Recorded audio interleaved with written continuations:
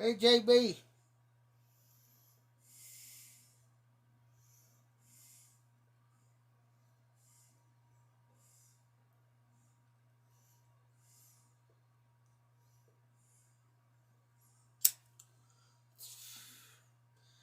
Got this in the y'all boat here the other day from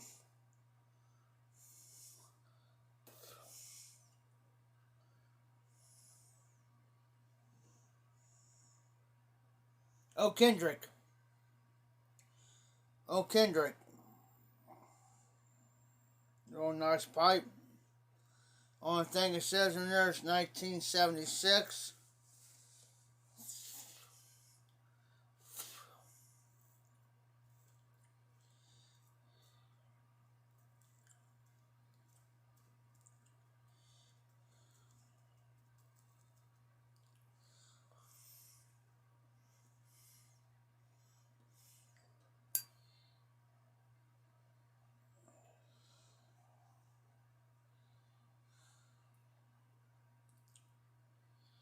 Yeah, it's like a Dublin shape. Like a Dublin shape. The only thing that's on there is says 1976. That's it.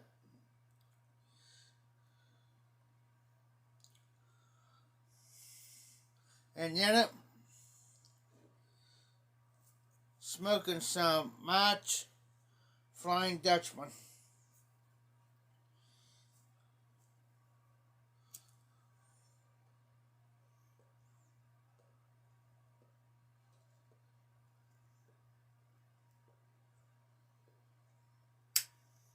I can honestly say it's a nice blend. Never had it before. Very nice.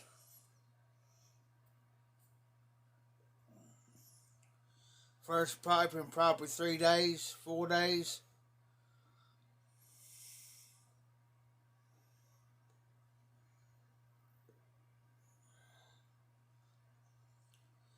Don't forget, Sunday is the International Pipe Smoking Day. Don't forget it.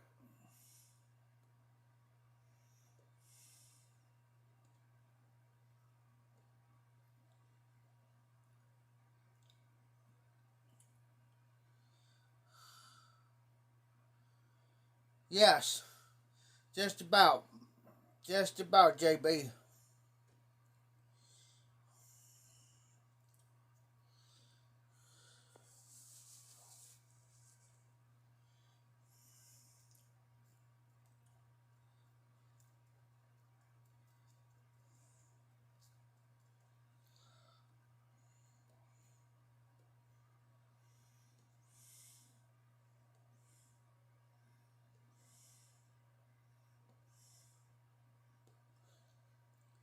Of course, the long stem tut, which I like.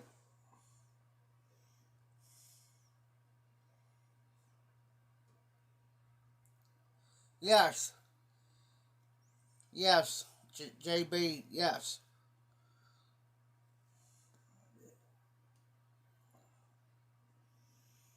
Always remember, it's always February the 20th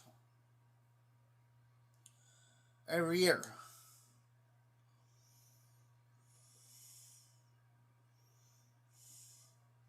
I just got reminded of it earlier because I forgot.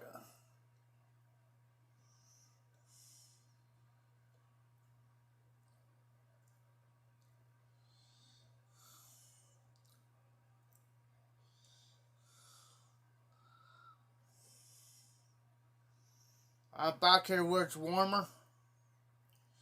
Instead of sitting up there doing my normal live, freezing my butt off.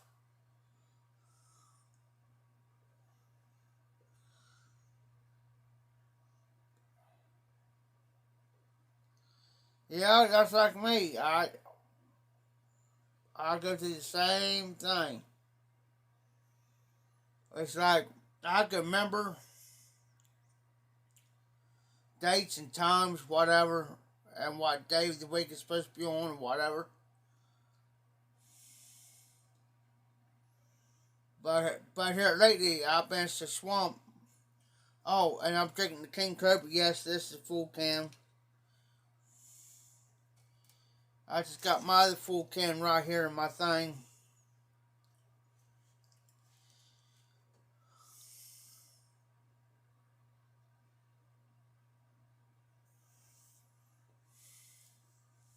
This the match Flying Dutchman. Flying Dutchman, the match. That's what I'm smoking.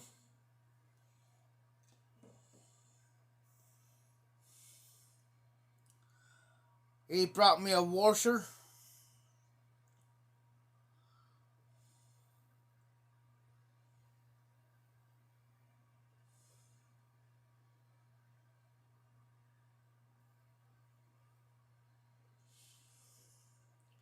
Now on certain dates, now I give you the year, but I tell you what day it is on, I can't tell you. Like, prime example, John Kennedy's brother got shot in 1968 because he was running for president and he just got done with the speech. When he stepped off, he got shot. Killed him right there on the spot.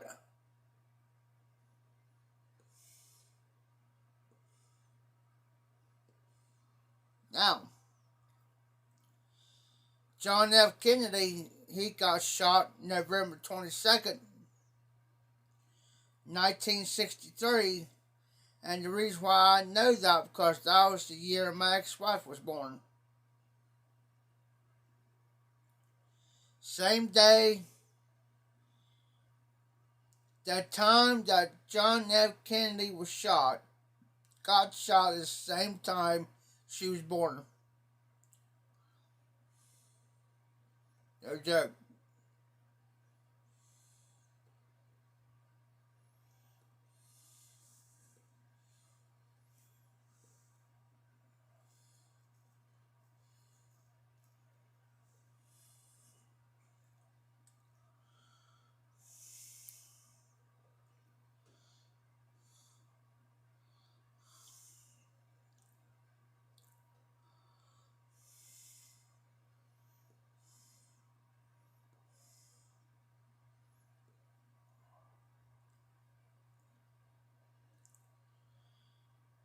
But this be the type of pipe I'll smoke. It's got to be broken in again like it would a new one because it's been restored. So that's not a problem. But yeah, dates, I can tell you a year.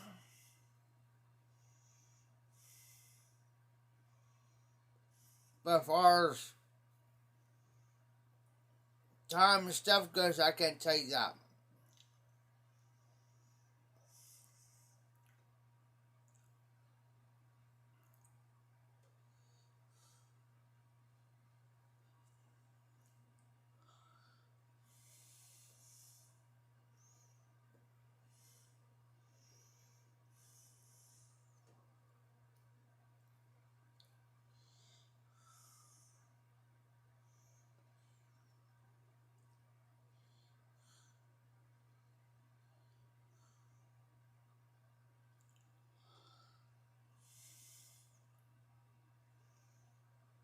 Now, if you would ask me, I'm about the same way, but if you ask me about 6 months ago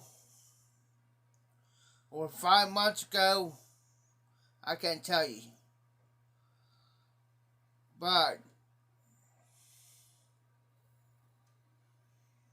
you go back by 10 years, 20 years, something like that, I can do that.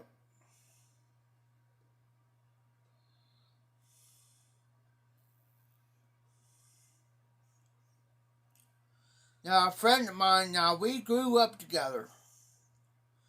And she'll say, "Oh, Jeff, do you remember this time we did this, we did that?" Now I stop and think. And I'll say, "Well, can you clarify a little bit?" She'll tell me, and then it pops in my head. Oh, yeah.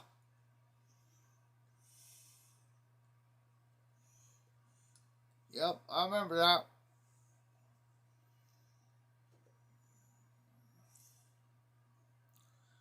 Yeah, this bowl gets a little hot, which I can understand, but not for long.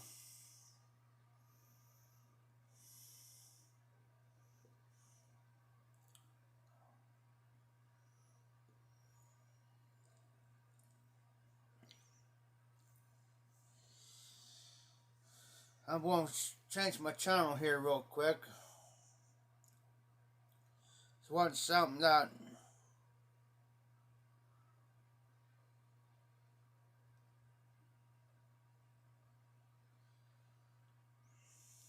no, I can't do that.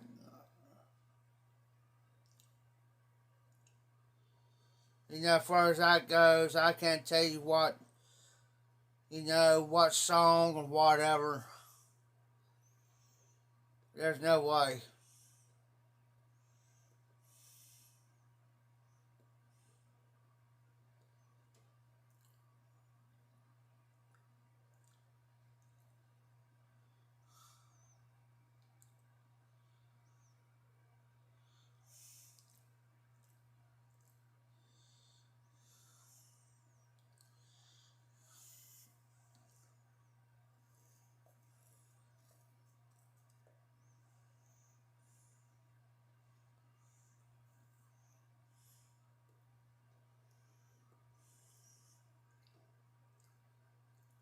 Not a bad blend as far as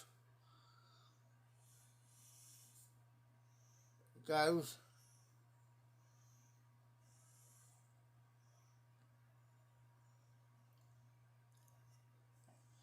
Like I said, the bowl tends to get a little hot.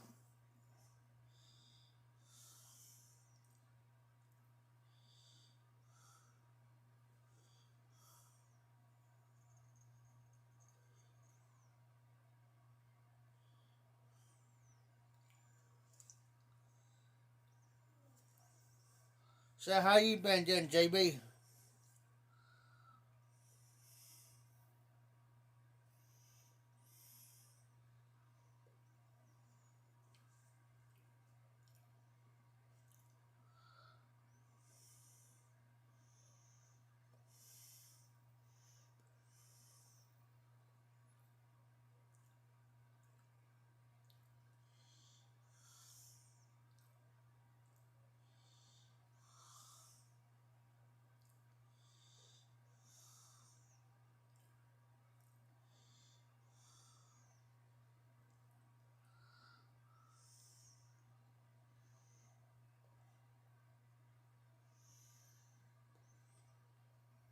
I got my good and bad days.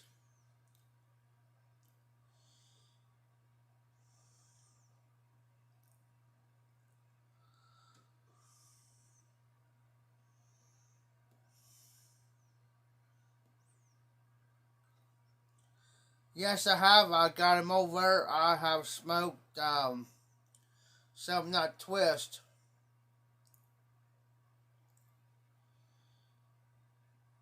but I really haven't had actually time to sit down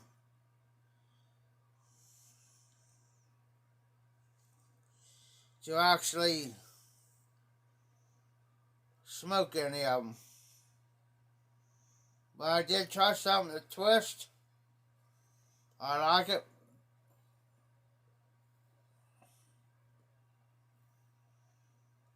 I wanted to.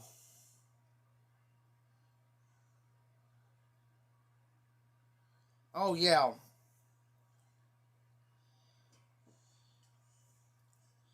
Usually my Sundays. Usually my Sundays are normally my laid back Sundays. Just depends.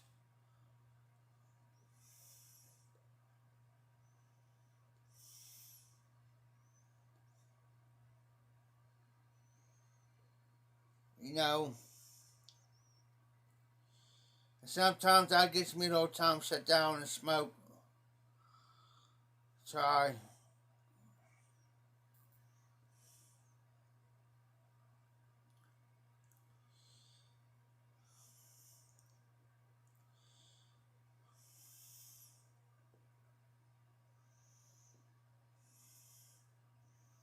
I haven't debated on which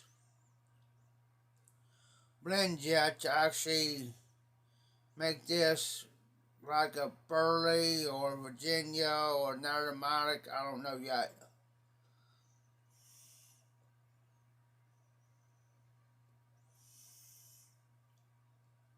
I'm debating on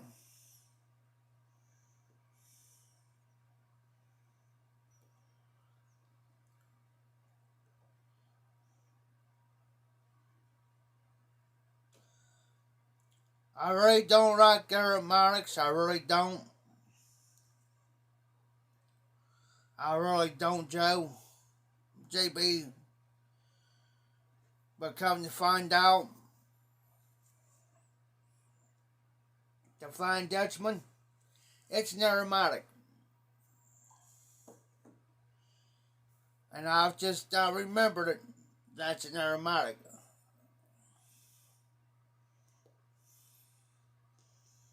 I mean, if that's the only thing I got to smoke, I'll smoke it. But I'd give everything a fair chance.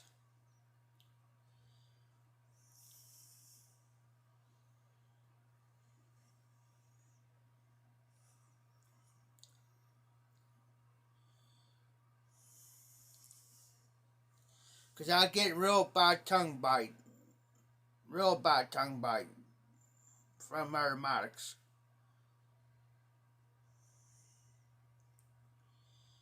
But we'll see how this Flying Dutchman goes.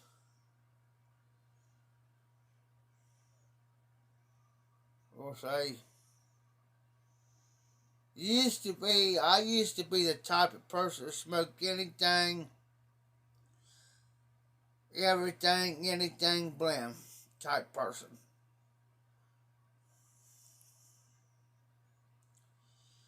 You know, I have people send me stuff that they didn't like. Hey Todd, how you doing, Todd? I said, well, pass towards me, I'll smoke it. You know, I mean, I just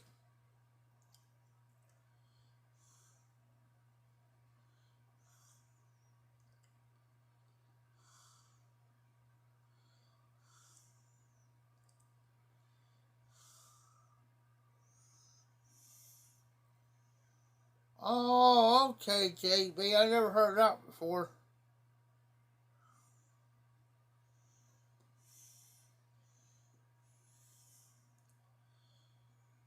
I mean, I always smoke an aromatic. I mean, don't get me wrong.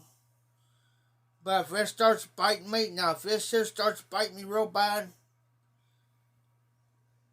it'll go, it won't go bye-bye, but it'll be put back.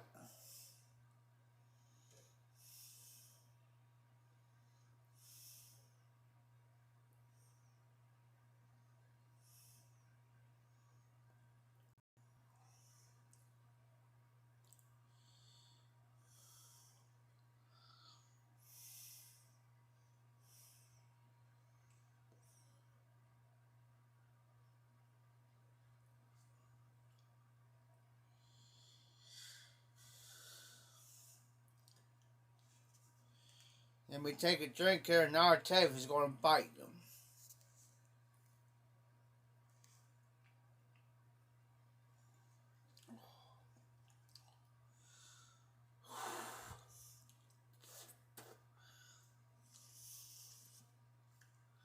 That bit, it brought tears to my eyes.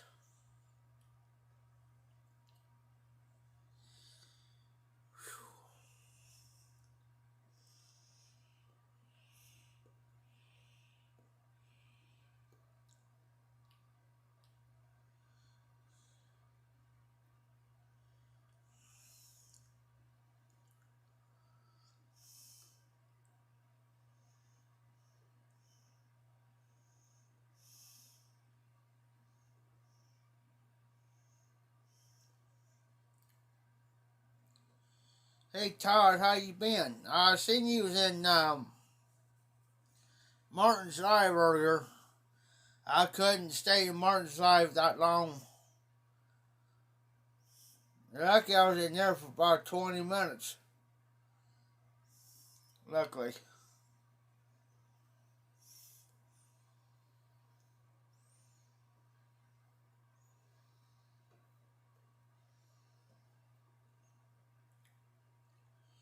Yeah, I just got a pipe for samples over here. Well, over here now. There will work. Over.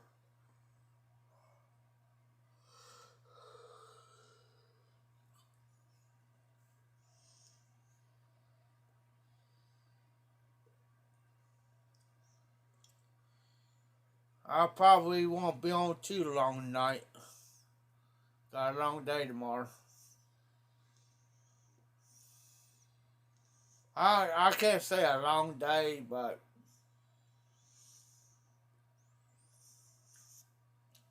we're gonna have people coming in and out, picking stuff up.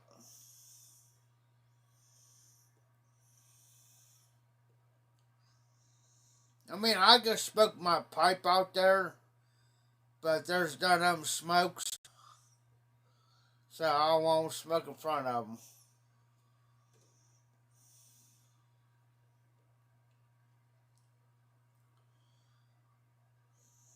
That's why I like to keep aromatics around a lot.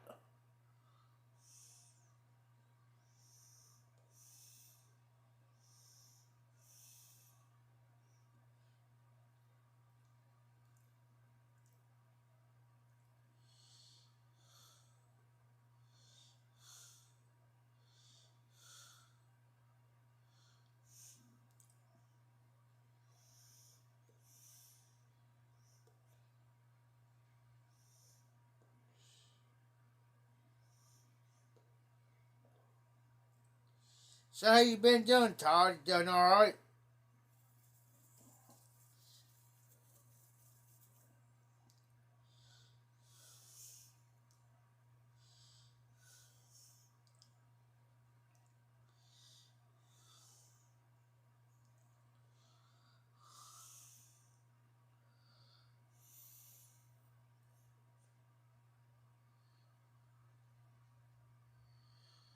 No, JB, I don't.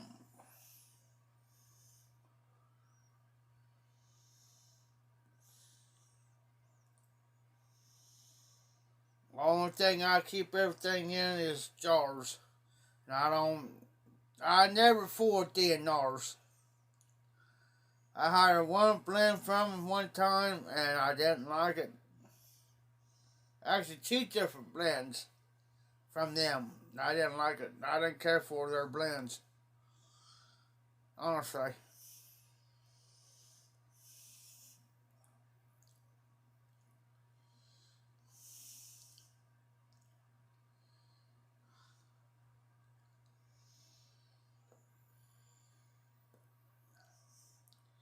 That's one thing. If somebody sends me a tub of something, like Prince Albert or Carter Hall or something like that, I jar them up. I jar that tub up automatically right then and there. Once I get it, I'll jar it up and I'll wind up with anywhere from 5 to maybe 10, 11 jars put up.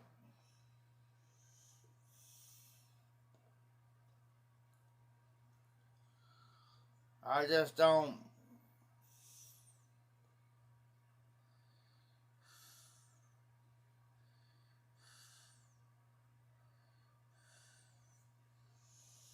Now I never had 3 sales.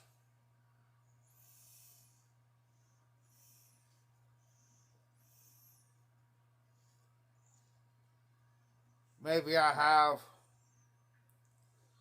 I have so many blends that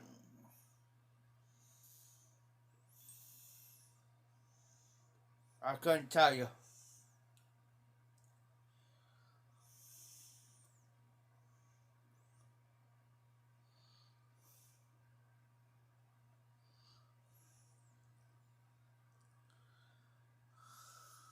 Huh.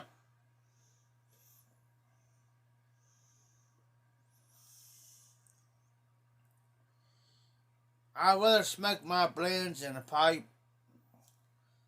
But the first trying of new blends, I do got a specific call for that. That's why I know it won't go to one of my bars.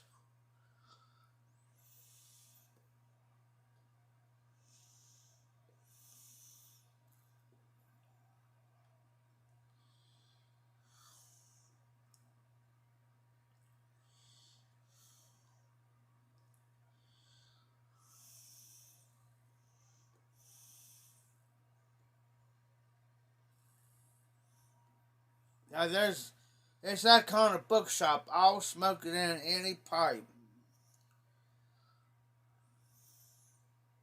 but not any pipe. But I do got a couple pipes that I use for haunted bookshop.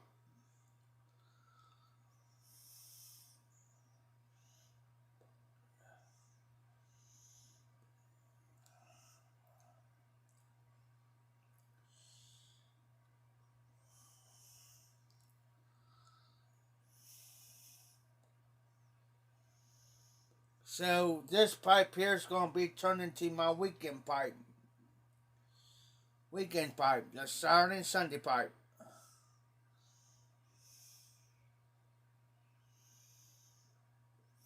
Nice, cool, dry smoke in this pipe. This pipe's a non-filter.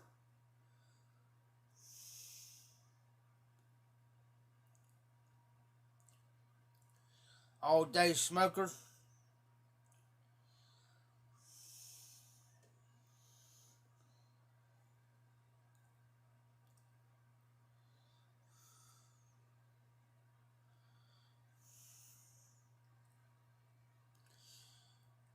I love Haunted Bookshop, but did you know that old Joe Krantz is the sister to Haunted Bookshop?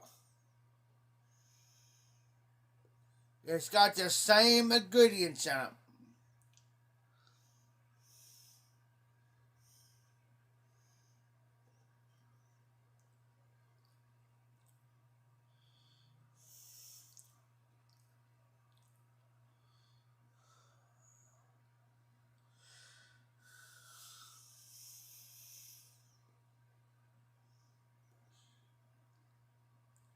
Same ingredients, and I can't figure out why people cannot smoke Haunted Bookshop. But you know what I'm saying?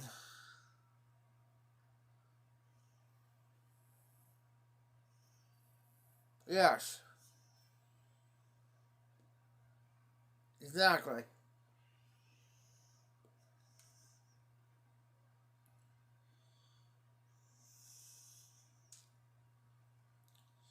Try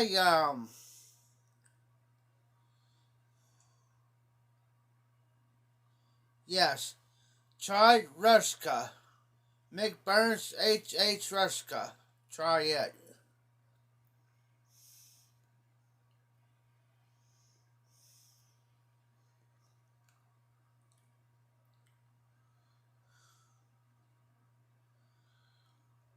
That's like me on a bookshop. I can smoke on a bookshop all day long. I got a little bit left over here. Not much, but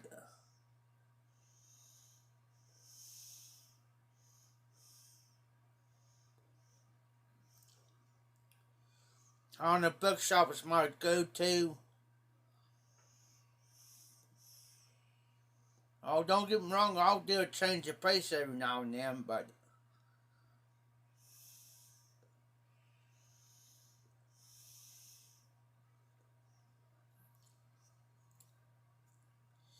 I just get my haunted bookshop a rest every now and then.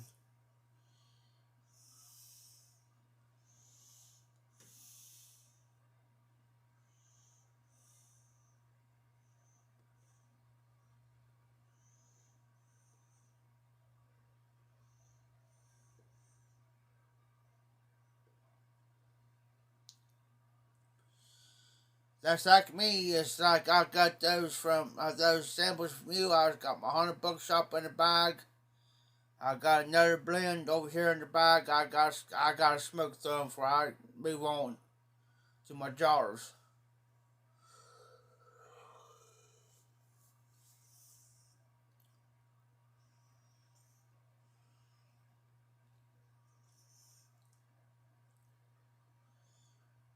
Oh, okay. Rustica's good. I never had Rustica in a while, but it's good.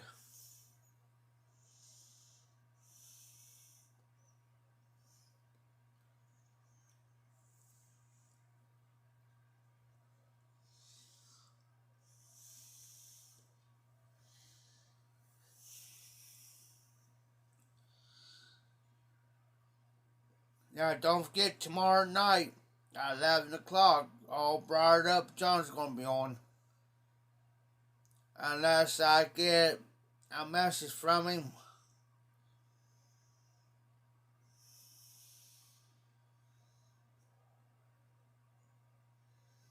Yes, it's good. If you like Ocho Krantz, then you're going to like Ruska.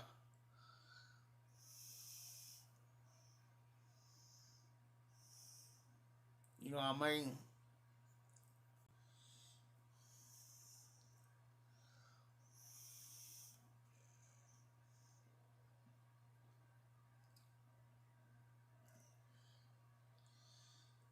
But a friend asked me which one I would prefer, Bookshop or Ruska. I said, well, that'll be kind of hard to choose.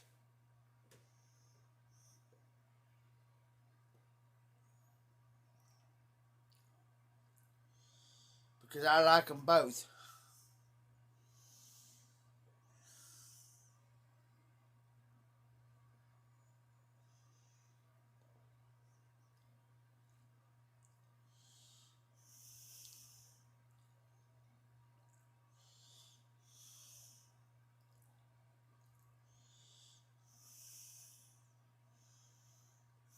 Just trying to get through this bowl.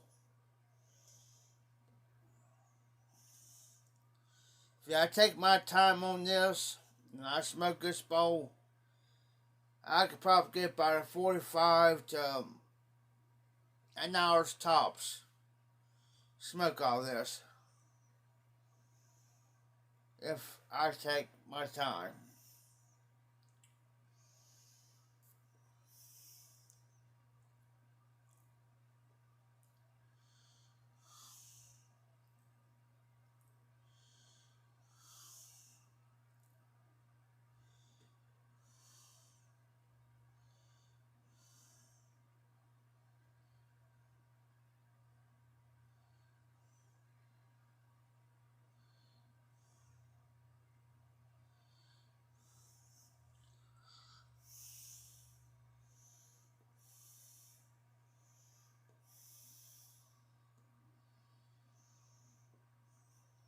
But like I've always said too, you smoke the blends that you like.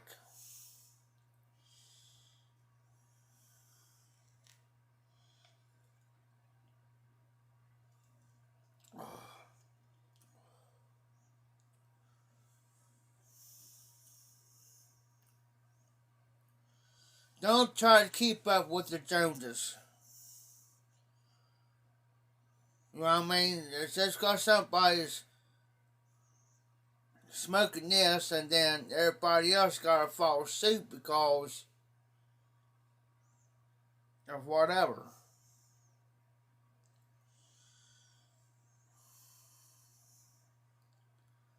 Me, I just smoke what I like.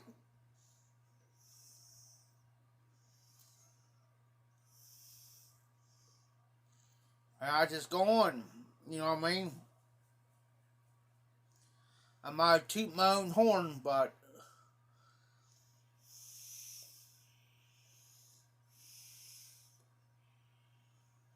exactly. Exactly. Now that's part of people's problem. They got to chase that unicorn blend or they gotta chase this other blend. Like say like I'm smoking a haunted bookshop. Well, everybody's got to have a haunted bookshop. Or everybody over here's got to smoke the Flying Dutchman. Or Modern Mixture 965 because of so and so. I don't do that. I could recommend it to you. I would.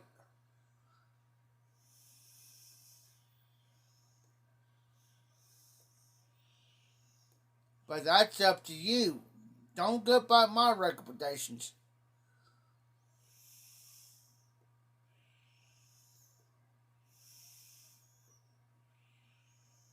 I'll give you my opinion on that on a Pacific blend or whatever.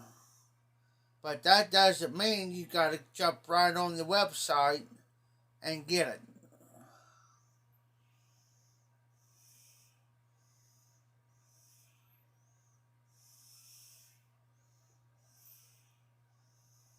And I will not do a review. If somebody already done a review on that particular blend, I won't do a review on it. Or or if I already had that particular blend in the past, and I know I've done a review on it,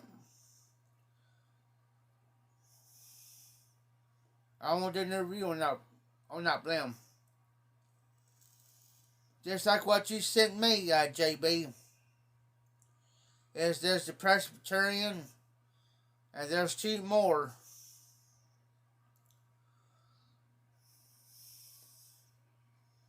That I already had in the past. I won't do no reviews on those.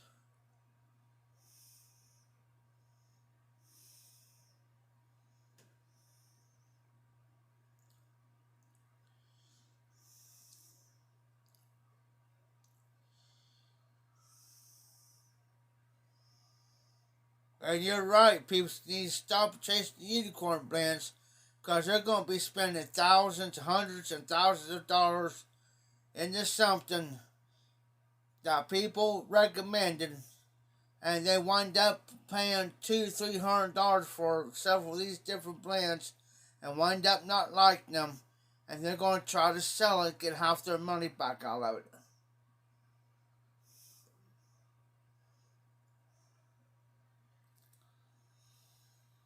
But that's on them if they want to choose to do it. You know what I'm saying? I wouldn't do it. Just like Frogmorton Cellar. I like Frogmorton Cellar. But I'm not going to go out here and give somebody $75 to $100 for a 10 of it. Or 8 ounces of it, whatever. I'm not doing that. Yes, sir, JB. Yes, sir. I'm satisfied with what I got first. My cellar goes over here. And yes, my cellar's right there. And that's not including what's sitting over there. And I can sit back, relax, smoke what blend I want for that day, and I stick to that blend.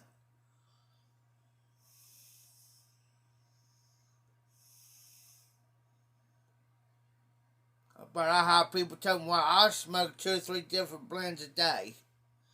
That's fine. Everybody's different. It's whatever blend I choose and the pipe that I choose for that day. That's what I smoke that day.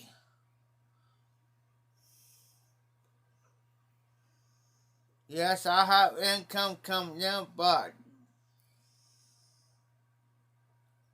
you do everything in moderation. Just because you got 2, 3, 4, 5, 10 blends sitting out, that doesn't mean you have to smoke multiple different blends a day. Unless you really want to put some money out on it. I don't. I'll take out blend, like, for instance, if I was to smoke this earlier today with this pipe and I start early this morning on it, okay, this will be the blend for today, like tomorrow, for instance. Say I start smoking this tomorrow morning. Okay, this is why I smoke till the time I go to bed.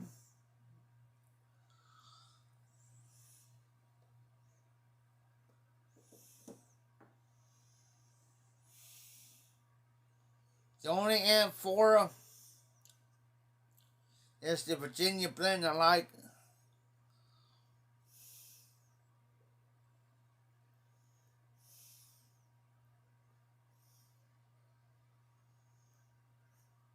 Okay, JB, here's my question. What's going to happen to you within not 5 years you can't smoke it?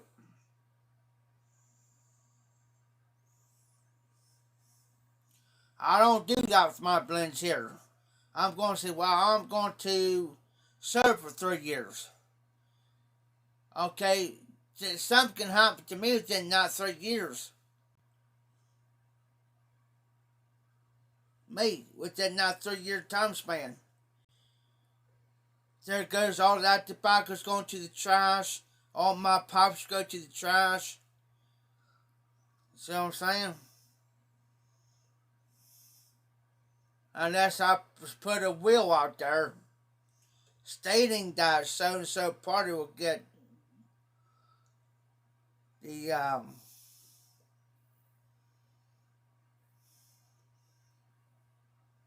pipes and tobacco. I got tobaccos and stuff here last me for between now and December. Because when it comes summertime, I won't be smoking pipes that much. Unless it's late evening or something.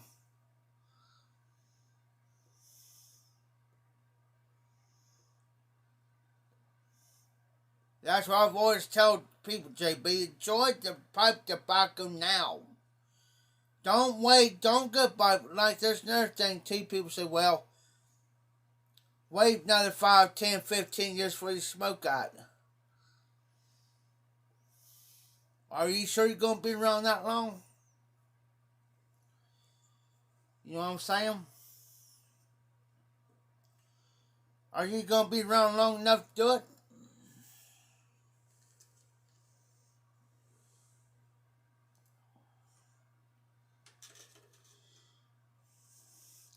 Because I tell you right now, with my experience, I've been told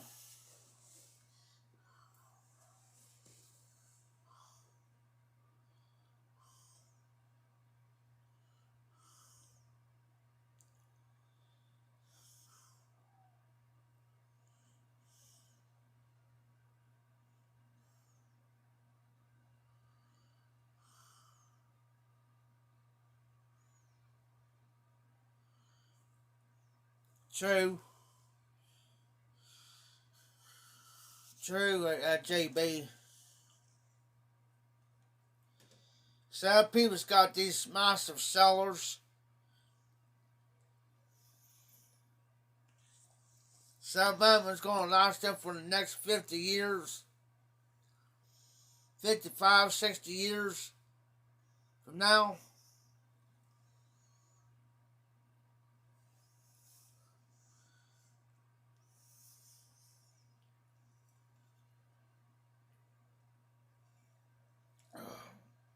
Just like I told a friend of mine. They asked me, yeah, aging does on certain tobaccos. Not all tobacco's not going to age. I've learned that. Especially with aromatics.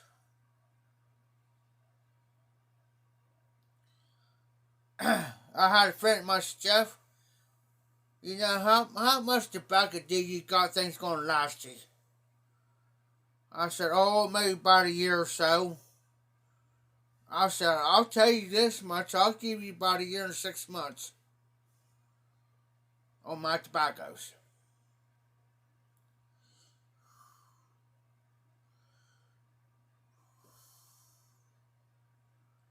Yes, McCollins is good. McCollins and Dunhill started closing their doors when I started in the YTPC. And that's been 5 years.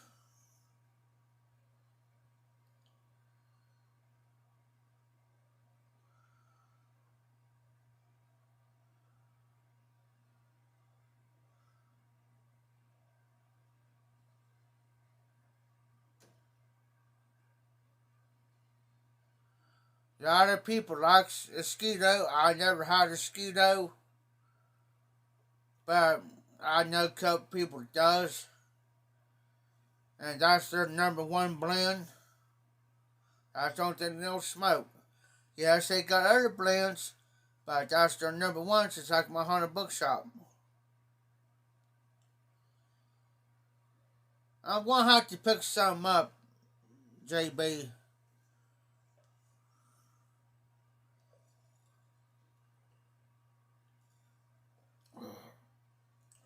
Just try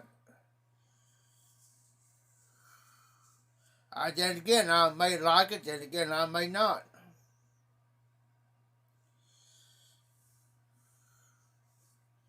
You know what I'm saying? Yeah, I may like it.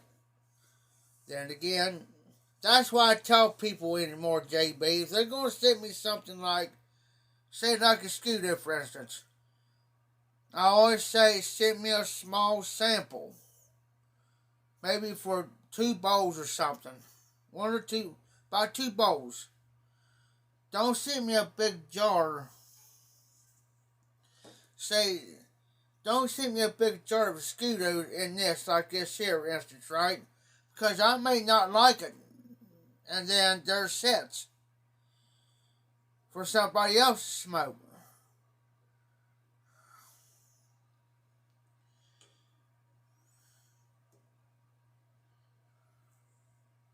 You know what I'm saying?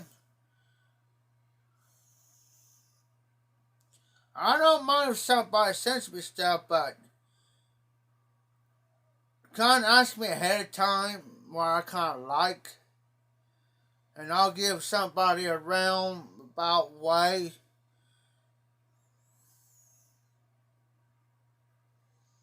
You know what I'm saying? And that's why, you know, nothing gets wasted. Waste not, want not.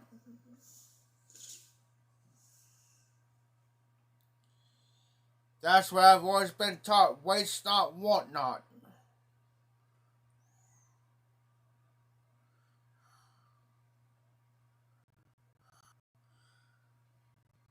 I tell you what, JB, that's what I've always taught people too. If you got limited quantities, that's why I look at it. Limited. Just like you just said, you know.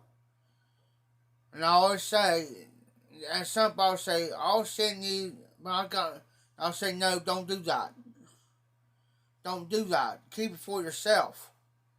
Because there's going to come a time, JB, there's going to come a time you can't, there's going to come a time where we can't get that blend no more. Oh, they're going to stop it. And it's going, or they're going to raise so high, the price is so high, that we can't afford it. That's why everybody's hanging on to what they got. That's why I'm hanging on what I got. Because there's going to come a time I could go to the tobacco store right now and get Prince Albert and stuff. But the price is jacked up. That's high. I could used to get a tub for $28.99. A tub of it. Now it's like 34, almost $40 plus tax here.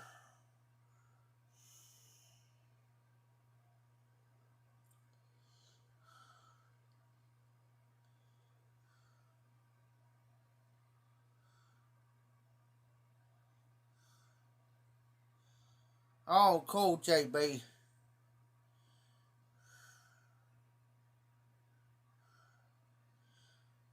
Yeah, I don't feel bad on the spelling. I got on certain words like that. I have trouble spelling myself.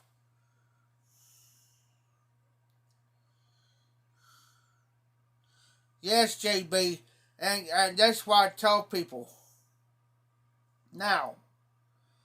Go to your local. If you got like a cheap tobacco store or a brick and mortar or a cheap tobacco store, go to your local cheap tobacco store wherever and get it. Exactly, JB.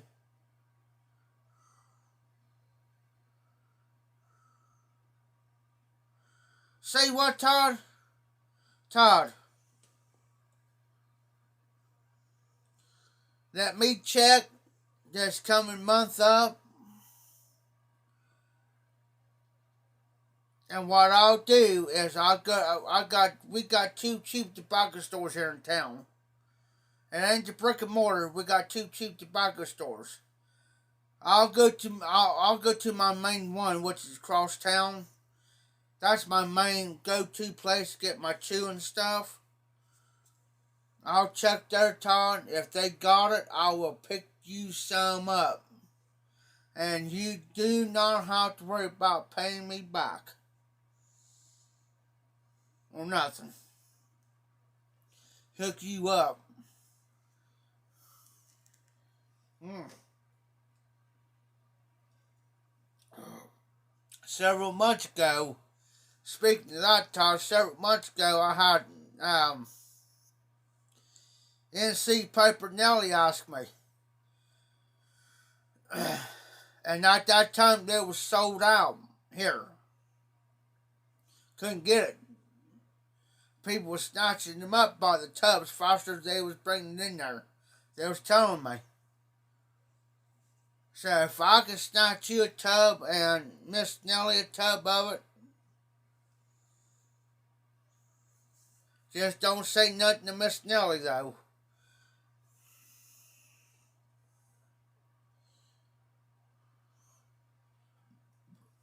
Because I want to surprise her like she did me. Hey, Everett. Hey, how's your, let me think, was you right, Everett? How's your mom doing? I hope everything worked out right. Everything, brother. Anytime, Todd, I'll see if they got the Prince Albert or the Carter Hall. If they got either one, I'll pick you up a tub of it, Todd, and I'll get your info. I'll send you that. You don't have to pay me back or send me anything. It's all yours, brother. But let me check. Because like I said, they're sell faster than sell it up here. But like I said, I got two main, well, I got my main cheap tobacco store. They sell it.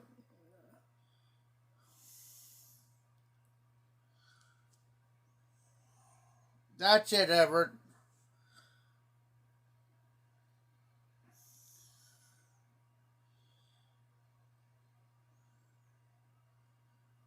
Everett, she's in my prayers. She's in my prayers, brother.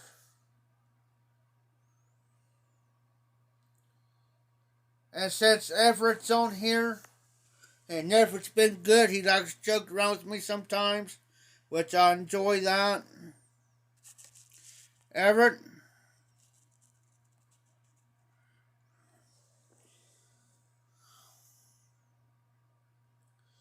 anytime, brother. And also, Everett, if you look beside your name,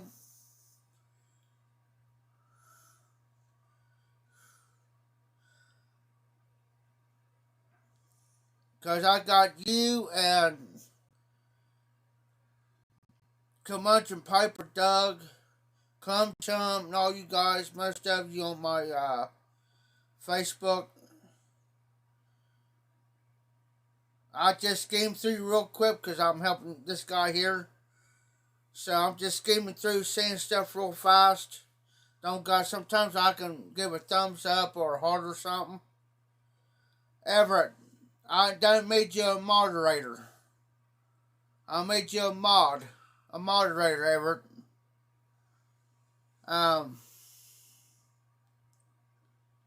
Hey Todd, can you receive anything on Facebook Messenger? Yes, sir, Everett. You are a wrench. Hey, there's Kendrick. Oscar, welcome in. Todd, can you message through Facebook Messenger on Facebook?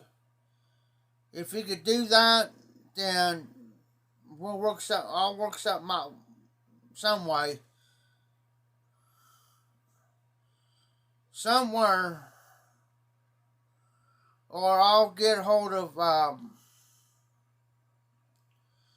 if Nelly or well, I tell you what, since JB's got your info. Now hear me out, Todd. JB and Todd. JB's got my email address. Is it okay for JB to send me your personal home address and everything through JB? If that's okay, JB can get hold of me through email.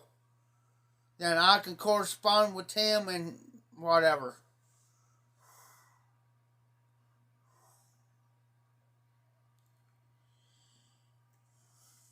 If that's okay with you two guys.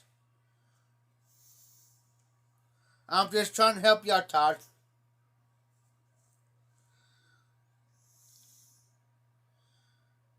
Everett, I'm just praying, brother. I just hope she pulls through, and I know she'll pull through. We're all behind you.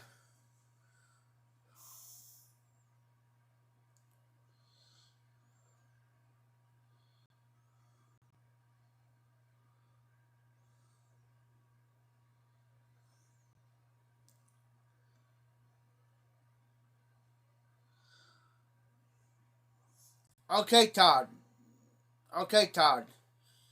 Is it okay for JB to give me your address? Because JB's got my email. And I got his. Okay. It's okay if John. Okay, it's okay if John. Because I got his number. I got John's number. I'll text him. If it's okay for John to send me your address, or you tell John to go ahead and give him the okay, let John know, and he'll send me your address and everything through a text message, or he can call me on my phone. If we can work something out, Todd.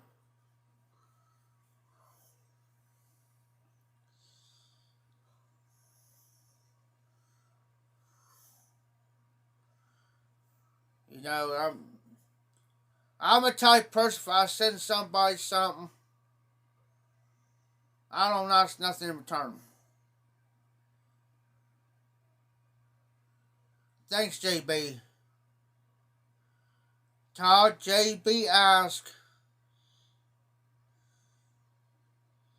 Okay, JB. Just shoot me, hey JB, when you get time, shoot me an email. With Todd's info, I'll have it. I'll have it on my emails. Anything. Okay. Because anybody's emails that I've got, like JB's and all brought up, I do not erase their emails just in case I gotta get a hold of one of these guys. You know, if there's an emergency or something, I can't do something, I can shoot these guys like old Kendrick. Them guys an email real fast. Hey Kendrick, if you're still in the house.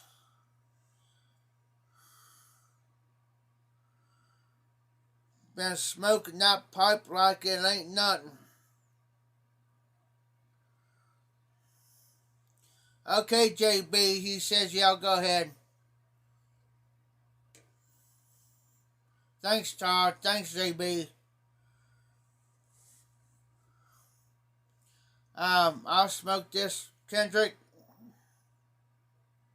just earlier, just probably about 15-20 minutes ago.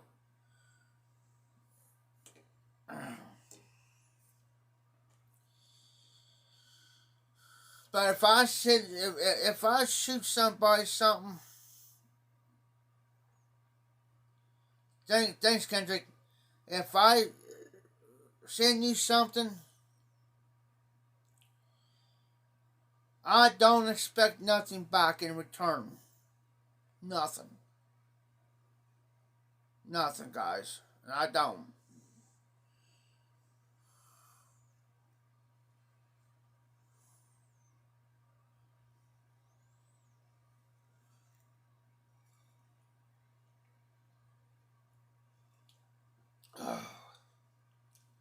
Kendrick, I was smoking some of that Flying Dutchman. I had to quit for a while because I started getting a little bit of a tongue bite. It's okay. It's okay. I got to learn now. My jar up. I got to learn put something out, give a little bit of a drying time. Because I got a bad habit. Because I smoke a lot of Haunted Bookshop. I'm like Everett and them guys. I smoke a lot of Haunted Bookshop. So it's Haunted Bookshop. It's just automatic because it's the perfect moisture level.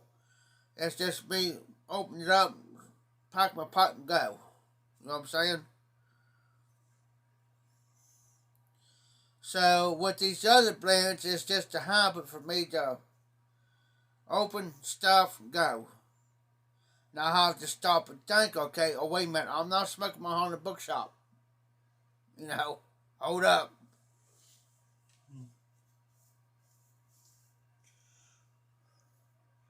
I tell you what, if I could afford it right now,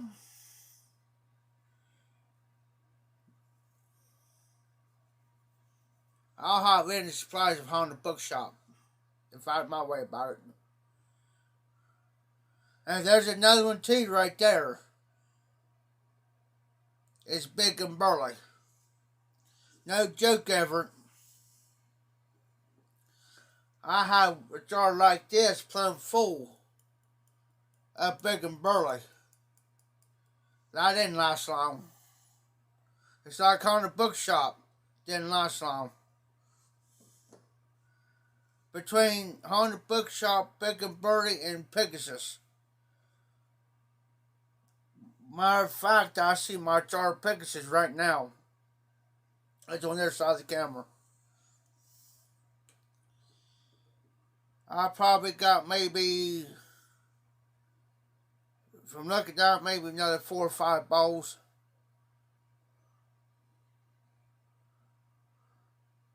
Oh, Captain Black Grape. You know what I do with that stuff, don't you?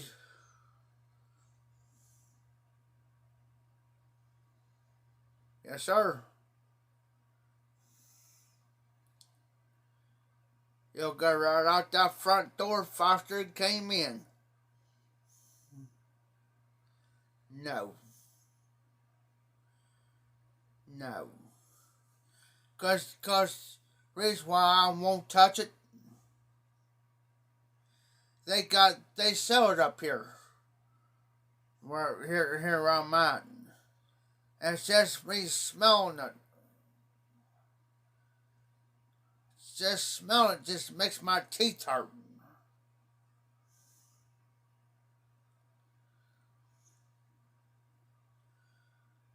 Which one, Everett? I've tried Old Joe Crunch Red Label. Had 2 10s given to me here a couple years ago by Garbage Man Piper mail.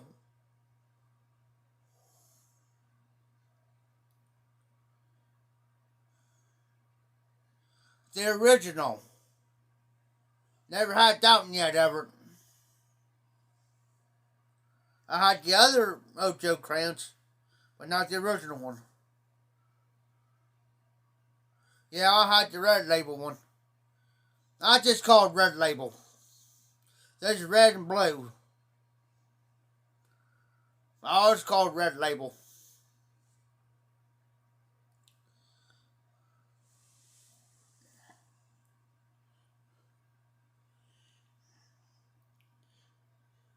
Now, I like Virginia's. Virginia Perique, Virginia Vapors, Vapor. The more Periques in that, the better I like it.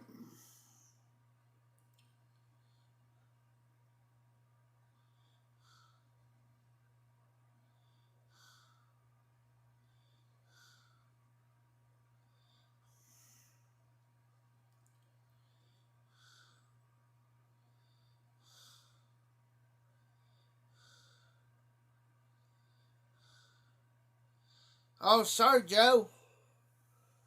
I never had the original one, though. But I had the other one, though.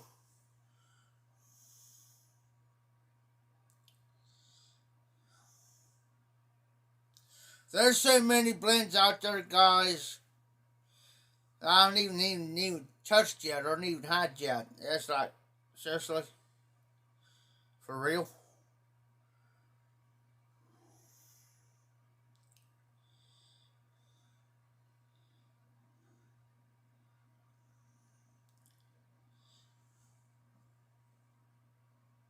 If I could reach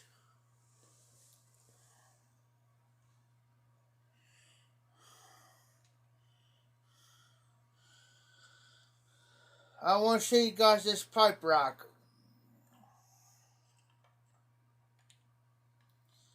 That old Kendrick.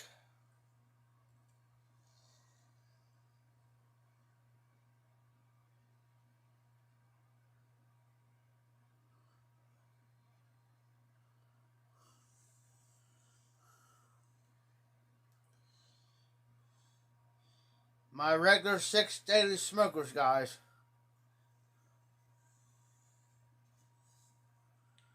Oh, here we go, guys.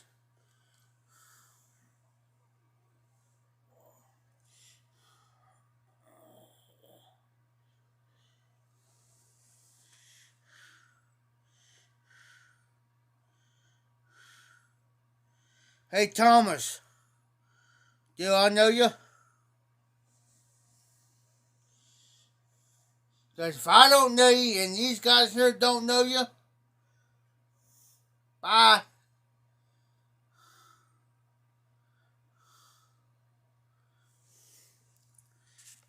Hold on, guys. Whoop, whoop, whoop, whoop.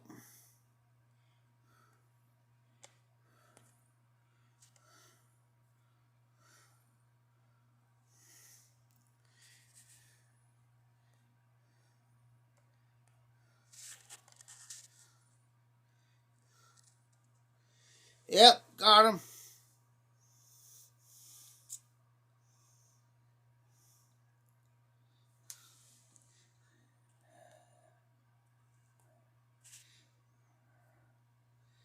Got him.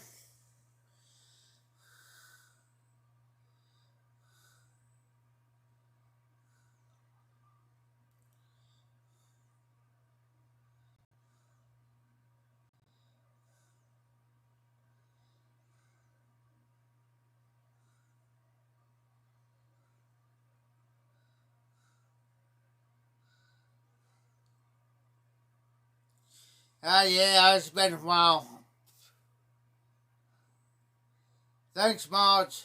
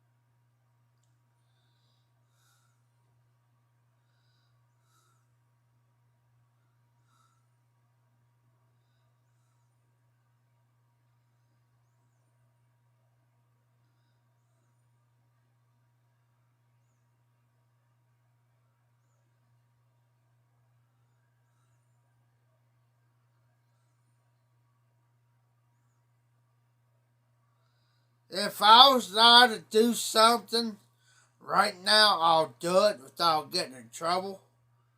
But I ain't gonna do it. Yep. If I could do something right now, JB, I'll do it, but I'll get in trouble. For real.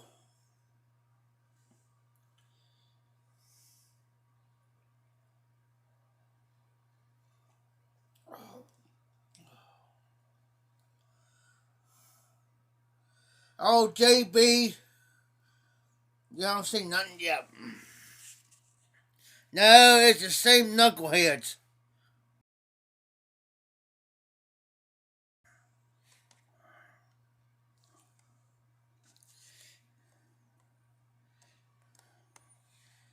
Whoa, whoa, whoa, whoa, whoa. Cancel him out.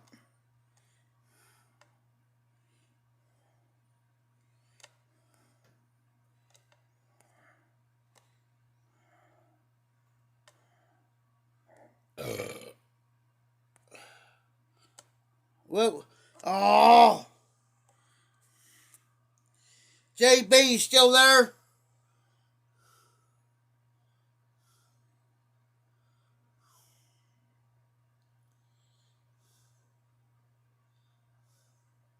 JB.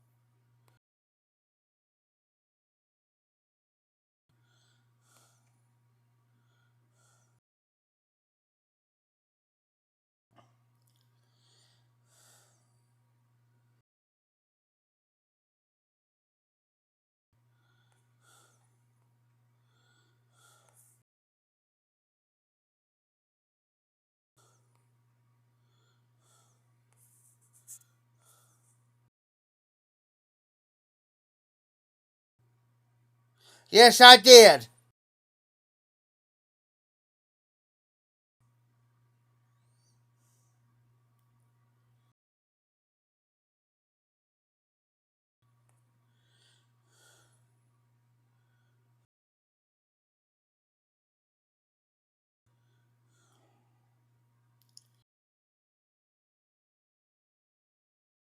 Yeah, Ton.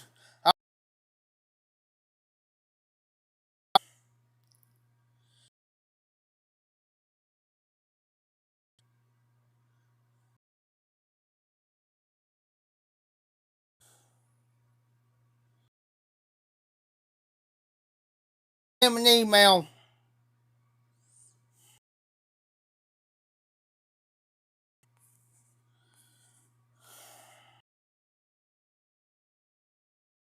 Here, guys.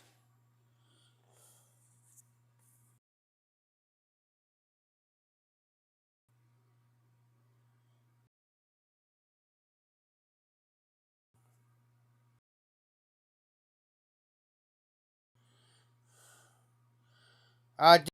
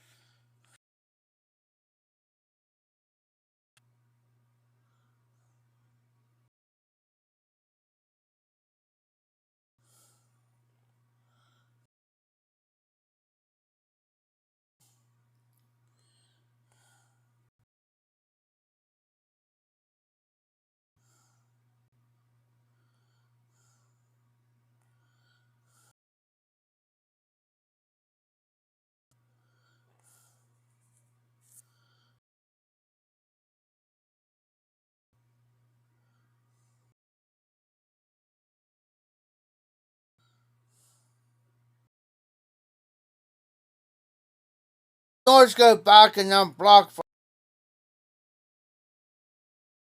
burying Doug.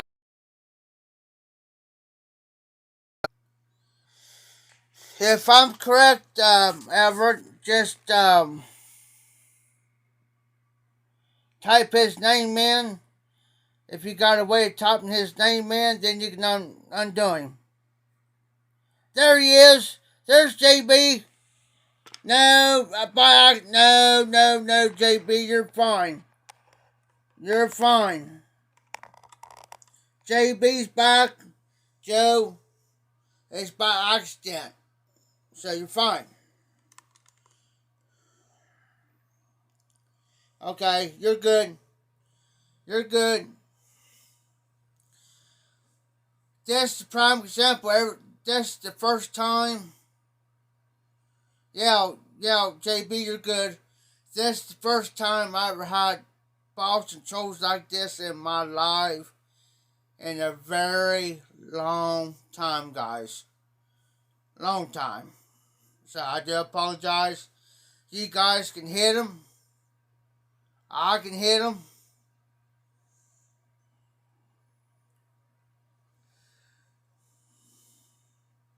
But I leave it up to you guys. But if they still keep coming in like they are, I can hit and permanently get them off. And you can actually report them too.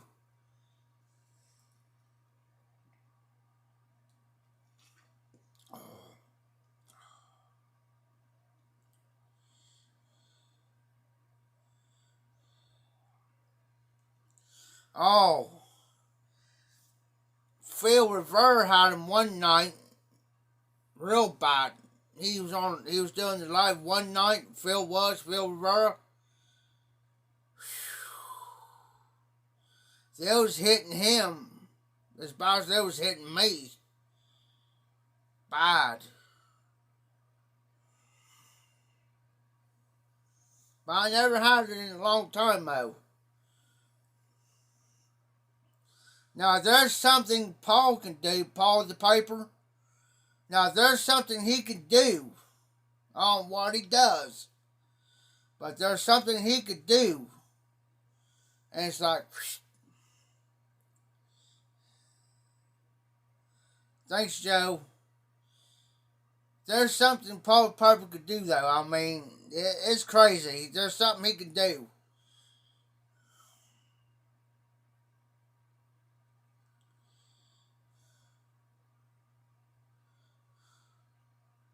It's usually, now this is how they work. You see one, you get rid of him. He's got another account. He's going to come in with that other account in here. He's going to use that account. You get rid of that. You get rid of him on that account. He's got another account he'll come in on. They'll have like 4, 5, 6, 7 different accounts. And they'll hit you.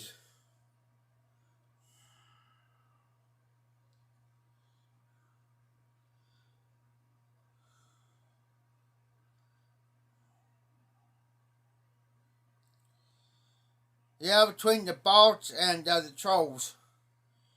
You can tell the difference between the bot and the troll.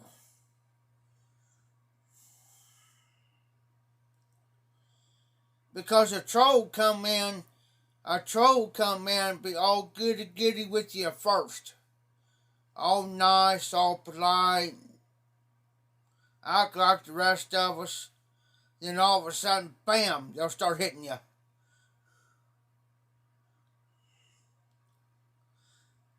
Yeah, they are. Yeah, they sit down there in Mom and Daddy's basement. That's what John Moore brought up, boy says.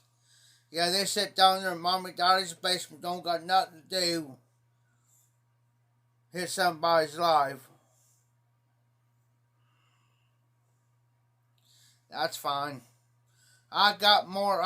Wait a minute, guys. Since Joe's in here, Joe, I'm not going to block you or nothing. but I also made JB Joe a moderator.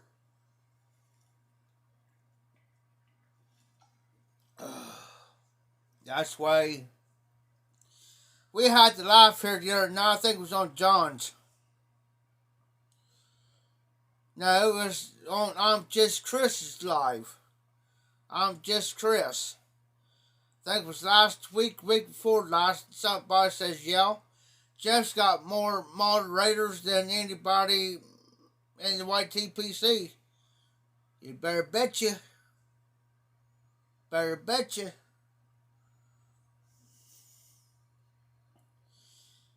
You better bet your sweet muffins. Everett, you're fine. Jay, you guys, you've been good to me. Joke around with me, mess with me. I'll make you moderators. I enjoy it. I mean, I can take a joke. Trust me.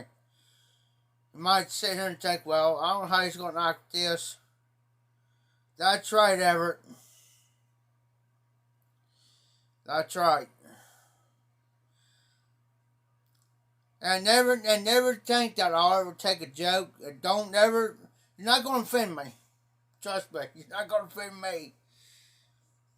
You thinking you might say something like being a smart aleck. Well, I wonder how you're going to take it.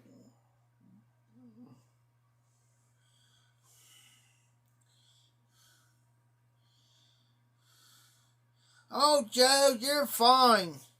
Don't have to apologize to me for nothing, man.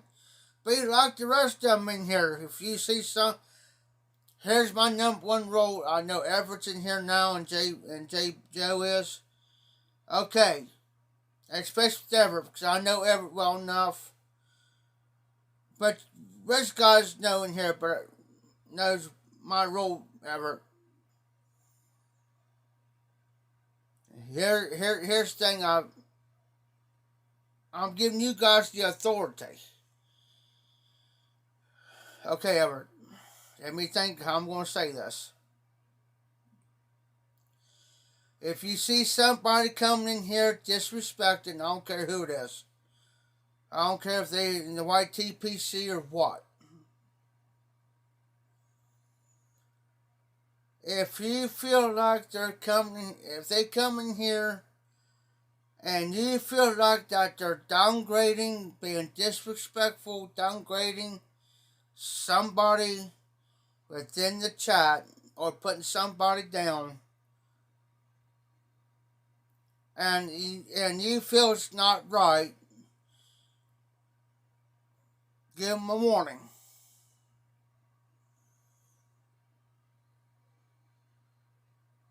Because the way I used to do it, remove them. But at least give them a warning. If they still keep up, you have the right to remove them automatically off the chat. And if they come, and here's the number one thing, if they come here starting drama, that's an automatic removal. You don't need my permission. You don't say, hey, no. You automatically do it. Yeah. You're a wrench. Any of you.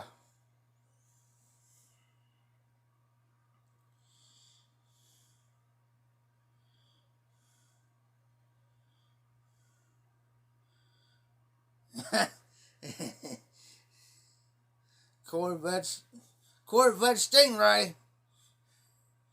I haven't seen a Corvette Stingray for I don't know how long.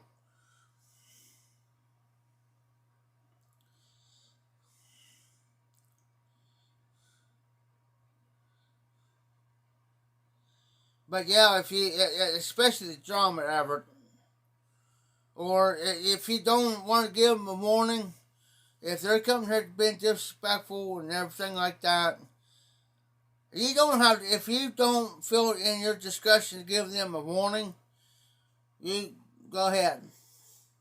Remove them. You don't need my permission to do so. because I may not able to see that comment, and you might catch something I may not catch, or anybody in here catch it, and I don't see it, I didn't catch it right off. Please do so. But say like somebody comes in, say like smoking fireman or somebody, and I don't see their comment, please let me know they're in the chat so I can say hi to them. You know what I'm saying? Thanks, Everett. That means a lot. Because the way I see it, the way I look at it, this is a community where everybody can come in on live, whatever, have fun, joke around, have fun, not to offend anybody or hurt somebody's feelings, whatever. Joke around, smoke a pipe, talk pipes, whatever, tobaccos, or adult beverage. You know what I mean? Whatever. That's what this.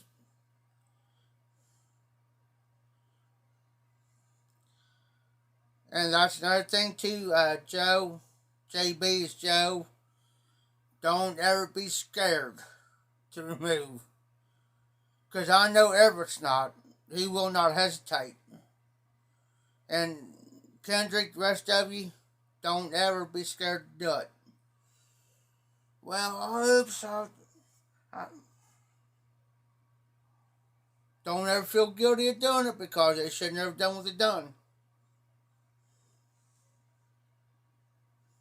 But anyways, I went out to the camper here the other day, sitting out back, and I found my other bottle of simple lighter fluid.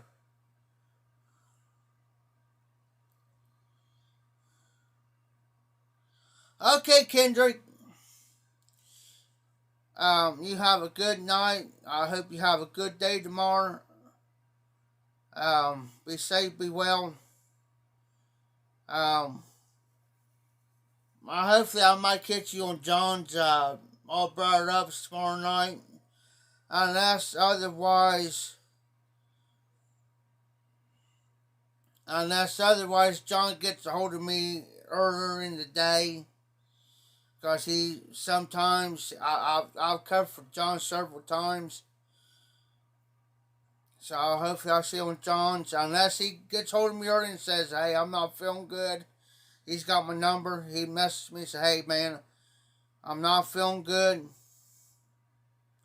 Can you cover for me tonight? And I'll say, well, well, sure. So, we'll see. So look around for 11 o'clock, between 10:45 and 11 o'clock for John's Live tomorrow, guys. Unless he goes over on his Google Meet thing. Yes, I have texted John before. Say, hey, you going live? It'll be like 15-20 minutes after 11, and I'm thinking, John ain't on. So I'll text him and say, hey, going live, you alright? Going live? Is thing okay? Just because if something will happen, I can, if he says, well, I'm going to do it, I'm ready to jump on now, or he'll say, or can you cover? Yeah, no problem. I'll jump right on real quick. And then I'll explain to everybody, what's going on.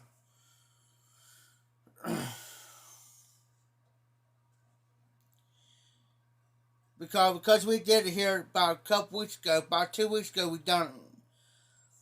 That's how we did it. I covered for John that night for his regular live on Saturday.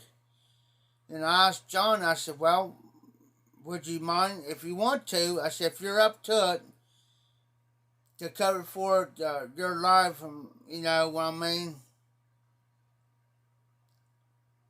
All right, Everett. Thank you so much for coming in. Thank you so much for stopping by. I appreciate you. Um, I'll try to be on John's Google Meet tomorrow night if he's got one going. If not, hopefully I'll see you on his live tomorrow night. If everything goes all right. And I'll be praying for your mom too, Everett.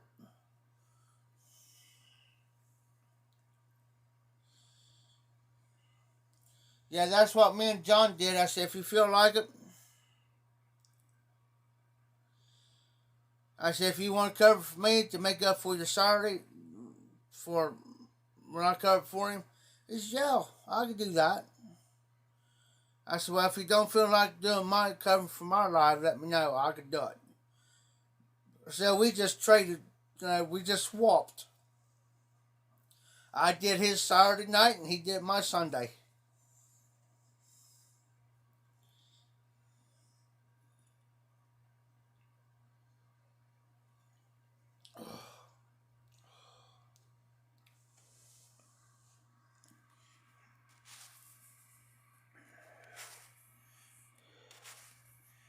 Oh, come on. I'm just checking something, guys. Oh, we do that every once in a while, Joe.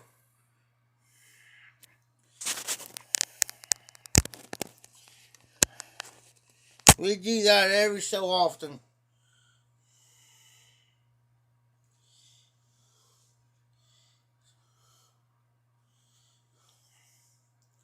We do that because sometimes John's not feeling good. John has seizures. You know what I'm saying? John's got seizures and stuff. And sometimes he's ain't feeling too good, or he may not be up to doing the live, or he's just too tired to do it. He'll get a hold of me, and I've done for him on Tuesday because he's got his lives on Tuesdays and Saturdays. Sometimes I cover him on a Tuesday. There's been a lot of times I cover for John on Saturdays. I don't have a problem doing it for John. And I've always told John, me and John talked. And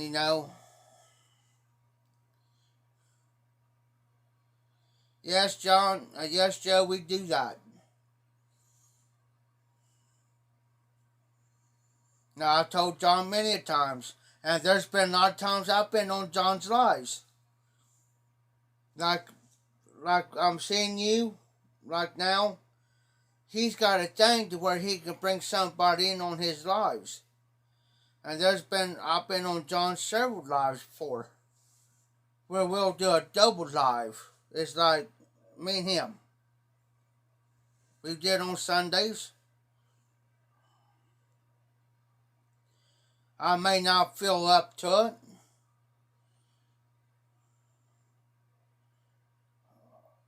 Or I may not feel up to doing my live on a Sunday. I'll text John ahead of time, like 4, 5, 6, 7, about 5 6 hours ahead of time. I say, hey John, do you mind if I come on your live tonight? Because say like tomorrow night on his live.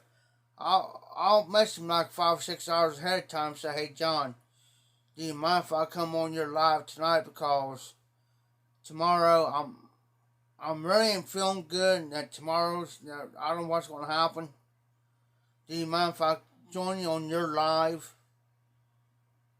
As a guest.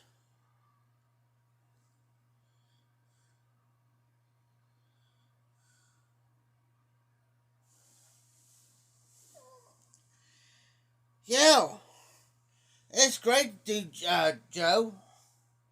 Jump in there. He'll send you an invite. Just let him know what your email address is. He'll send you an invite. Jump in there. I've jumped on a couple of them before.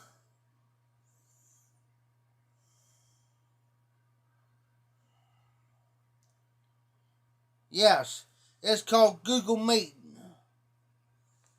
Google Meet. It's fun. Todd's in there. Everett's in there. Um, Monk Claude, he's in there.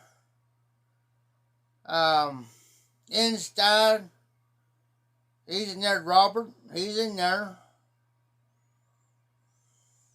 I jump in there. I might give him a bit of a fit every now and then, but I'm in there. I get him worried. Dingus McSwine, he's in there. I get Dingus a little worried though every now and then, because I don't say nothing. He'll say, "Oh," so I'm getting worried. He says, "Sweet moments over there," and say nothing, and I got a tablet up there, and I'll pull my tablet up, and he says, "Oh, he's taking names."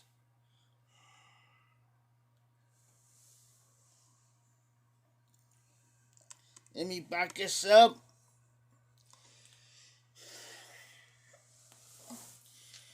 Oh, there we go.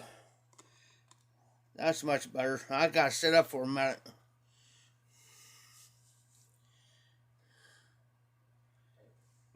Excuse me.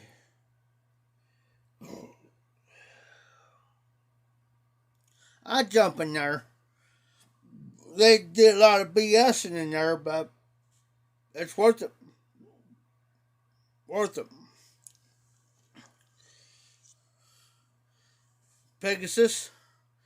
I got probably about 4 or 5 bowls left of that to smoke.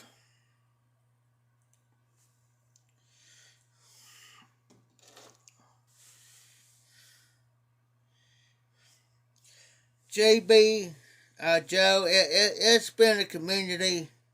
And to be all honest with you, after Matches passed away 2 years ago, man, it seems like it's not the same. Him and Danny Shore. It really hasn't. I mean, it's been somewhat the same on one hand, and on the other hasn't. With Matches and Danny Shore. Because them two guys were the pillars of the YTPC. And I tell you another good one too is Mutton Chop. And see what makes it hard on me, Joe, is when Matches was doing his live streams on Fridays, he asked for 3 moderators. I picked up. I was one of them, and I think Paul the Piper was another one. And I think the other was Yardism, Chad. Us 3, and what makes it hard on me is I was on John's last live. I was his moderator on his last live, and I can watch matches, but it's kind of hard. But I tell you the one I like, and everybody else likes it, is where he does annual 4th of July blend of bacon old fashioned. If you have not seen that one, watch it. Especially his review of bacon old fashioned. And I watch him and Sergeant Savinelli smoke the Thanksgiving Day blend the day after Thanksgiving, which I got some, and I don't touch that, and I don't smoke that blend until the day after Thanksgiving, and I watch. That's my annual thing. And I do got some. Matter of fact, I got some right in there. And see if it's real close. Nope, it's in the back. But yeah. And believe it or not, Matches always talk about Haunted Bookshop. That's why I smoke Haunted Bookshop so much.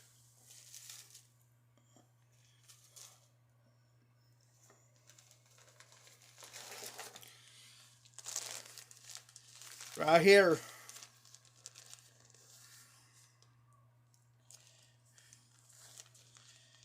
Right here. And this is how much I got left of it.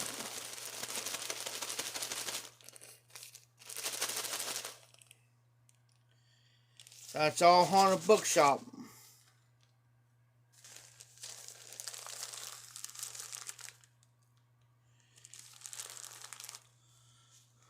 Yeah, Match was a private guy. Very private. He never, ever. And I've been watching Matches up till he passed for the past 4 or 5 years. That he never, ever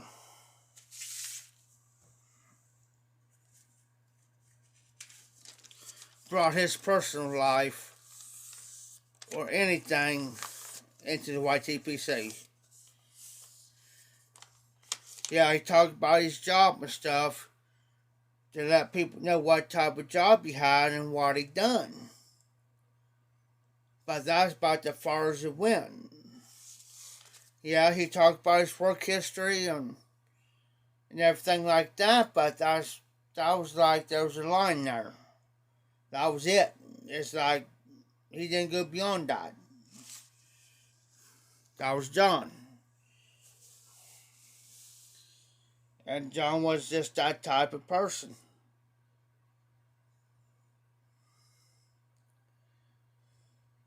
If he smoked a blend, no, he didn't. If he smoked a blend, he studied that blend out. He'll smoke that blend. He'll go into tobacco reviews, see what all the components were, but he studied that blend.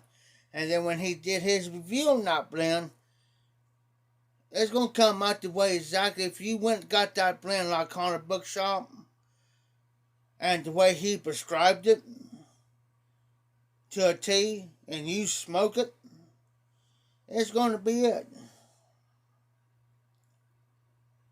No. He showed his pipes and stuff,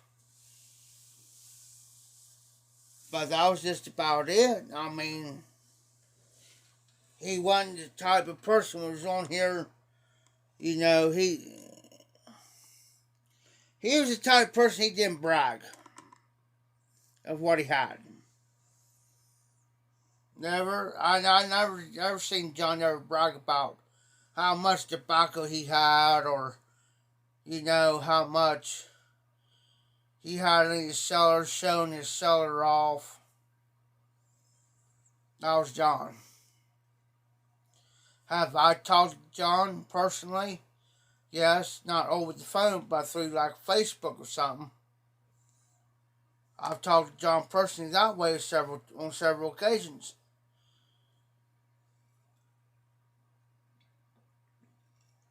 And to be honest with you, Joe, if it wasn't for John talking to me how to do videos and stuff, because I ask questions. I asked questions and I asked him about it. And Joe, to be honest with you, if it wasn't for Matches, if it wasn't for John, I wouldn't be sitting here doing this. And I tell a lot of people, if it wasn't for John Harden, Matches, I won't be doing any videos, nor would I be sitting here doing any lives. Because it took me a lot to work up a lot of nerve to do a video. And there's one thing he always taught me. He says, Jeff, you talk to that phone like you're talking on the phone. You may be sitting there talking to yourself, but he says, just do it like you would talk to somebody over the phone. And bam, look where I'm at. Yeah, she always did that. Very respectful. And also, Joe, he is one of the first people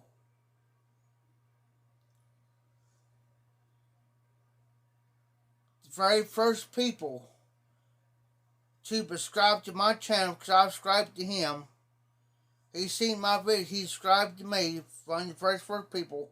And also, he was the very first person to comment on one of my videos, my regular videos. The legend himself. I was forward of it. Not matches. You know what I mean? Here's somebody starting out, but somebody's way up here. Way up here. And for somebody like him to comment, that made my day. And he also taught me this too. And he made a video on him. He says, and I forget, on one of his videos says newbies wanting or something like that. But anyways, you have your intro, you put a box here and a box down here. This box was your intro. This box is your outro.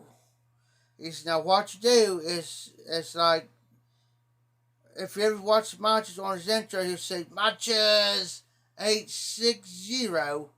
Okay, between this box and outro, you have this line. Okay, in that line, you're going to talk about what you're going to talk about.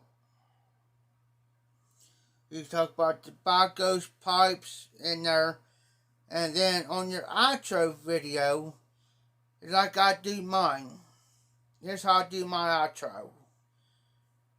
I'll say this is the How Sweet Muffins Mafia Piper. Y'all be safe, be well, take care. But before I say take care, I'll say keep them lit, keep the embers burning, and y'all take care out there. That's my outro. My intro will be this the How Sweet Muffins Mafia Piper coming at you from the great state of Ohio or whatever. Then I'll go into what I'm going to talk about. And then my outro will be this the How Sweet Muffins Mafia Piper. Keep them lit, keep the embers burning, and y'all take care. You see, there's my intro, there's my outro. So I got so used to doing it, so now it's natural. And that's the main thing he told me. It'll come natural to you. Once you get the hang of it, it'll be shoot by the breeze in. Oh no. Oh no. John never wanted the fame. I mean, yeah, is he a legend in his own right? Yes, he is. Is he the pillar of the YTPC? Yes, he is. I never ever heard one bad thing about John. Not one bad word. Matter of fact, I still got John as a friend on Facebook. I will never, as long as I got my Facebook, he will never come off my Facebook. I still got the messages that me and him corresponded with. There's some messages I won't discuss. I still got the last conversation that we had. Because that made me feel good because he took time out of his day, even though he was busy with his work life, his personal life, plus trying to do videos for the YTPC every week. He still took time out to talk to me. It may be for a few minutes, that's cool. I was cool with that.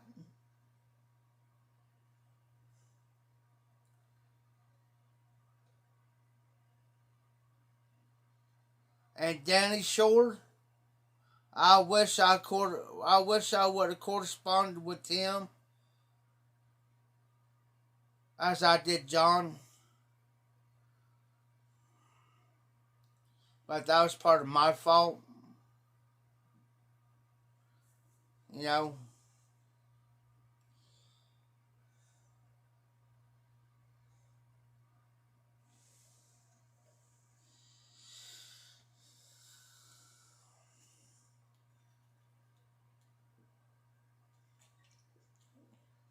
But after all said and done, I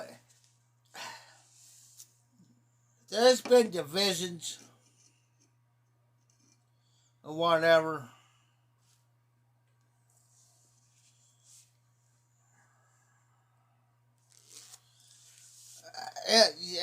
Right, Joe. And that's the way I look at it. If somebody ever comes up to me and says, "Well, I don't got faults. I never had any faults," I'll come and tell you're a liar. Straight to your face. Straight to your face. I'll tell you, hey, you're a liar. Tell me one thing you never done in your life you did in your life that you regret not doing.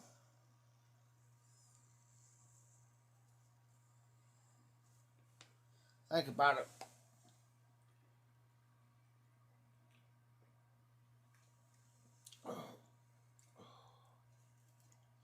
Tell me one thing. I got my faults. I'm not, yes, am I ashamed of some of my faults? Yes, I am. Yes, I am. But I have to improve myself every day. To not go back to make those same faults again. You know what I'm saying?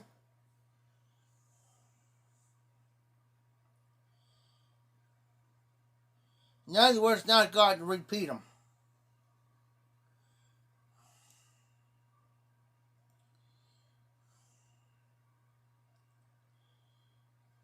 Every day.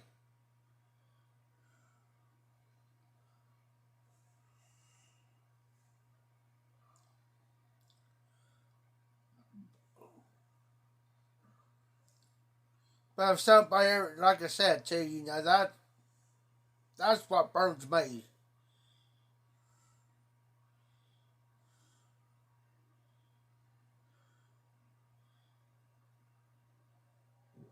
It's just like I told somebody here the other day. If your life was so perfect,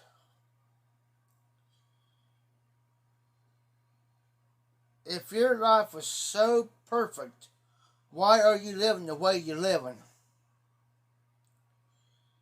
I said, and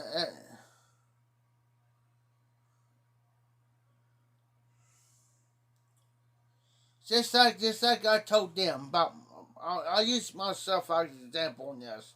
I said, take me for example. If I was so perfect, why am I here?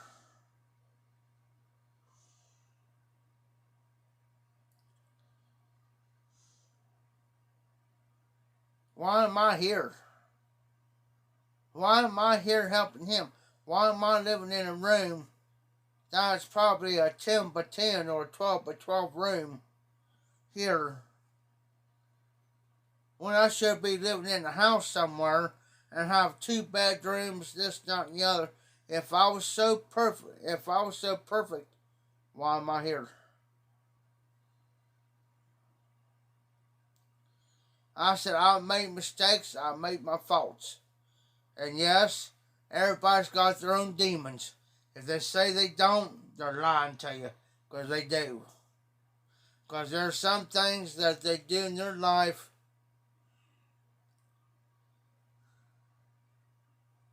Exactly, Joe.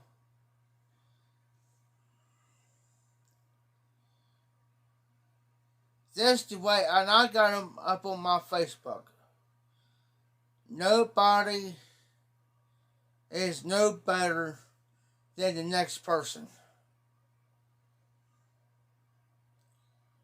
In other words, you ain't no better than me, and I ain't no better than you.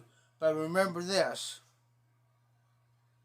God sits high and looks low.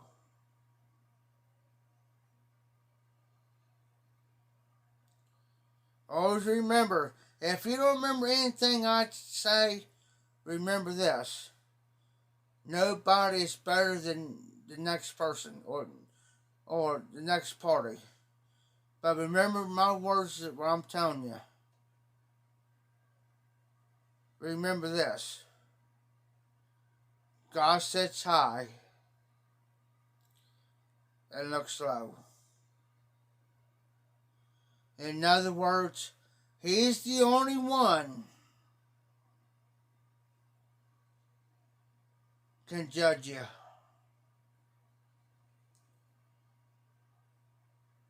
Remember that. I can't judge you. You can't judge me. We all, I'm a firm believer. Everybody sins different than the next person. That's right. And that's why these guys in here love me so well. Is because I'm one of the most humblest people. One of the most humblest people that you could be around. But, back me up against the corner and somebody provokes me, I'm going to come out as a possum. If you ever chopped a possum before and you cornered a possum before, you're going to get hurt. You're going to get attacked by that possum. I've done it. That's how I know.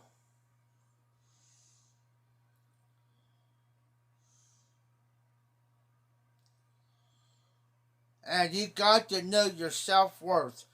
It's just like Tim always told me. Never take no, well, I'm going to use lightly words on this. So I got to watch what I say. In other words, he says, Jeff, never take no crop off nobody. I don't care who it is. And I said, oh, you don't worry about that. Just like the other night, a woman in here, something happened, I forget what it was. Tim told me, well, she don't like nobody going behind her. I should have told you. I said, well, I don't like it either, but hey, I'm here to do my job. But I said, when somebody sits there, and that's what I told Tim. And Tim knew I was getting hot. He knew I was getting mad, boy. He knew, because my face got red.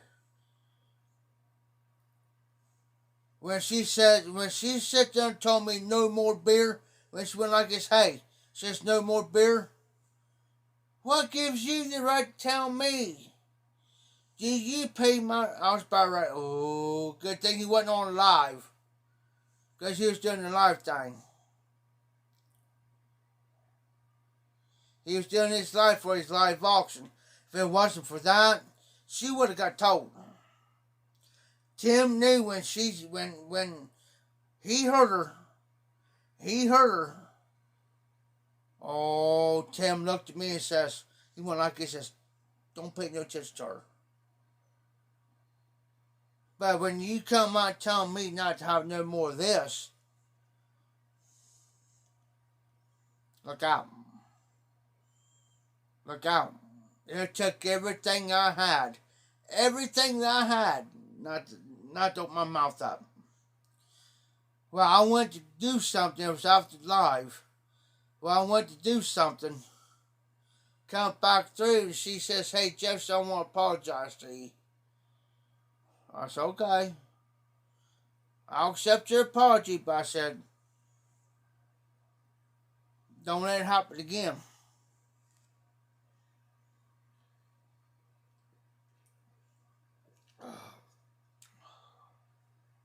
Because Tim and them in here knows I'm hard of hearing. That's what she was apologized to me about. And I said, yeah. I said, yeah, that's fine. I said, yeah, he is telling the truth. I am hard of hearing. But I pulled my finger out and I said, don't let it happen again. Don't. Because that's a warning. I'm the coolest cat, the coolest guy, the humblest person you want to be around. But when you come up against me like that and you back me up against the corner and you're provoking at me like that, I'm going to come out like a possum and I'm going to bark. That was my bark. My bark is my warning. If I bite, look out.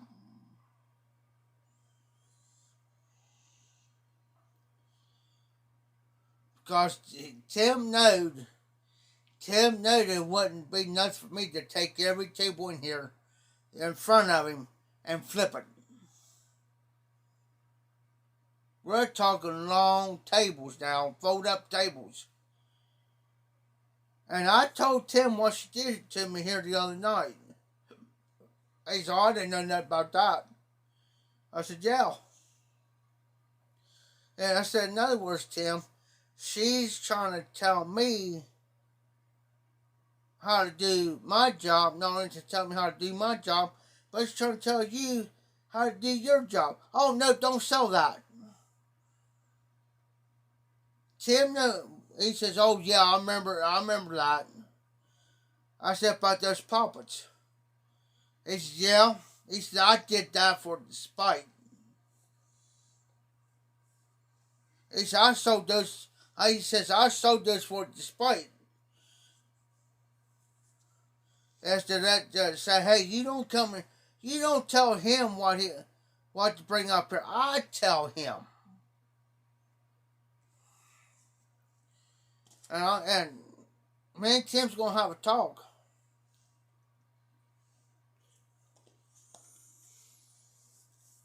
I'll say Tim, and I'm gonna tell Tim. I said, Tim comes in tomorrow because he's gonna have his Mondays live. I'm gonna tell Tim, she does it again on me.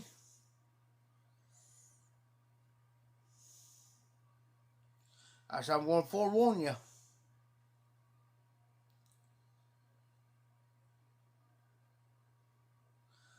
But JB, he can't do it on his live.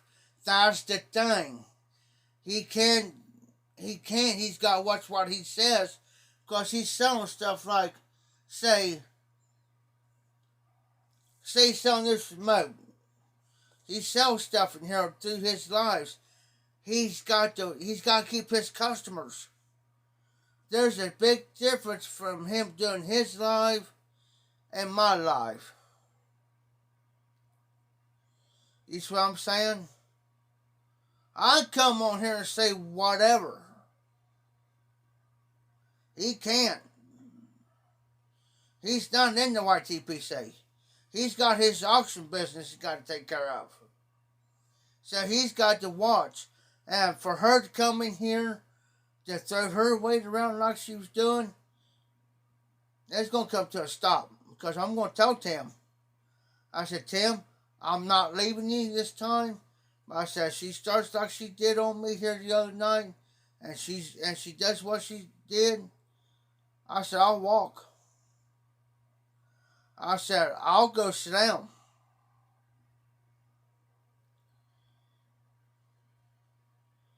They knew I was pissed. They knew I was mad. They knew because I had tears. I mean, I was so mad I had tears rolling. And Tim knew it was taking everything I had. Not to open my mouth up.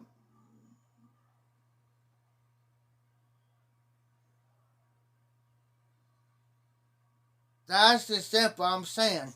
Nobody. Exactly. That's what I'm saying. Nobody is no better than the next person. If you think you're better than me, And just because you drive a nice Toyota Tundra, practically a brand new truck, and sitting out here, and you think because you got nicer stuff,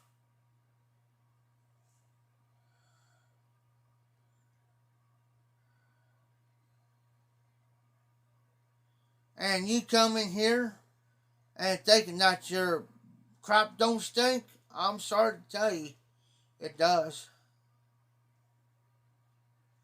It does. I'm sorry. Would I burst somebody like her in front of everybody? Yeah, I would. Yes, I would. In a heartbeat, and Tim knows I'll do it in a heartbeat. But does that make me any better than her? No.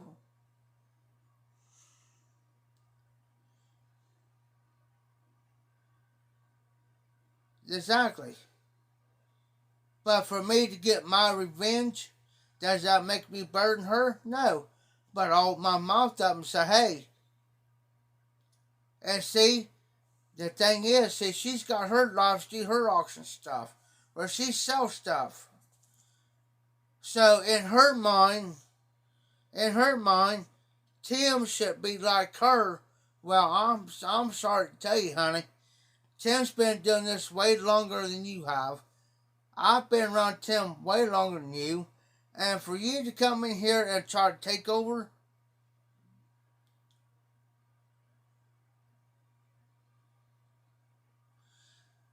Tim would put a stop to it.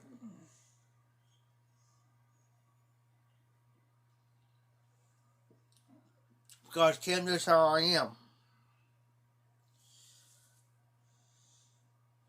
Because Tim knows,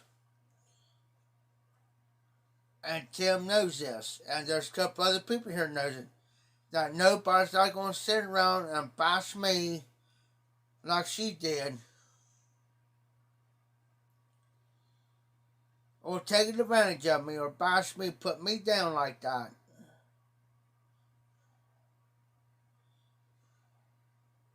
Exactly, Joe. But here's my thing. If you embarrass me, I'm going to embarrass you 10 times harder. Because the reason why I say that, there may be things, more things I knew about, say, like her, for instance. And now I'm not going to throw her name out there. But here's my thing.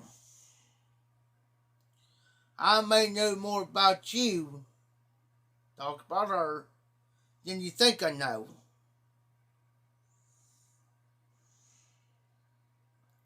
Just like I told him, I said, what do you think I sit around and play stupid and dumb half the time, Tim? Looks at me. I'm smarter than what people thinks I am, Tim. That's why I sit around and play stupid and dumb half the time. It's because just in case somebody said something about somebody, would I work out against that for an advantage? No. But if it comes down to it, I'll bring it up to you. Say, hey, well, I know this about you. Well, where'd you hear that from? Well, you're sitting among sheep, wolves among sheep.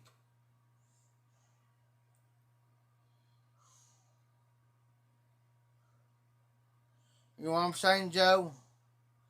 I said, in other words, I said, you're sitting among sheep, among wolves in sheep clothing. If it comes up and says, well, what's that mean? In other words, you come in here, oh, how you doing? Nice to see you, how you doing? But I said, as soon as you turn your back, they're dogging you. They're backstabbing you. They're sticking 5, 6, 7 knives in your back. Think about what I'm telling you. If you can't put that two together, then I want to tell you.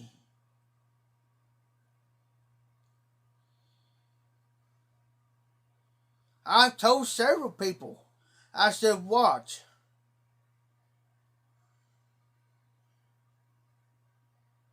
There's a party Everybody like this certain party coming in here, right? Oh, how you doing? Good to see you and everything. But as soon as they turn their back, backstabbing. I told them one day, I warned them. I see him pulling in out front out here. Walked out there and I said, I'm going to give you a fair warning. What do you mean? I said, they're backstabbing you, dogging you and shit, and stuff like that and shit in here. Yes, I'm going to say it. I said, I'm telling you. Watch when you walk in those doors. They're going to be all goody-goody with you. I said, as soon as you leave, I said, they're going to dog you and backstab you. Watch. What? Just watch the tables turn here in a minute as soon as you walk in. He says, what you mean? Oh, how you doing? Hey, what's up? How you doing? Watch. And I said, if I were you, watch your P's and Q's and watch what you say when you walk in.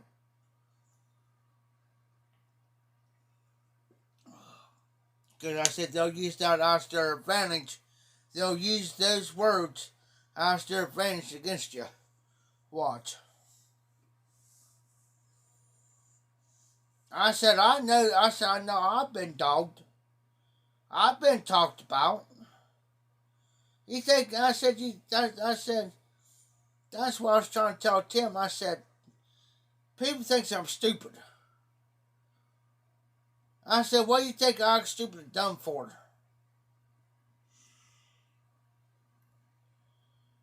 I said, I know I've been talked about.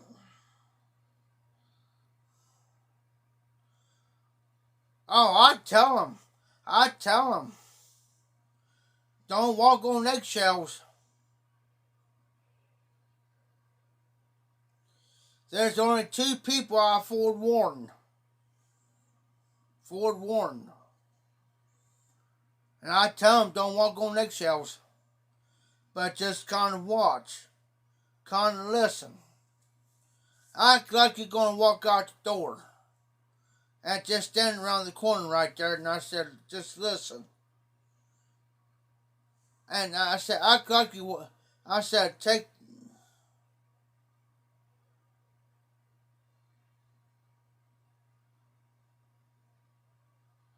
Exactly, JB. That's where you ought to be.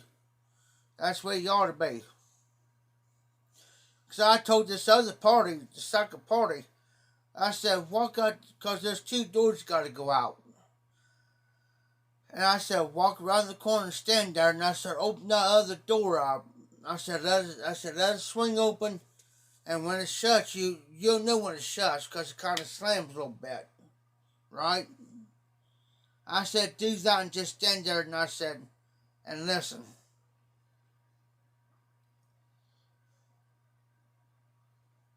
You'll be surprised what you hear. They did. There's one day they didn't believe me. Until one day they took my advice for it. Took my word.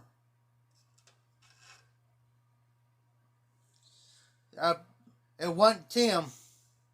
There's a couple other people doing this. And Tim noted. Tim knew they didn't leave. He knew they didn't leave.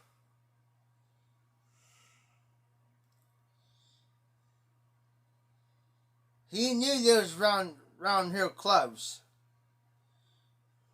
Yeah. Then I said, Tim, I'll be back in a minute. Where you going? I'm going down to the store. Yes, sir, Joe.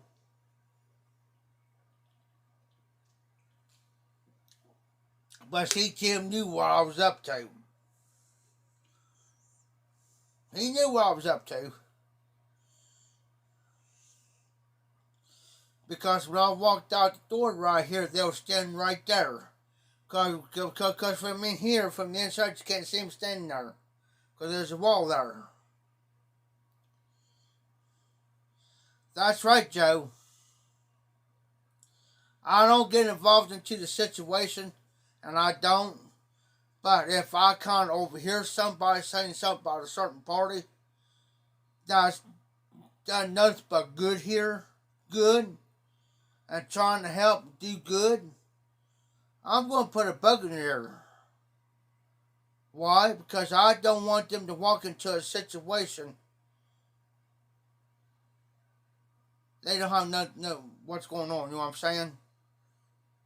That's the only reason why I do it, and Tim knows it. Because I told Tim, there's like 3 other people. I'll give a prime example. There's 3 people. And I told Tim, I said, these 3 people's coming to me complaining about you guys here, about people here dogging them and putting people down.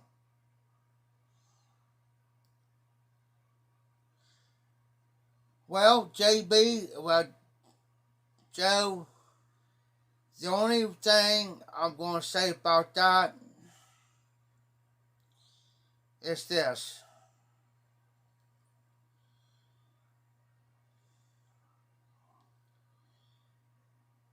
The only thing I'm going to say about that situation is this.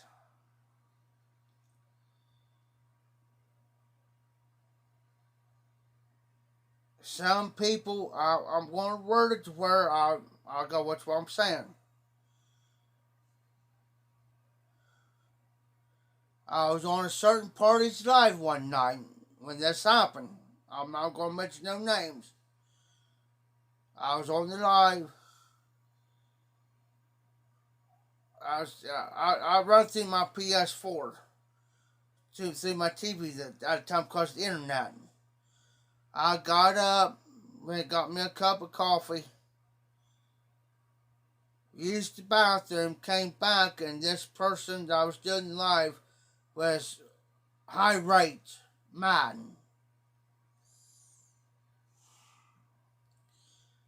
But you gotta look on both sides of the fence line. There are certain things, too. You have to be careful what you say and how you word things. I'm not against Craig, and I'm not against the other party.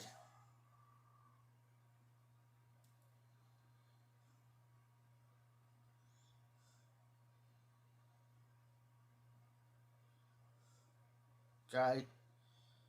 I'm not taking either side. They're welcome in my life. You know what I'm saying? But there's something that was misunderstood because Craig messaged me. Craig messaged me personally because I questioned him. I said, what in the world happened? He explained a lot of things to me, what was done. I said, I don't know what happened, but I said, I got up, got me a cup of coffee, used the bathroom, come back, next thing you know, I don't see you on. Next thing I know, he's going high rate. So Craig explained to me a lot of things to me.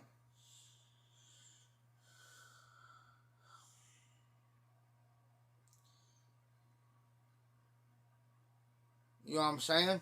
I'm not taking sides.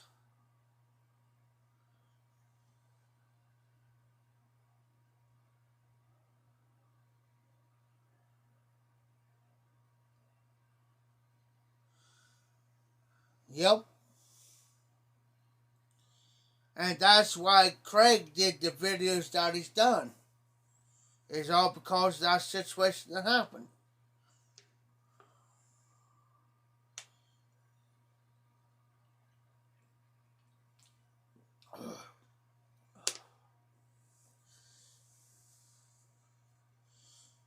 It's sad that somebody can't force their opinion on something. And I've always said this. Everybody's entitled to their opinions. It may be right, it may be wrong. But somewhere along the line, some y'all gonna come to a freaking agreement. Somewhere.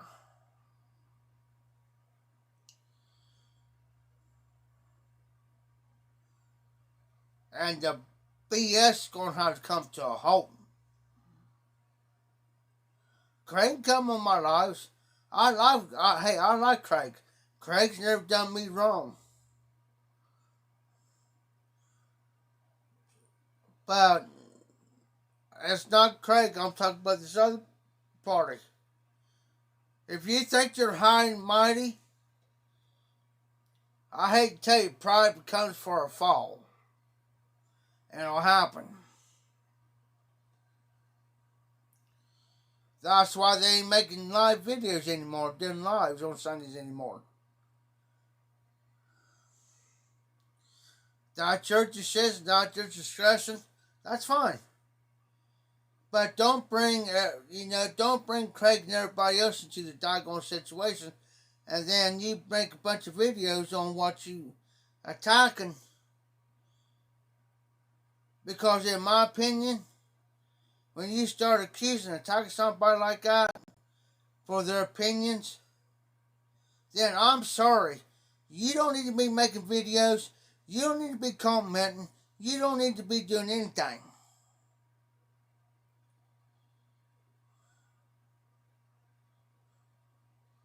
You see what I'm saying?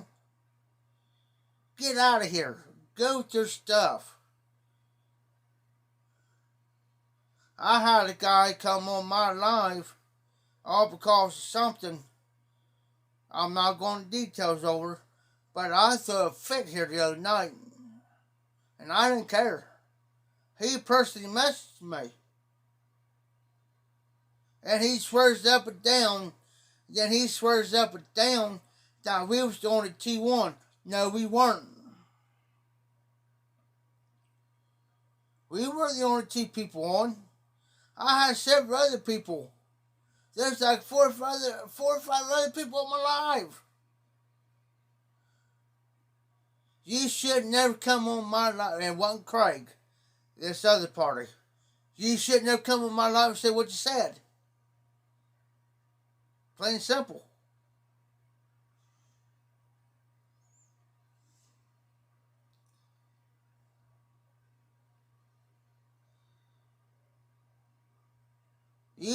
Anybody does videos, I don't care if it's regular videos or lives, that person has the right to whoever they want on their lives. You see what I'm saying?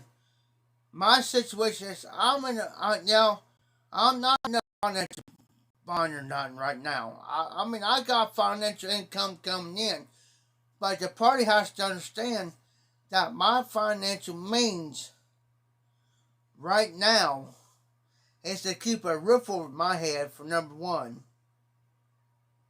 Number one is to keep a roof over my doggone head. Number two is to make darn sure I got food on the table. Number three, to make sure I got clean clothes and I'm gonna take a bath and shower and stuff to keep clean, because we got people coming in and out of here. You see what I'm saying? But when you come in here because of a pipe trade, you know what I'm saying?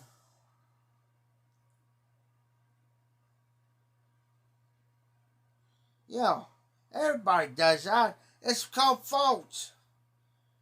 It's called faults. Everybody's got faults. And I had this pipe already out a long time ago. By the time I didn't have no income coming in. I do now, but the income I'm getting is paying for me to keep a roof over my head and for me to for my phone service, so I can do it live. If I didn't pay with my phone bill, I won't have it live.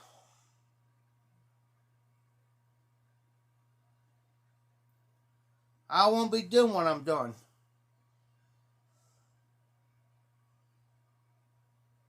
But yet when you come on my live, and I've always said this, if you got something personal to deal with somebody, email them, text them. If you got their phone number, text them. If you on Facebook, you got a Facebook Messenger, do it that way. But don't come on somebody's live and then throw it for everybody else to know about your business. That's where I got a problem. That's why I kind of went off here the other night. And Craig and I did a regular video, and Craig needed to message Dang Jeff what happened. What happened?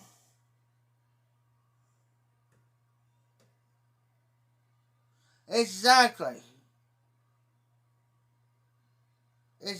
Joe. And that's why I was so high rate here the other night. That's why I was so mad. Because you don't come on somebody's life and do that. That's personal business. That's to be set to the side, discussed to the side. Not come on my line and don't come on here and do it. Because I done forewarned the party. You'll be out. You'll be off my life quicker than anything. I really don't care if you come back on my life. But you ain't gonna bring my personal business, any type of business like things on my life. For everybody in the world to see. Now, if I bring it up in the live, that's different. But don't you bring it up, because that's personal. And that's what I try to do, Joe, is I try to keep that type of stuff over here.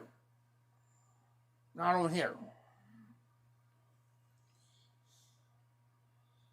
Exactly. I've said, Joe, this party's been on here on how many times?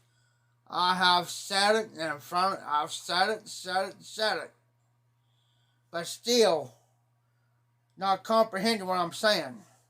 You don't bring that type of stuff in somebody's lives. I'm sorry.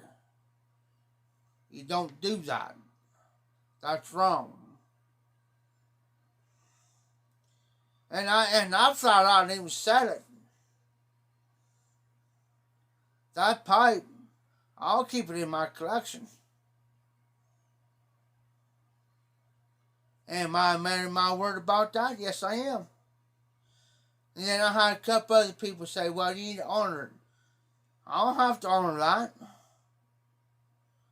After what's been brought up to me in my life, I don't have to honor that. Now, if you would have come to me side, I would have.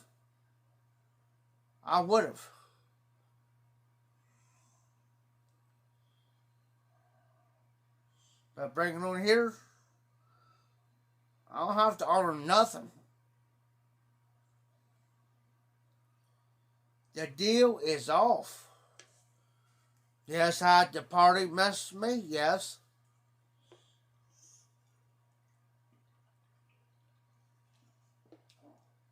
Did they apologize? Yes. But do I have to accept that apology? No. What's up, Todd? Yes, sir. Ask anything. Yes, sir.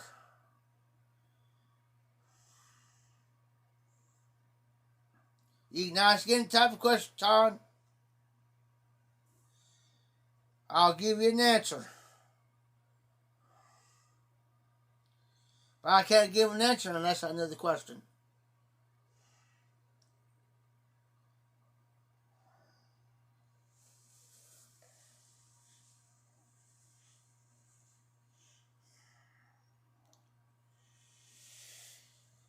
Far as Virginia, now are you smoking to Virginia by itself? That's the question, Todd. If you're smoking to Virginia, just like a full Virginia flake, for instance, okay, you're gonna have the grassy hay notes by itself. Now, if you take Virginia and like Perique, it's called a vapor, or vapor, whatever you pronounce it. You're going to get the grassy hay notes from the Virginias. Plus, you're going to get that spicy note.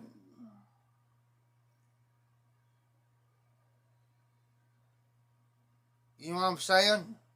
Okay, if it's just a Virginia by itself, Todd,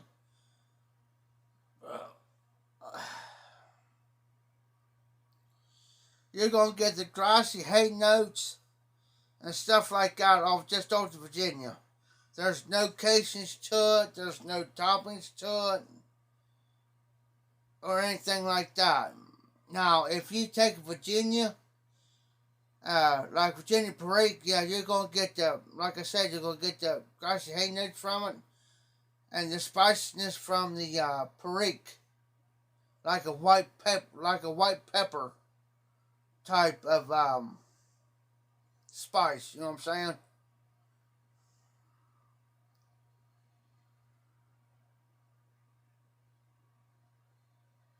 Okay, Todd, what brand is it?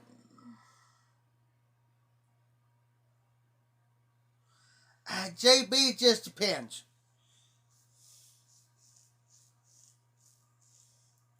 Now, I'll give you a prime example. Honda Bookshop. Okay, in Honda Bookshop you got Burley, Virginia, and Perique. Okay, you're going to get that Virginia grassy hay notes. You're going to get the nuttiness from the Burleys. And then from the Perique, you're going to get that spiciness. Like the white pepper spiciness. Not the black pepper, the white pepper. When you retrohale, you get that little bit of a burning sensation.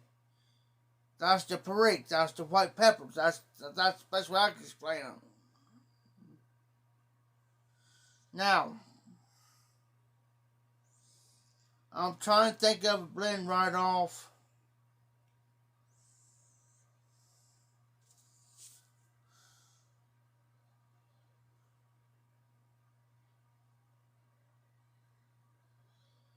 Okay, it depends on what you got, Todd. Okay, what brand? Okay, where's it made from? Is it made from Cornell and Deal, or is it well,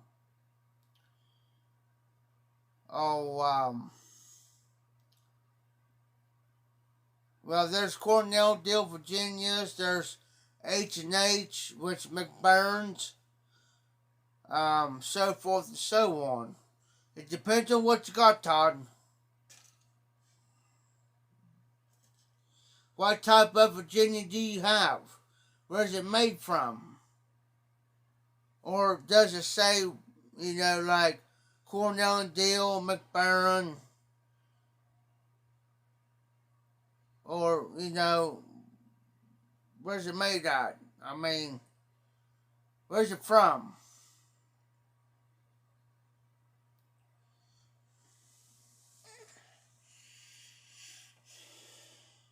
Gout and Hargarth. There's another one.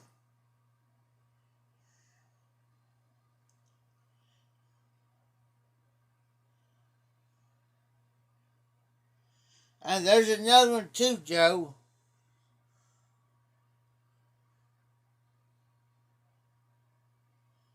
There's another good question. Todd, what kind of Virginia with flavoring did you like? Okay, what type of Virginia do you have? That's what me and Joe's trying to figure out what you got. Because it could be any Virginia, but where's it from, though? Because that gives us a better narrow down.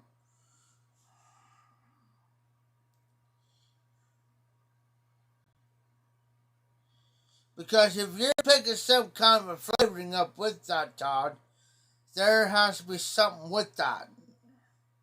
Some kind of topping. Yes, it has to have some kind of a topping, or some kind of casing to it. Topping and casing to it. Ah! Shot-less luxury twist flake. Yes, you're going to get a flavoring with that. And if I'm right, if I'm correct, that's got a topping to it, not a casing. Shot-less luxury twist flake. Yes, that's got a Virginia, and it's got a topping to it, if I'm right.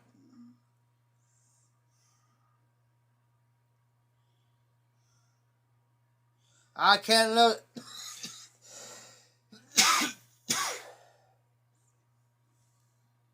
I can't look it up right now because I'm on live.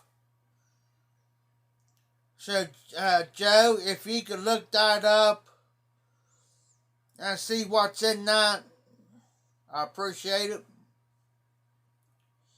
Shot-less luxury twist flake, Joe. See what's in that.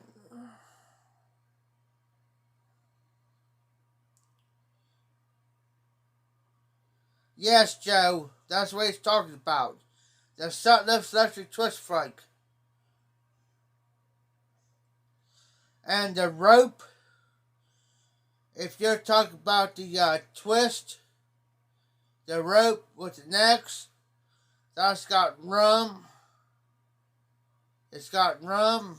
I think it's got some little bit of maple to it and something else. I know there's 3 in that. 2 to 3 things in that. I know it's rum, maple, and something else in that one because I smoked the bowl over here the other day. Matter of fact, I looked it up, by the way.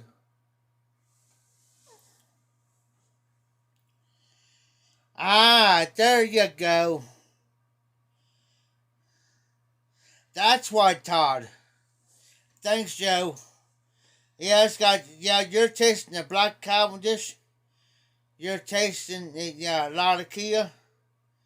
You're just smoking this from the Oriental Turkish.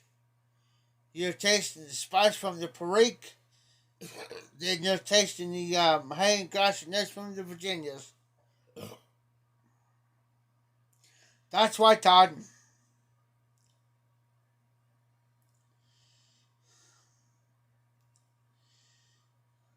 And the Black Cavendish brings it out.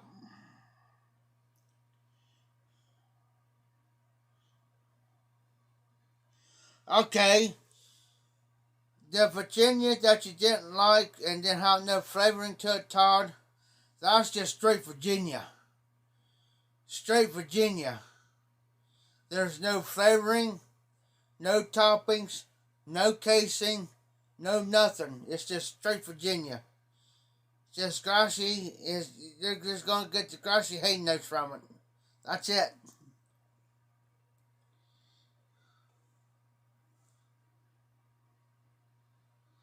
True, Joe. But I just get the spice. I mean, there's more to it, but I'm just getting, I'm just using that as a short example of what I get.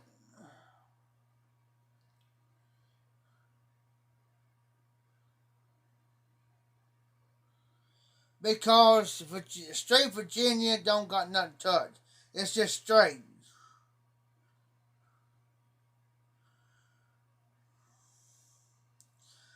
Joe, if you don't got no toppings to it, no casings, no nothing to it, it's just a straight Virginia, you ain't gonna get nothing to it.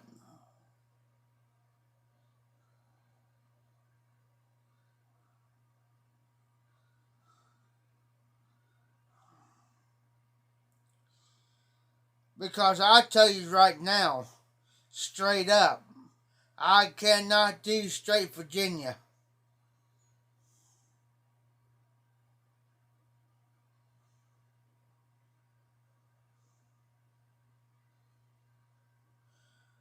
Now, Todd,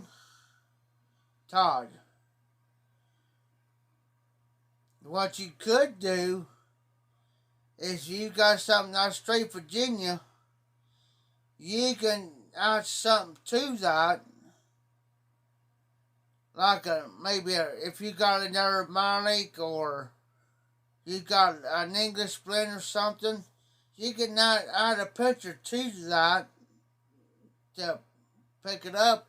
If you got something that's got Black Cavendish in it, add something like that straight Virginia. Add to it, blend with it. That's what I do. I blend. And I get it to where, and I write it down.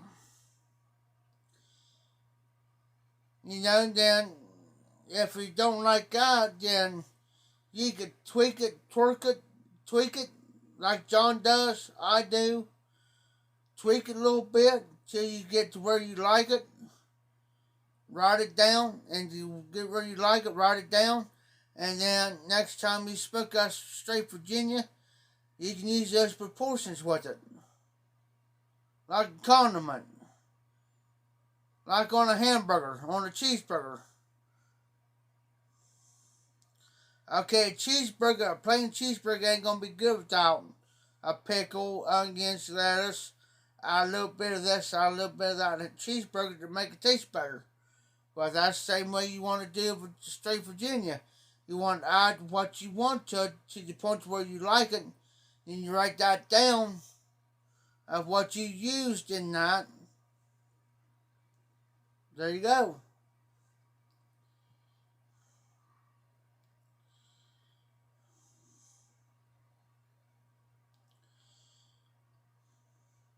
Just like Haunted Bookshop. I love my Haunted Bookshop. But sometimes I'll add a little bit of Aramaic to it, or I'll add Pegasus to it. If I want more burley, I'll add some more Pegasus to it. If I want to add, if I really want to add some more burley to it, I'll take some bigger burley and add some bigger burley to it.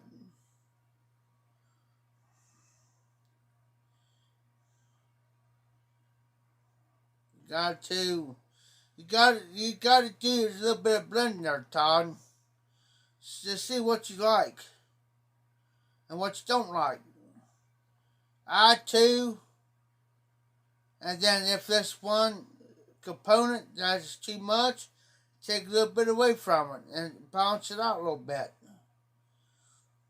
And see what happens. It's just like me taking Flying Dutchman. Take 1 or 2 pinches of Flying Dutchman and taking some my Master 965 mixed together. Let it set. Let it dry out a little bit. Let it set. And then if I like it that way, then I will make a small jar, which I got a small jar in here, in my thing over here. I'll make a small jar of it, and I'll let it set for 30 days. That's a month. I'll mark it, what's in there. I'll get me a marker and I'll mark what's in there. I'll put FD, which is Flying Dutchman, / my Mix 965, and that's it for 30 days.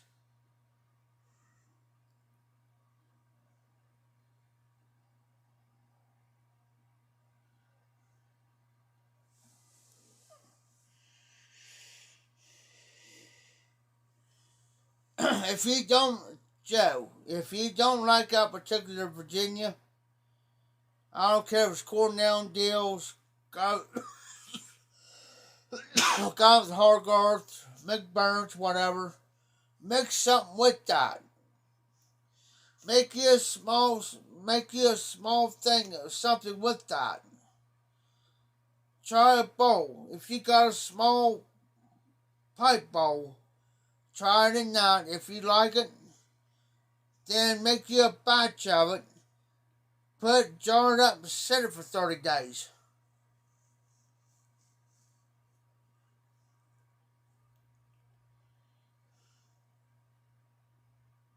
Oh, no, no, no, Joe. Not a, don't ever, you know, you just got to, it took me a while to learn my tobaccos. But over time, I learned my tobaccos. And then there's something I really don't like, I'll watch something like.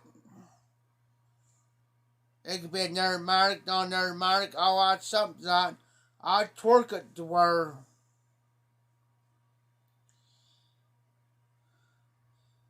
that's why I got several spare jars. And that's why if I like it, I'll mark it on there and then I'll let that baby sit for about a month. 2 weeks, 3 weeks, a month. If I let it sit for a month and I go to it, back to that and not like it, then I'll make me a big batch to where I go in a jar like this. And that's set for 30 days.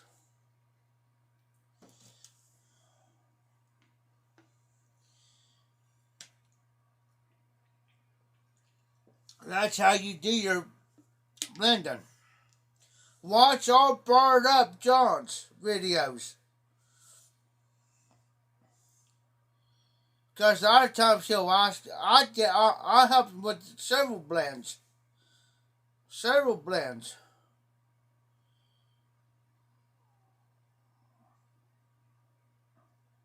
And he said, oh, I like that.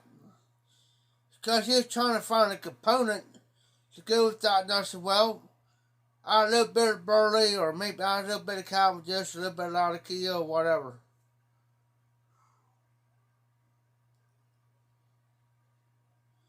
Guy with the Hargard, yes, I had several of their blends. And I got to get back, I got to go back again and start making my list out again what I've got of the blends. That's everything in here. Over here, my thing. What you sent me, Joe. And what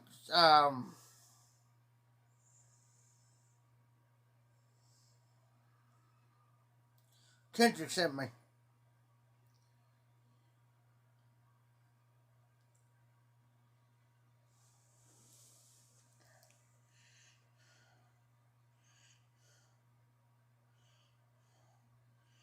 See, now I never had any in the Kindle.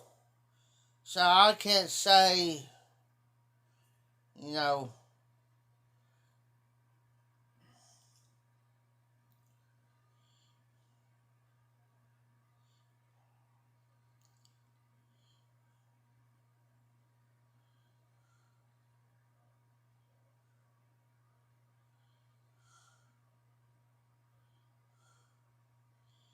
Dark Bird's Eye, I never tried to chat.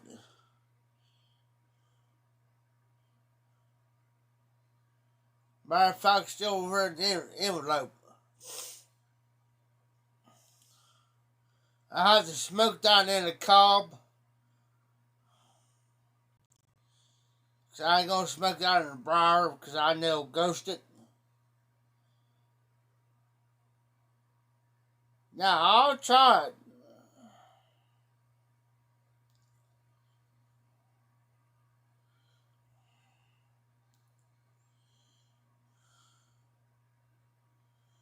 Matter of fact,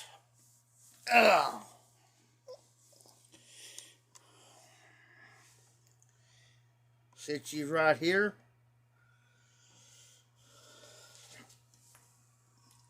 oh, oh.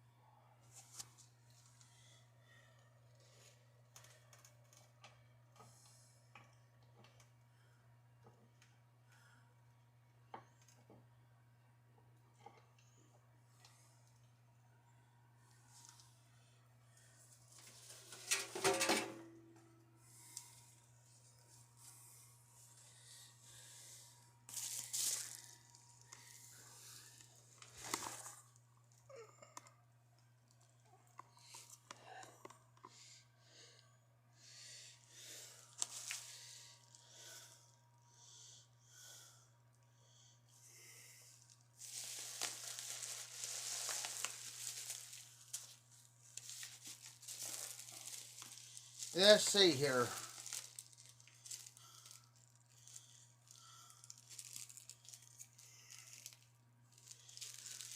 Not those ones. Not that one.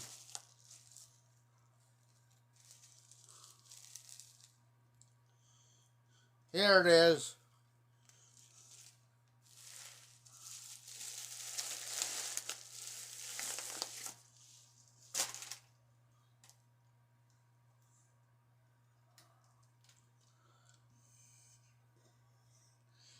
Just for you, Joe.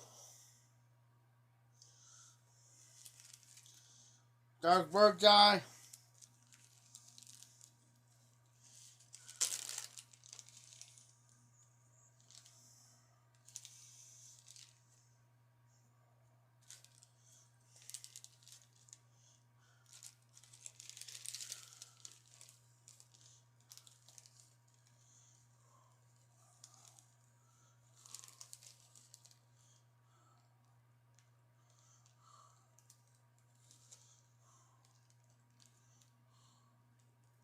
Yeah, it's too late now, Joe. I'd rather do it this way so you'll know.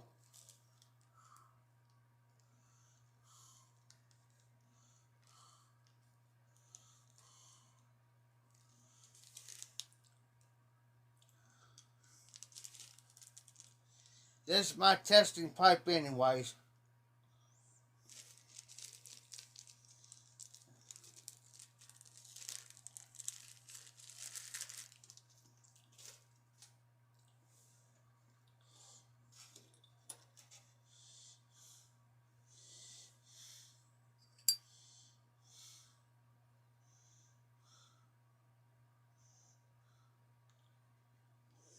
Yes, sir, Joe.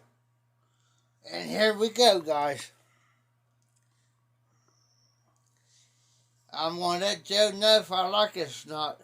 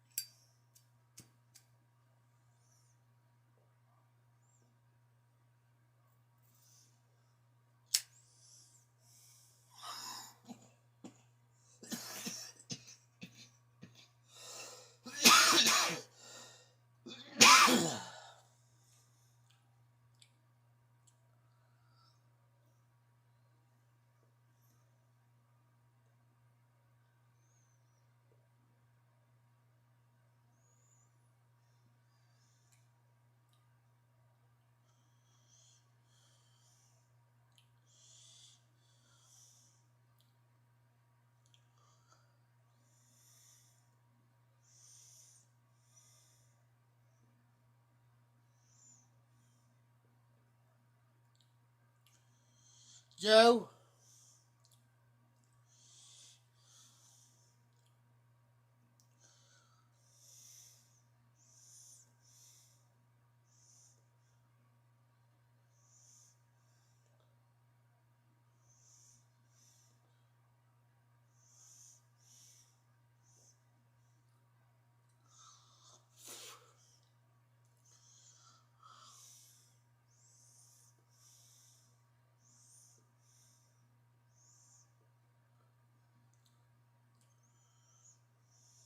I like it.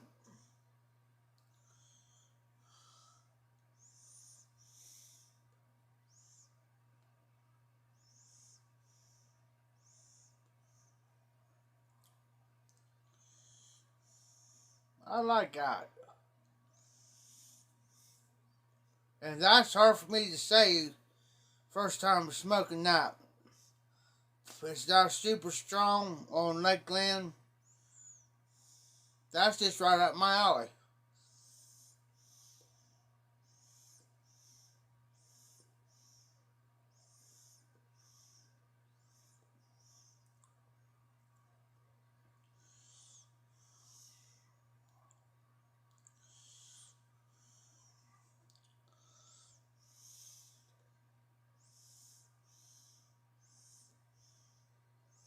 That's just right up my alley.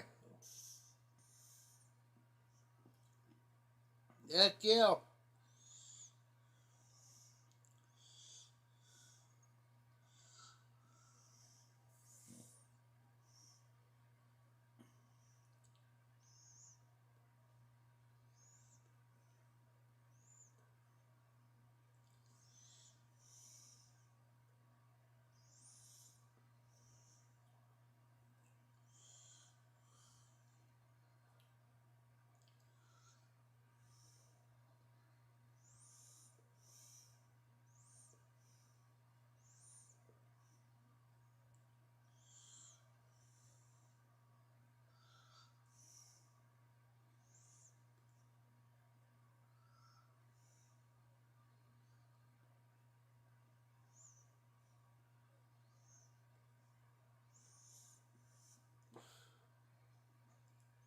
Joe, I have to agree.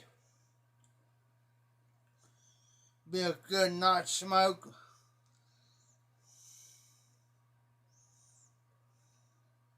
Be the type that I'll smoke this every night.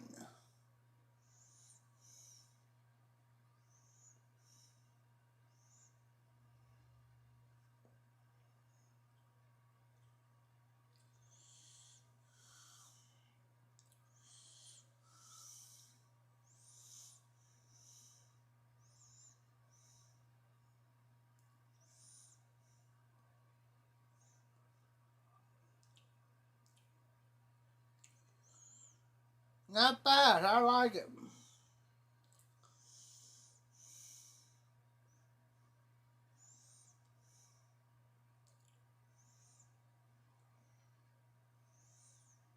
You'll be one of those type.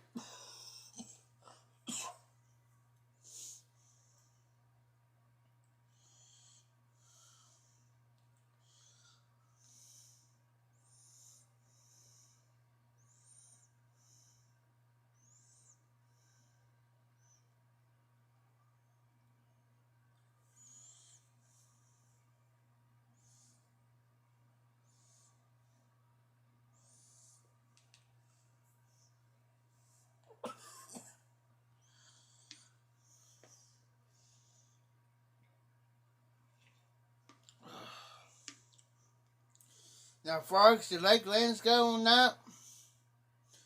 Dark Bird's Eye. It might become one of my favorites. But time will tell.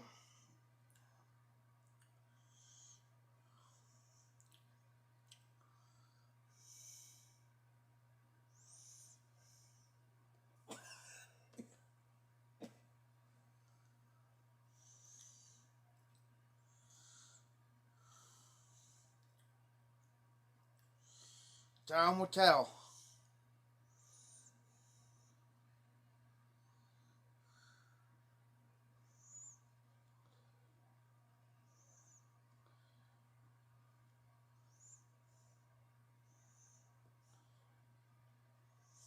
Now, I had M4 Virginia before, and I love it. I love it.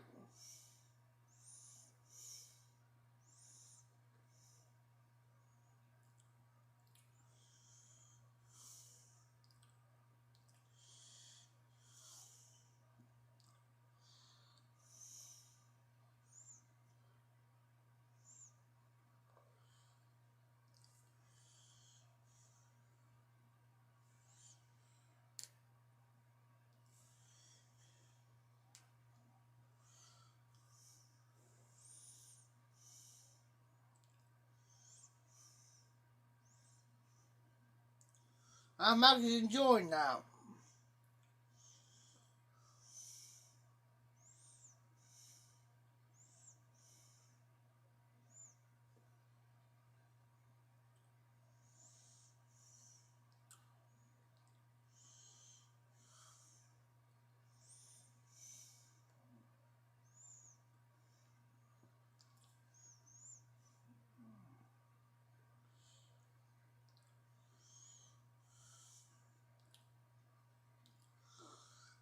Let's see here. What else we got in here we could try?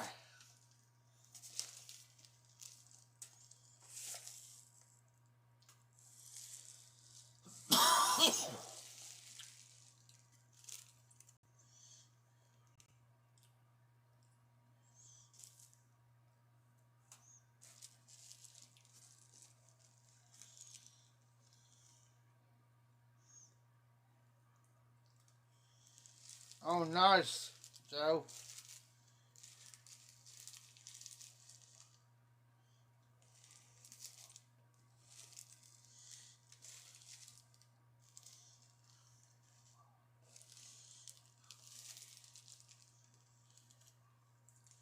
Oriental silk.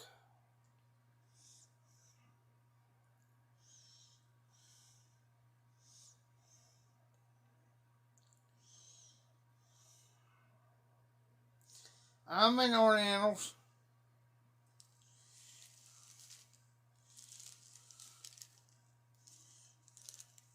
Cumberland. Never had that one before either.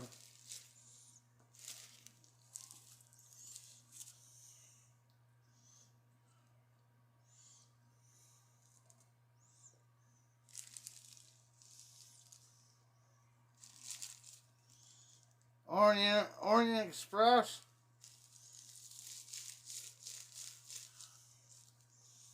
Never had that one either.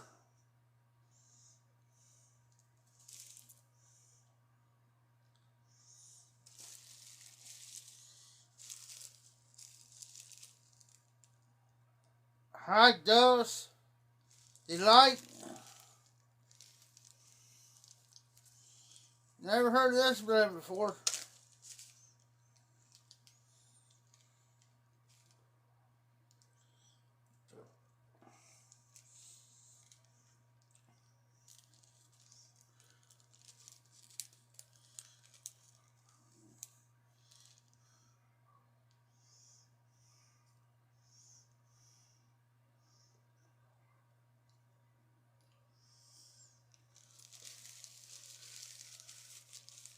I'll try this one here.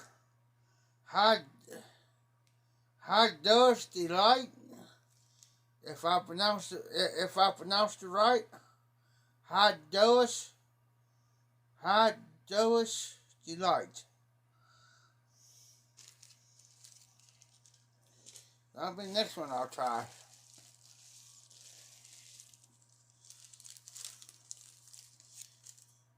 Presbyterian I have before. I like Presbyterian.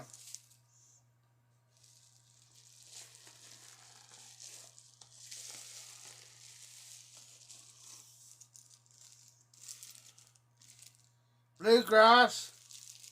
I got some little bit left in there. Bluegrass.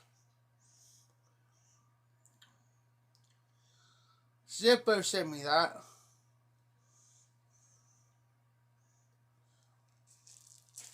Oh, you're fine. My handwriting's worse. Exclusive.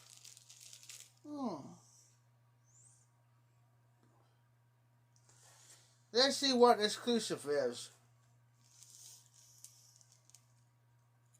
We just might try exclusive next.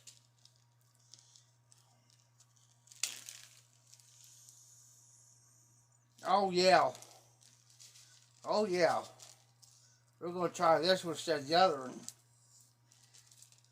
It's always fun trying new blends, guys. It's fun.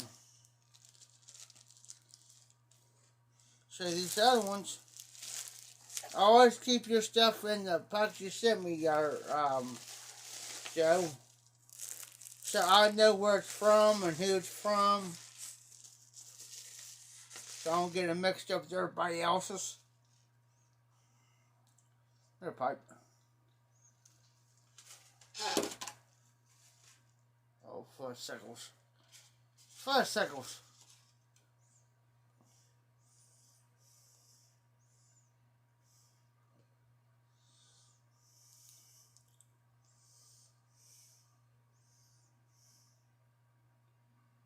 Yeah, Joe.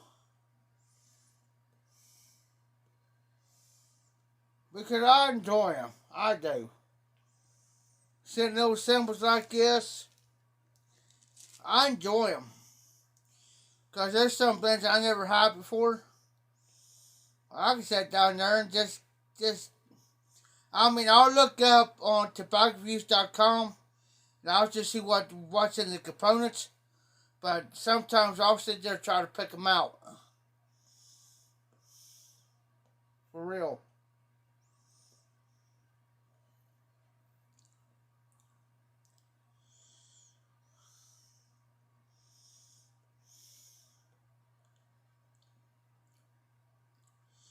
I had this cup here for probably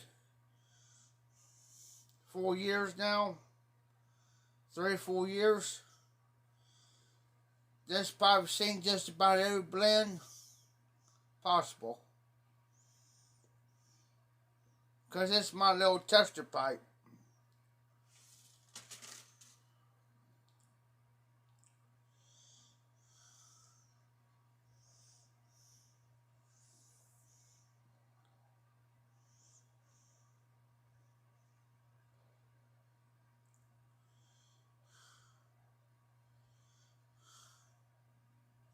Exactly, Joe. I like to get the blend style. If you ever watch any of my reviews, Joe, any of my reviews, the first thing I do is I go to tobaccoviews.com and I check to see if they're available or not, if it's no longer in production. If it's no longer in production, I will not do a review on that. Why? Because it's not fair to the next party.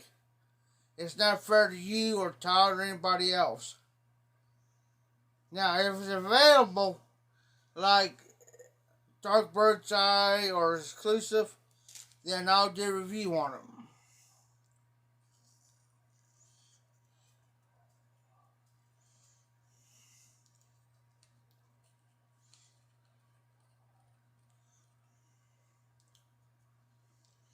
You know what I'm saying?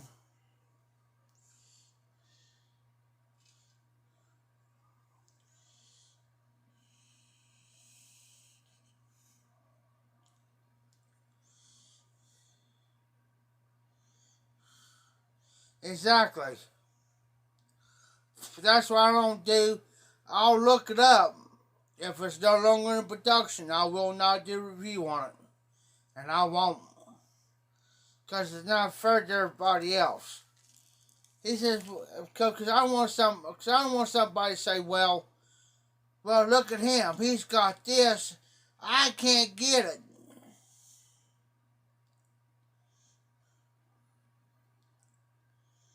Yep. It'll be like it'll be like somebody seeing me Frogmore in the cellar or Frogmore on the bayou. You can't get it anymore unless you get the match, and the match is not as near as good as the original.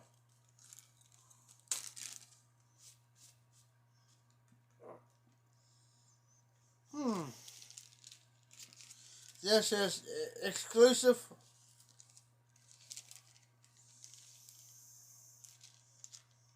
That's very interesting.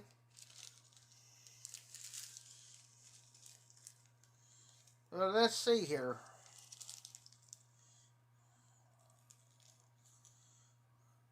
Let's see what this was like.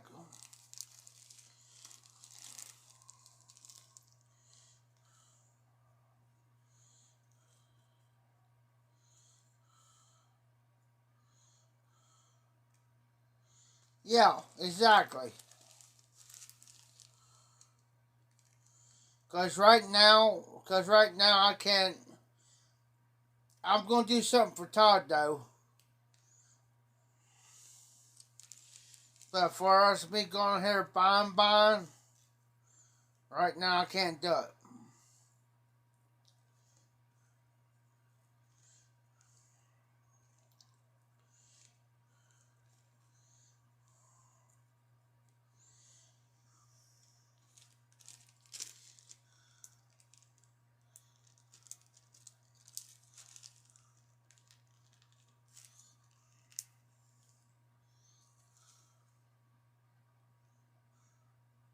Yeah, I have Black House.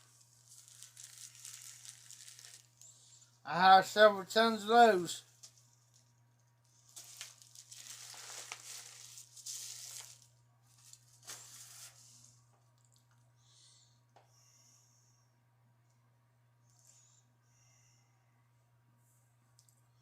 And I have Penzance before and the Black House.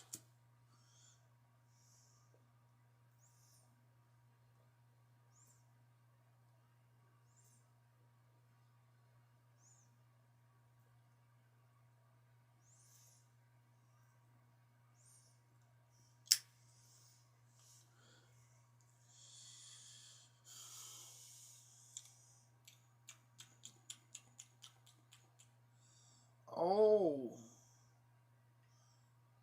very interesting on that one.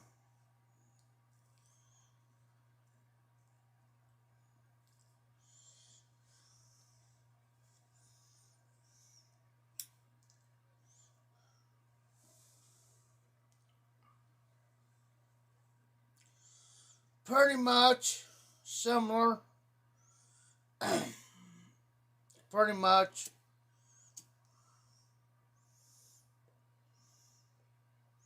Hold on, I'll tell you.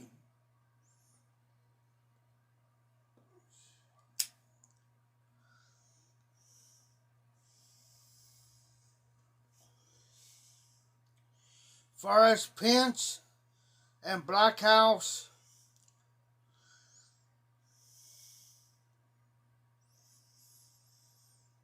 I say there's a little slight difference to it. Not much. Far as the percentage goes.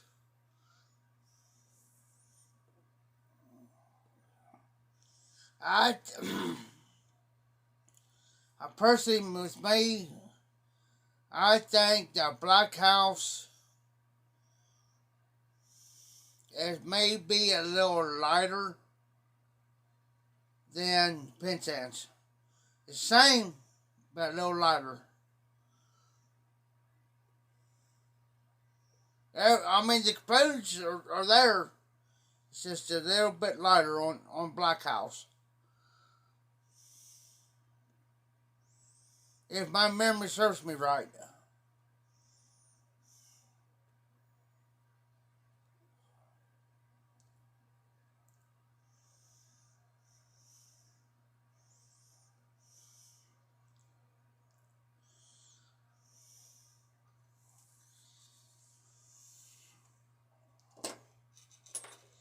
I gotta go grab something real quick. I'll be right back.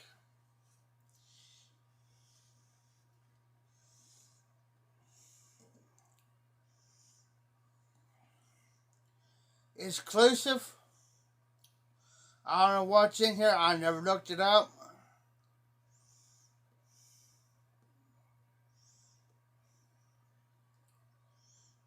It's pretty good.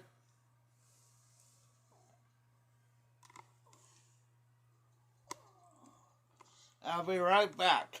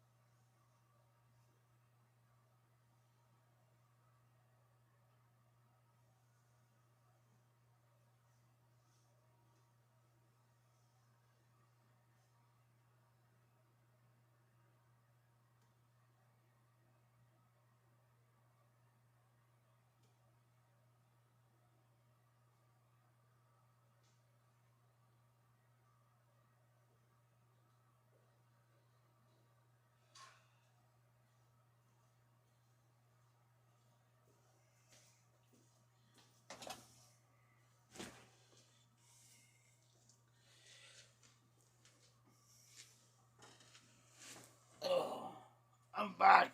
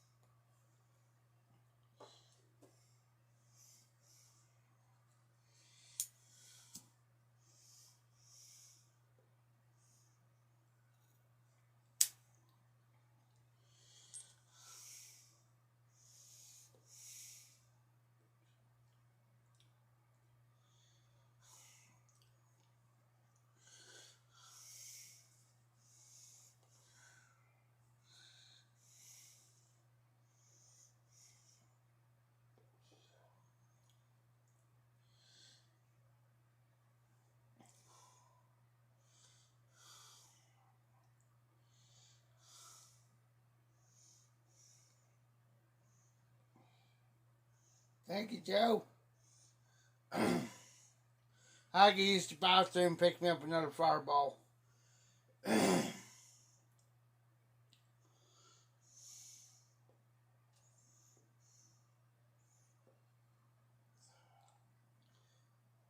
Plus, I checked a few things out while I was in there.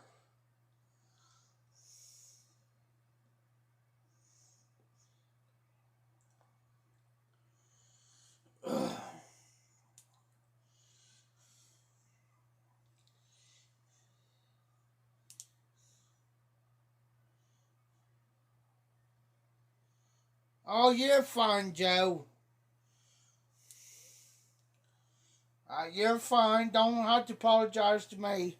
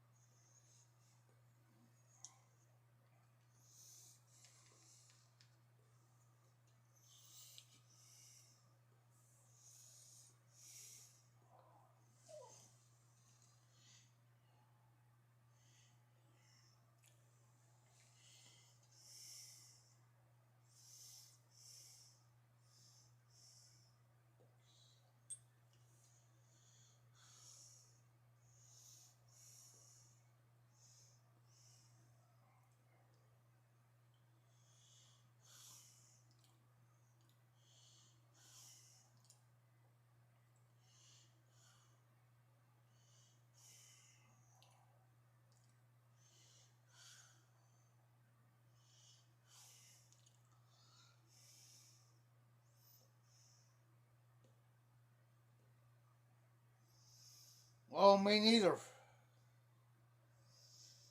Your birdie flake.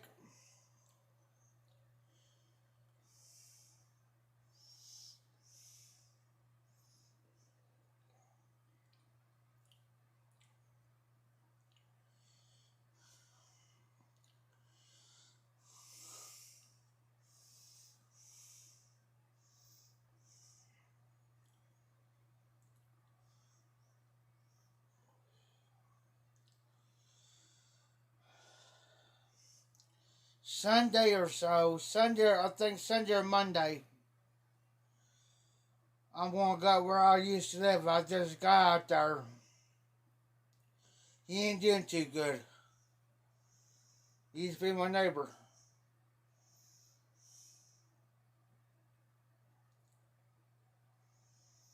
So I'm thinking about going out there Sunday or Monday. Because it's supposed to be nice.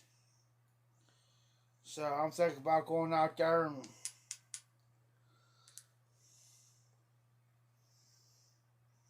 take me a couple pipes with me.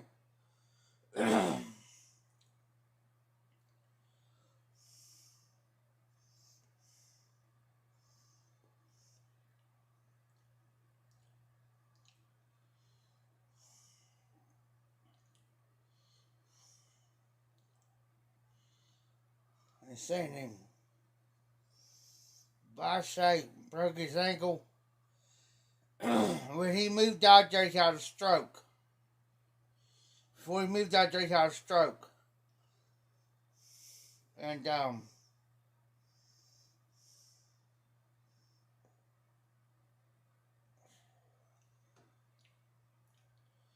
Well, I just found out that he ain't doing too good. They think he had another stroke while he was out there because he could be talking to him. And, he's not comprehending.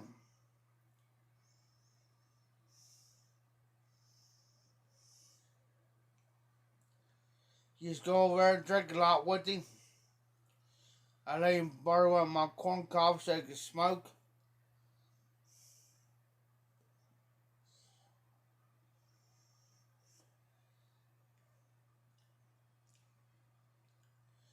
Now, the Red Virginias are good.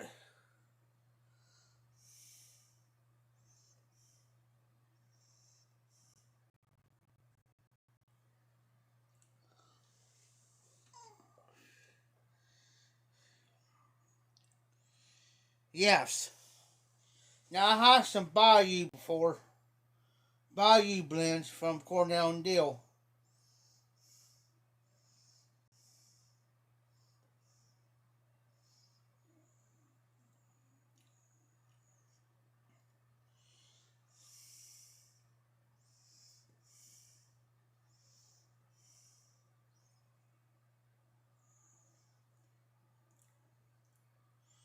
I'm surprised I'm sitting here smoking out to midnight. So I normally don't.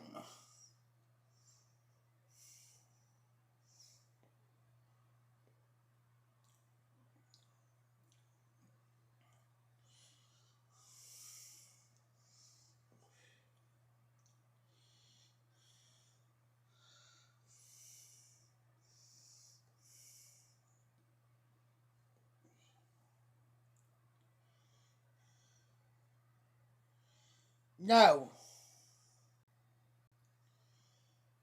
No, Joe, you didn't.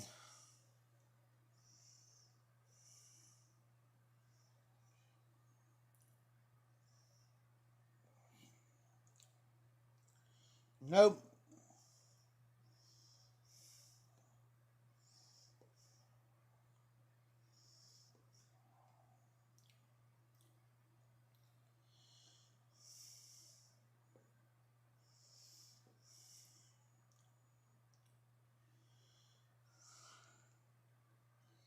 Cajun cake, nope.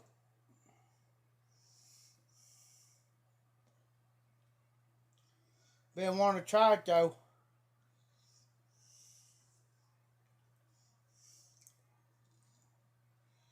Been wanting to try it.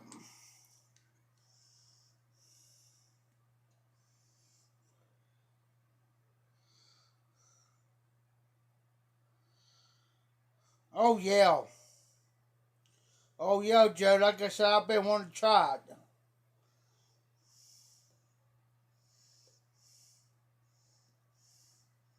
And I just got a pipe just for that.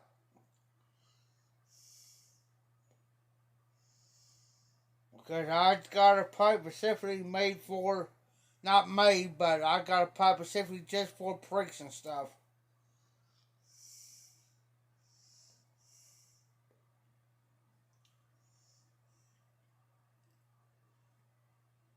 Oh, you don't have to, Joe.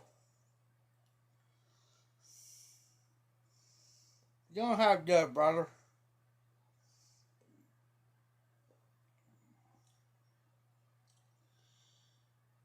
You take care of you.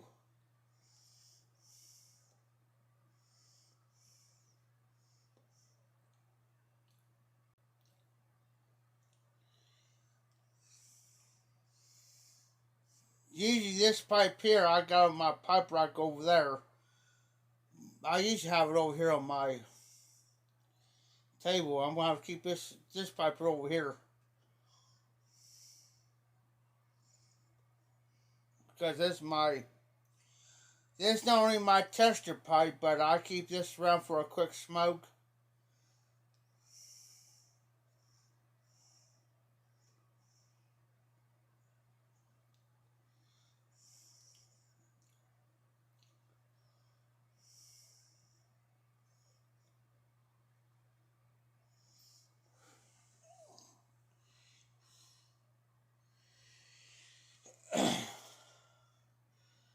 Like I always said, Joe, I'll try anything once in my life.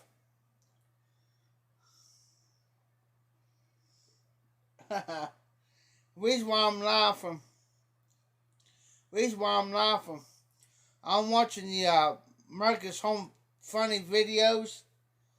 This little girl had a little butterfly on her finger and she's just like chirping over a little butterfly. Harmless as a fly. I say she probably no older than maybe 6, maybe 7. Yeah. Had a little butterfly on her finger, she's just chirping. That butterfly ain't gonna hurt you. It's harmless. Just landed on you. Sheesh. That butterfly is not gonna hurt you. I used to catch them.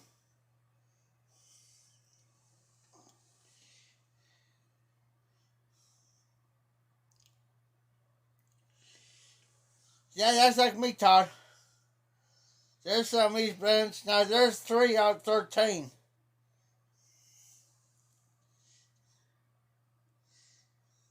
Oh, she was chirping, dude. Chirping.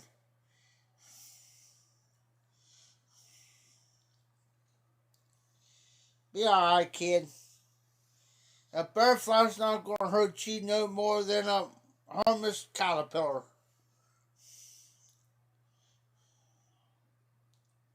I used to catch them all the time. Me and a friend of mine used to catch butterflies all the time.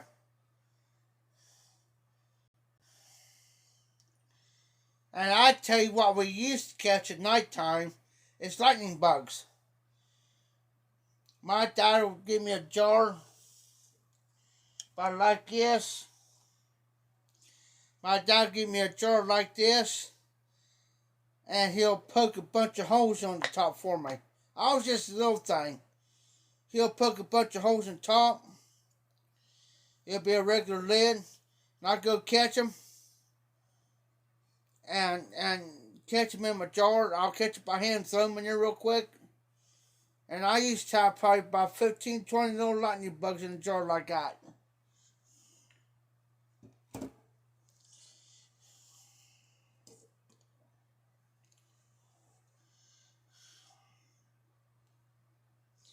I love catching lightning bugs, and I still catch them. I still catch them.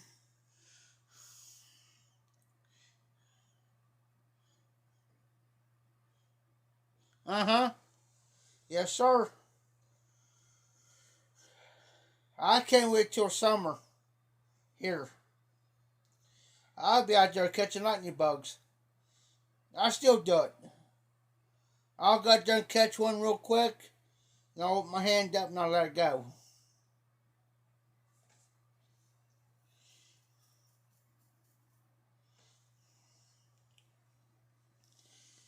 Last year we had some little ones around here.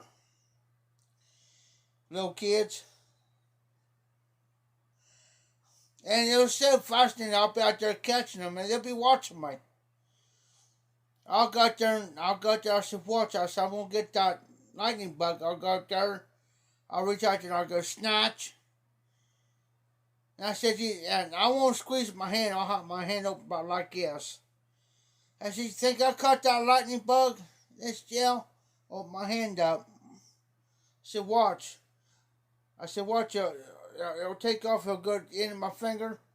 Fly off. And they get so tickled at it. Because I'm sitting there catching them.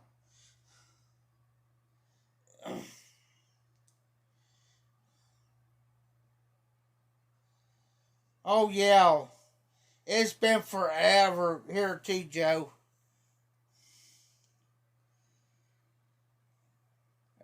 Now, a friend of mine, they got a farm. They got 2 farms. They got the regular farm and dairy farm.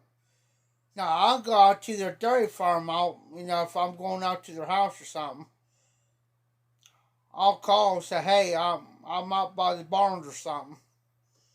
I said, I want to see if I can see any fireflies. It's alright. I'll be out there. And you got to catch them on certain nights at the right time. I'll be out there watching for them.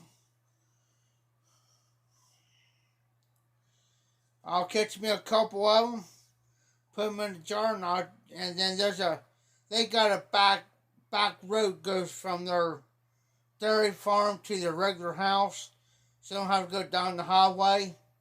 It's called, well, it's not a highway, it's called 41. But they got a back path, I can walk it, and I'll walk up to the house. And I'll have me a jar of cup. I said, look what I got. Sweet God. I said, I got me about 2 or 3 fireflies. Look. Well, I'll be darned. We just catch him out ourselves by the barns.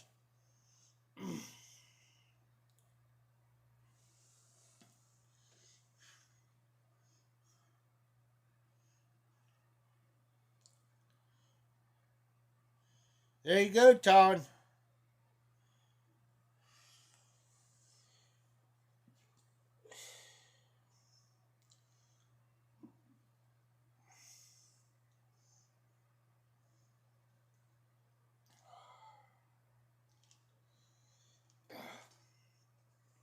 I'm thinking about getting me a dog. Tim says I can have one here. So I'm thinking about not getting a big dog, but I'm thinking about getting a miniature dog for here.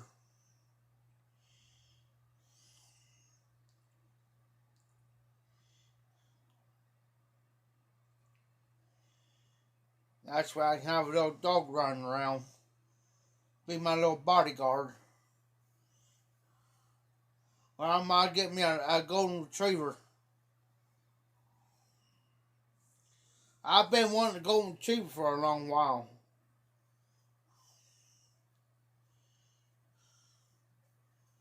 Or I might get a dog like I used to have as a German Shepherd. My dad's, no joke, dog. Joe, this ain't no lie. I was probably about 5 or 6 years old. My dad, we had this German Shepherd for years. Way before I was even born. But anyways, his name is Sam. My dad had this dog trained. No joke. Trained to chew bubble gum, drink pop from a bottle, from the old glass bottles. You remember the glass bottles back in the 70s and 80s?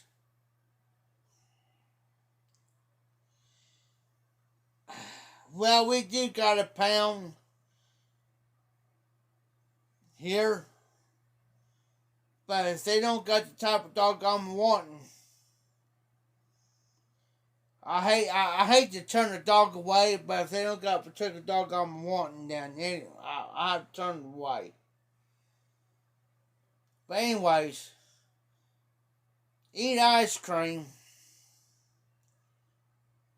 chew bubble gum, drink pop from the glass bottle like Pepsi or Dr. Pepper. How old are you, Joe?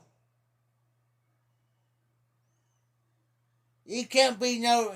I bet you're older than I am, Joe.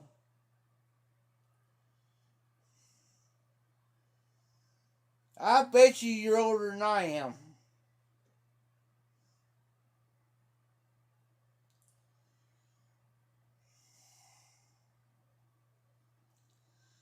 If you're younger than me, oh dear sweet baby Jesus.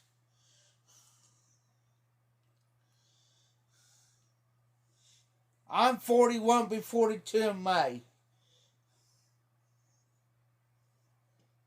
But anyways, you was born in 80, say you're 35, so you was born in 85. So you're a young whippersnapper, by the way.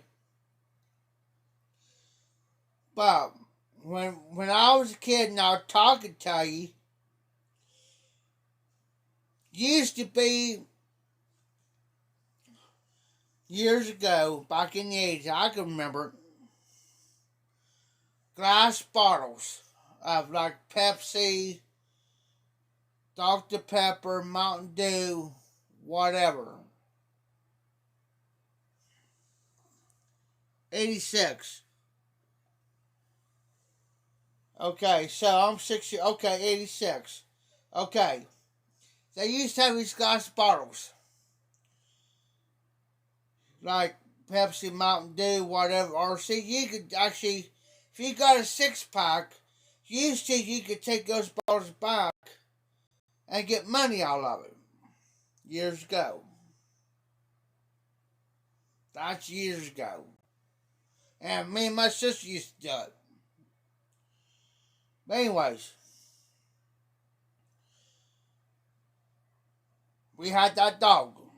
Well, when we had to move from the farm into town because my dad, he got to the point to where he couldn't do it anymore.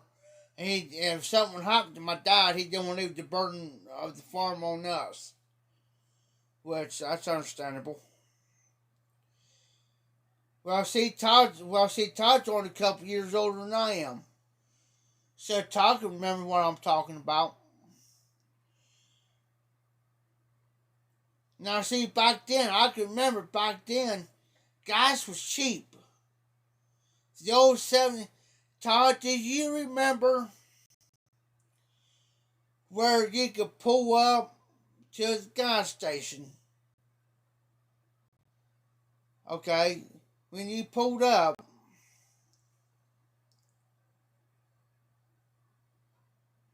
nah,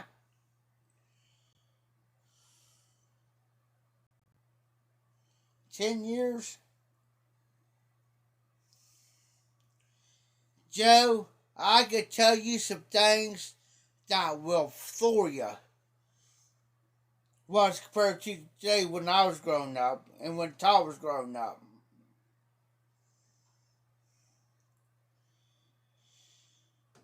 Okay?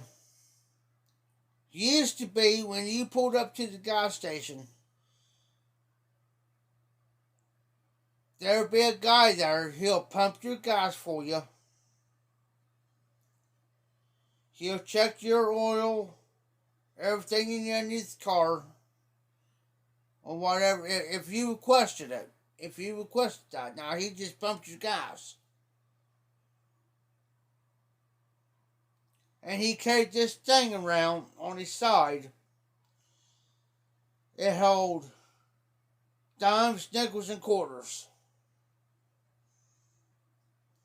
Plus, he carried the bills on him in his pocket. Whatever.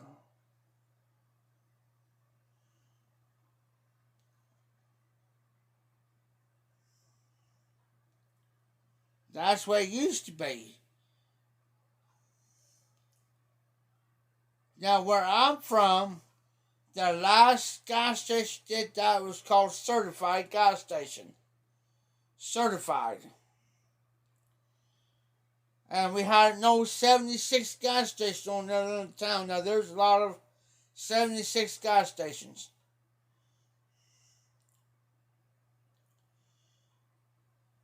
Back then. Now you got these other. And the last gas station that was called Certified, and they quit doing that back in 1993 was the last filling station where I'm from Greenfield, Ohio, was the last gas station that would actually pull up and they will pump your gas and everything for you. You didn't have to get out of your car or nothing. They pumped it. Then they closed down. And then this other gas company this other gas place bought them. Well, they tried to reopen it back up, but they never did.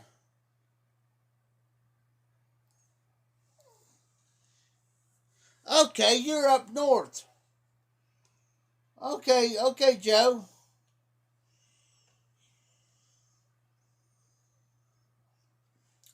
My area southwest. I'm an hour and a half from Columbus. I'm an hour and a half from about an hour or so from Cincinnati.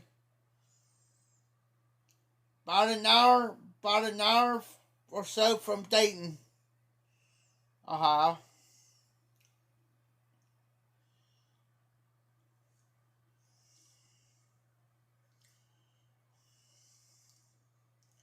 My hometown, my town is so messed up, dude. I moved out from where I'm from. I don't live in Greenfield anymore. I've been out of Greenfield for the last 7 years. They can't pay me to go back to that town. Do I miss it? Yes. I miss it. But I won't move back to it.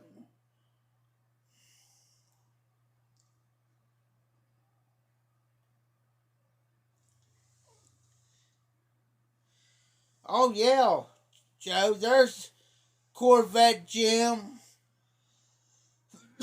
See, there's Corvette Jim. He's from Ohio. He's up kind of close up towards he from me to Corvette Jim is a 3 hour drive. Northeast. Yeah. Northeast. Cause I gotta go up past I gotta drive through Columbus, go up to where he's at. There's a bunch of high boys around here that are pipe smokers.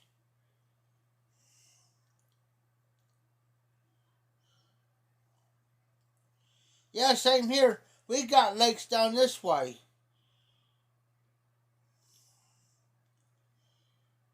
I mean, I miss going fishing, but far as staying, I moved back. No, this ain't no joke. Here a couple months ago, I moved back to Highland County. That's where I'm from. I live in Fenton County. Look up, Joe, when you get time, look up Washington Courthouse. Washington Courthouse, Ohio. And see how far it is from me to you. See how far it is between me and you.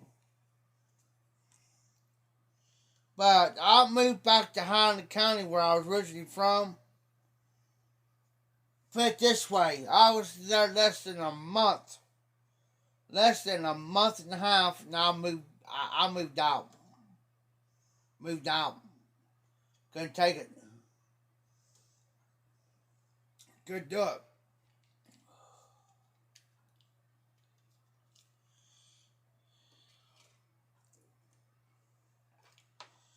Yeah, just see how far from you to me are, Joe.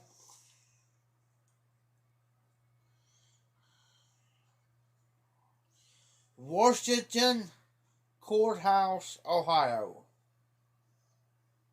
Well, you got my address.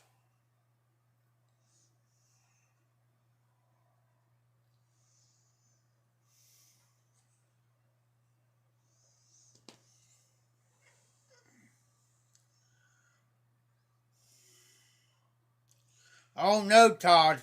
Those little incubators? No way. Them little blank blanks? Yeah. Yeah.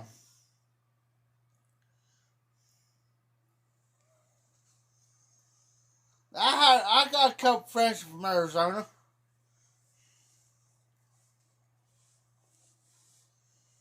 Okay, there's my okay, hold on guys. There it is. Whew. I thought I lost my tamper. Not my Zippo.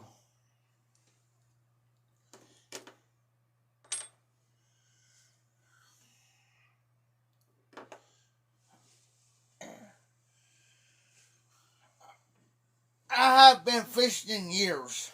And I mean years. I bet you it's probably been a good 10 years about a good 10 years since I've been fishing. I'm thinking about going this year.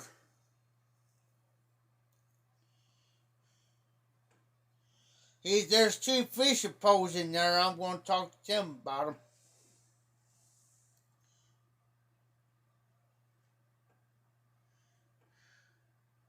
28 hours? Where you live at, Joe?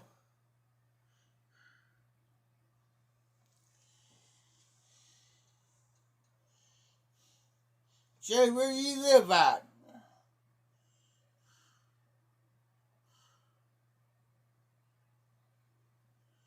If you're 28 hours from me to you, where do you live?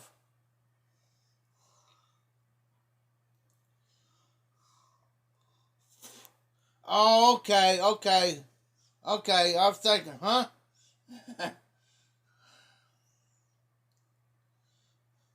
Arizona. Then you're not really ain't that. You're the next state over from Garbage Man Piper, Skip and Kane, because they all live in Texas. See how far are you from you to El Paso, Texas?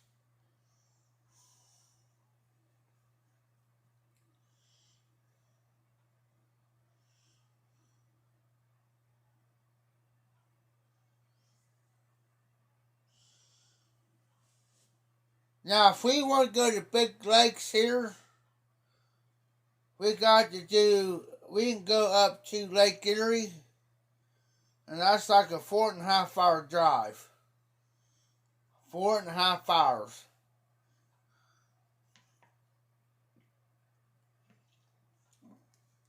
But we pay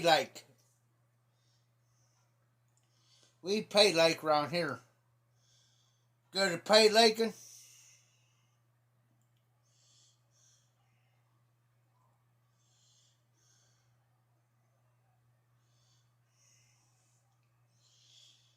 Catfishing. I'm more of a catfish and crappie person. Now, if I catch me a couple channels, I'm not talking about the shovelheads or the blue cats.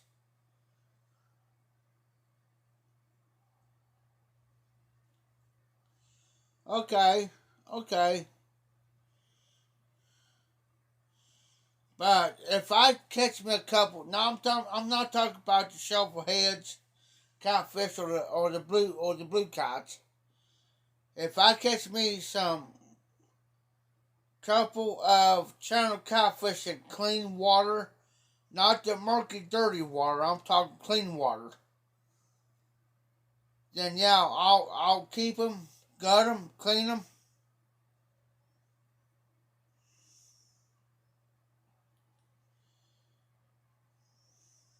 Oh, speaking of that, we got a place out here. It's not that far from me, really. It's just like up and over yonder. That's what we call it. If we say up and over yonder, it's not that far from where I'm at. We went out to eat one night. It's a restaurant. It's a bar restaurant type deal. And I love alligator meat. Alligator meat. So I seen on the menu they had these alligator bites. You know what I'm talking about?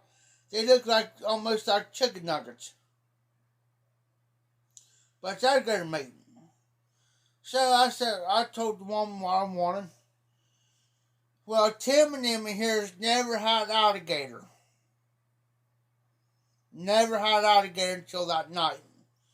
He looks at me and says, Jess, what are you eating? I said, alligator meat? Nuh-uh. I said, yeah, huh?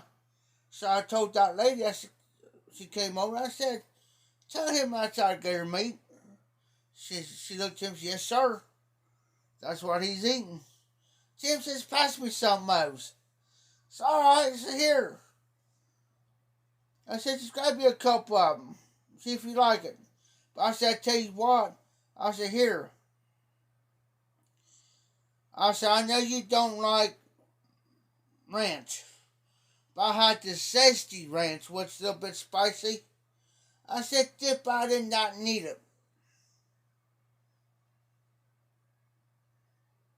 He looked at me, what? I said, dip, I didn't need it. So he did. So he's sitting there. I said, now try it without and try it without to see which way you like it. So he tried it without and he says, oh, he says, Jeff, pass out over here. I said, yeah. I said, by God, you better leave me some of it. Yes, sir, Joe. And I told him, I said, by God, you better leave me some of that alligator meat.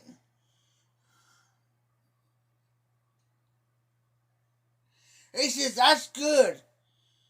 I said, you never had alligator meat before? He says, no. He says, have you? I said, yeah. I said, what do you think I ordered it? Why do you think I got it?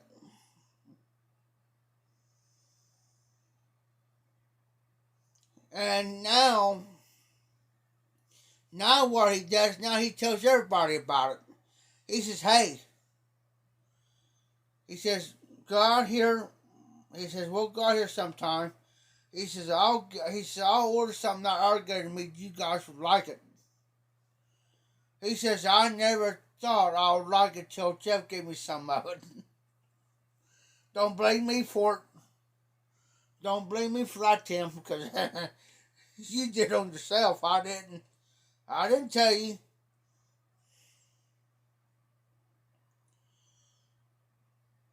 I told him, I said, well, next thing I gotta get you hooked on to is turtle meat. And squirrel meat. Then we on.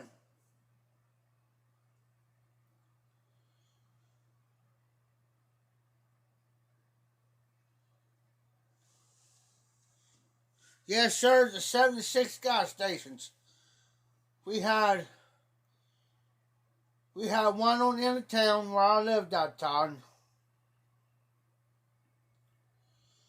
And it had the number, it was like almost like an orange ball. It had number 76 on it. Orange ball. And our spin. I mean, it didn't spin, but it slowly turned. Every so often, I mean, it'll turn. The old 76. Orange ball and had number 76 in the middle of it. That was the proper thing back in the 80s and early 90s. About first me remembering it. Until about 91 or so, early 92, they changed it.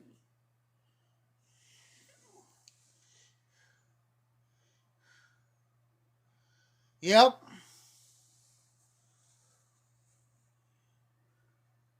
Yeah, Todd, I remember those. Joe, they don't do it up here hardly anymore. Up my parts. Very seldom you'll see a 76 gas station. Unless I go towards south. Excuse me, towards south of me. Then I can see maybe one or two 76 gas stations. But that's very seldom. If you go south, I might see maybe one or two. Depends on where you're out here in the high.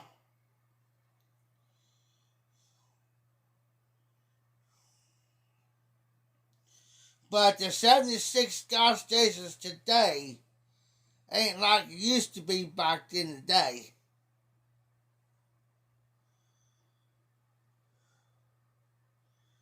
The 76 gas stations today are more convenient than what it used to be.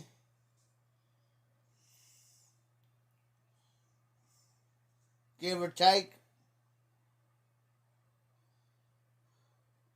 And like Todd said, you can pull those tabs right off. Yeah, I remember those cans.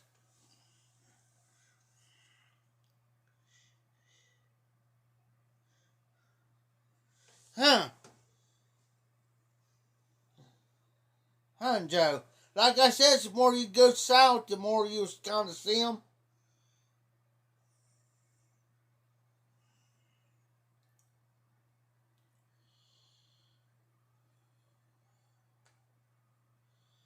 But nowadays, you don't hardly very see them around here where I'm at. If you do see one, like where I'm at, and maybe towards north a little bit, you'll be lucky. Towards the south part of Ohio, going towards like in Kentucky and West Virginia, you you might pick up more of the 76 gas stations.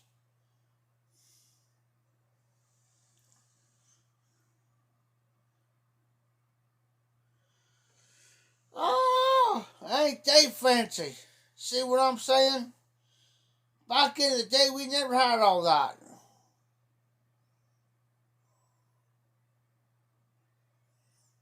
Smoking ribs and chicken and everything. We didn't have all that. Now, where the 76 gas station used to be, it's a Snuco station now. Right across the street. It used to be Yules, called Yules. Old Tom Yule owned it. I know him. Old man Tom Yule owned it. And then he sold out. Then came Bob and Carl's. There was Bob and Carl's for a while. Then there came Community Market. Now, if you're a newcomer in town, there's some of us say, well, got their Yules out there. You go out past 7th Street light right there. Go on out, there's Yules right there on the right hand side.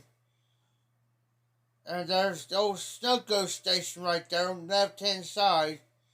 And Yules. We confuse everybody. Confuse them. It's community markets. Or we'll say, well, you go out there past 7th Street light out there. Got the Snuco station right there, and you got Bob and Carl's on your right hand side right there. And it's a grocery store. You go out there, they'll say community markets. We confuse everybody on that. It's about everybody.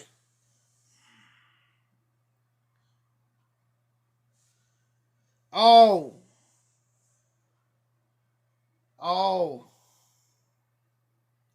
Well, community market smokes them.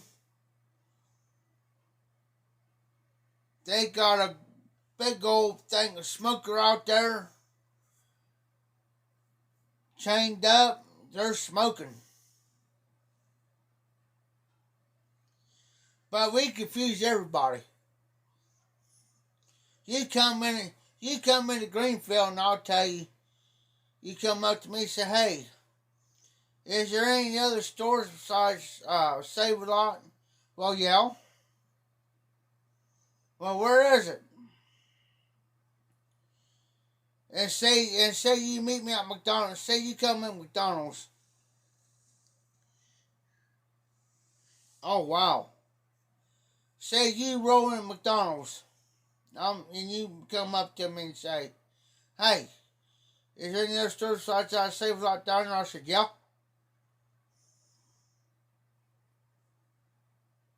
Bob Carl's. Where's that at? Well, you get around here, you make it right. You come up there.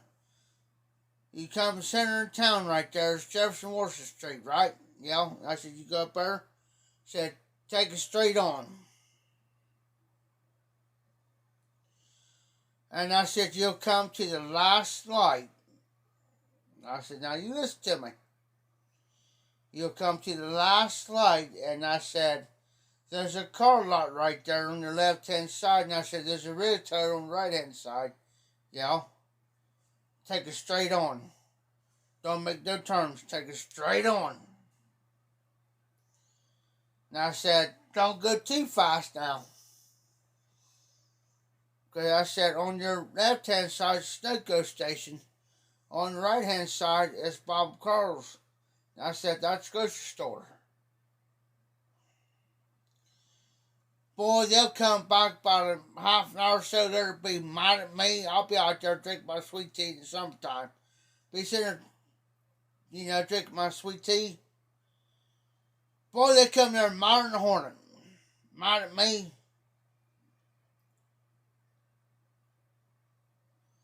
Oh, okay, Joe. They'll be so mad at me. I'll be out there. I'll stick a chew in. I'll have a chew in. And I'll be sitting there talking to one of my buddies. Sitting there drinking sweet tea. They'll get out. And they said, that's not Bob and Carl's. Oh. What you say? Community market. I looked at one of my buddies. I said, I said, hey. I said, what's that store always been called out there? Well, depends on the way you want to look at it.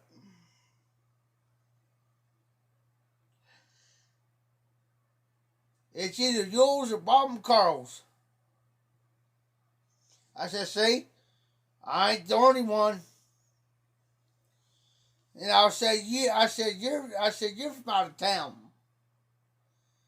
We can tell you're new. You're from out of town. You ain't from around here. Because that's what we always called it. They'll be, no. I said a bunch of city suckers.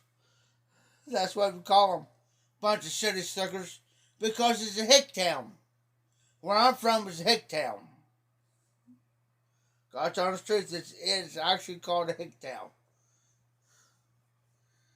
Because we can say something to somebody local, or they'll say,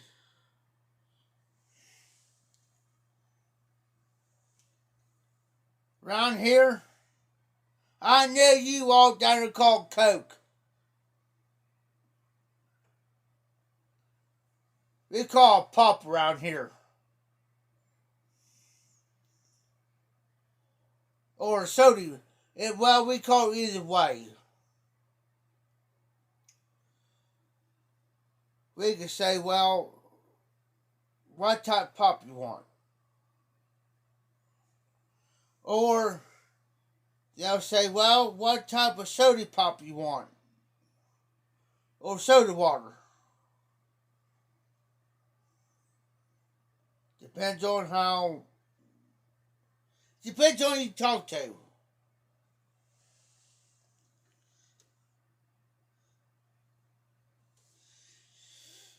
See how Joe, we call it, it just depends.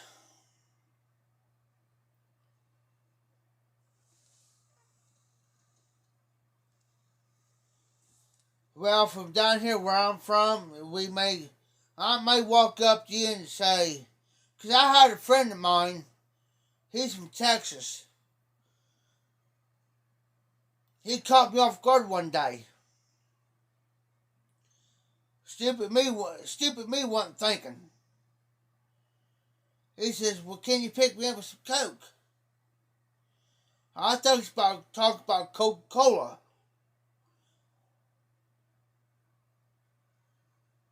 So we went back there and I says, no. Then he explained it to me. He says, no. He says, that's what we call it down there, down in Texas. It's Coke. Pop.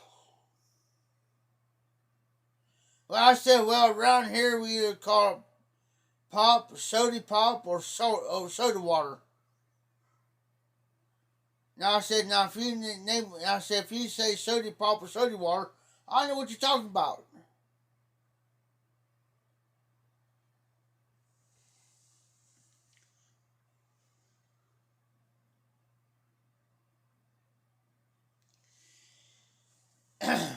Now you come around our area,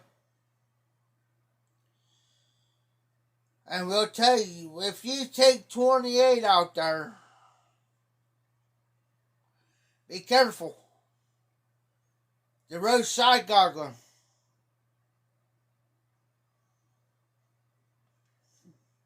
Yeah. They'll turn their head at me, look at me like, what the world are you talking about?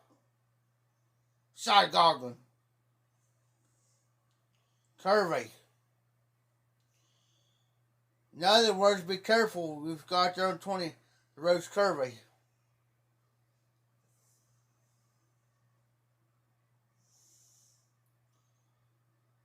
Or you say, yeah, I can come up. I'll go to anybody that lives in the city.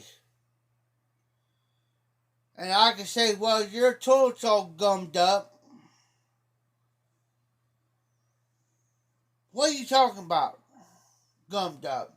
It's clogged. It's clogged. It's all gummed up. It means it's clogged. You gotta go and clog it. All gummed up. That's how we talk.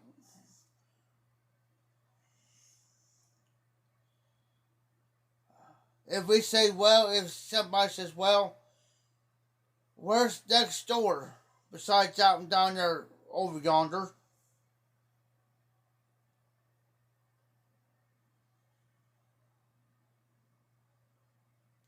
What do you mean it's over yonder? In other words, it's up the road. Not that far. Or from, say with logic to Bob and Carl's, somebody may pull into McDonald's. Says, well, where's next door? Up and over yonder. That way. Which means it's up, if we say up yonder, it's not that far. It could be like 3 or 4 blocks. But if we say up and over yonder, that means it's probably anywhere from, it's about at least 10 blocks. That way.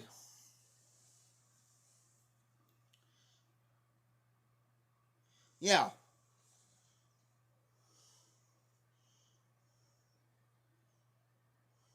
You know what I mean? That's how we talk. I mean, it's like, because I like to joke with people and kind of confuse them a little bit. And I do, and especially if they're not outsiders. If they're not outsiders, I like to mess with them. Because they've never been around the town before. I said, well, it's up over yonder. Well, how far is that? Oh, I'll be standing down at McDonald's, I'll look up. I said, oh, about 10 blocks up. Which I'm not lying. I said, you see this first traffic light? Yeah. I said, you gotta go through that one. There's the first one. You go up a little ways, you come to the 5th Street light. There's the second light. Now, see, you go up a little ways, there's the 3rd light. Okay? You go up a little ways, and there's the 4th light. You gotta go through 4 lights. Now, see, you take it up yonder. That's what I tell. Then you pass out when you pass the 4th light. Take it up yonder. And I said, you see a gas station on your left and grocery store on your right. So if you go down a little ways, I said, you pass the store. I said, on the right hand side, there's a Pizza Hut, dentist office. You go down a little ways more, I said, you got a gas station, library, and you go on up, you got your boat auto parts store. Yes, sir.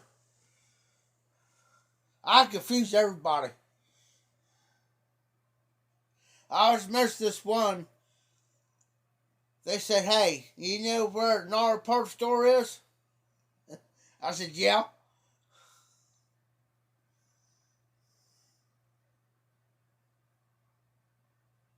I said, "Straight on out.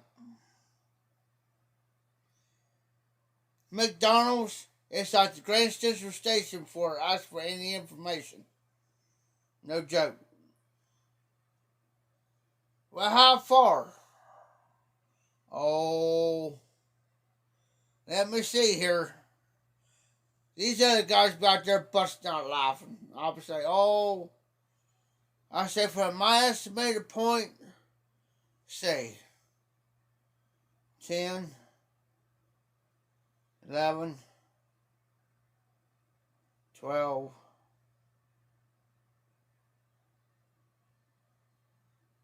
oh, I say probably about 12 blocks up, 13. Going out there, past those four lights.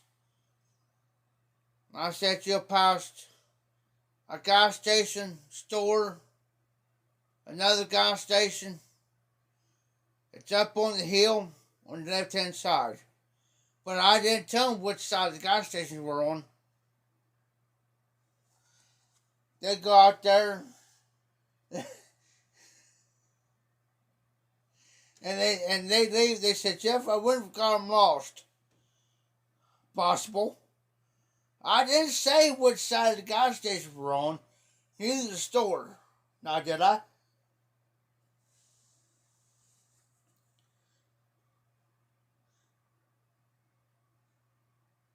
That's right, JB.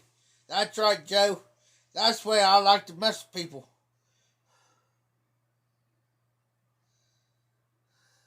That's why I do it just for the spite. Yes, sir. Yes, sir. That's why I like to use the word yonder, because it confuses them every time.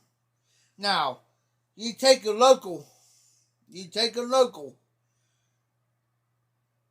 and they might ask you, say, "Hey,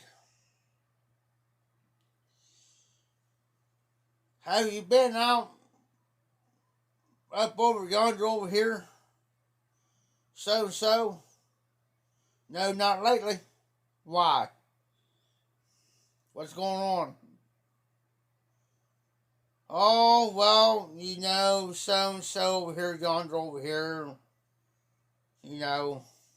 And you know what they're talking about because you know exactly where it's at to a local.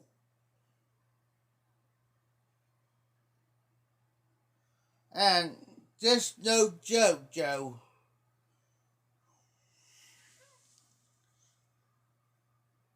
Yes, sir.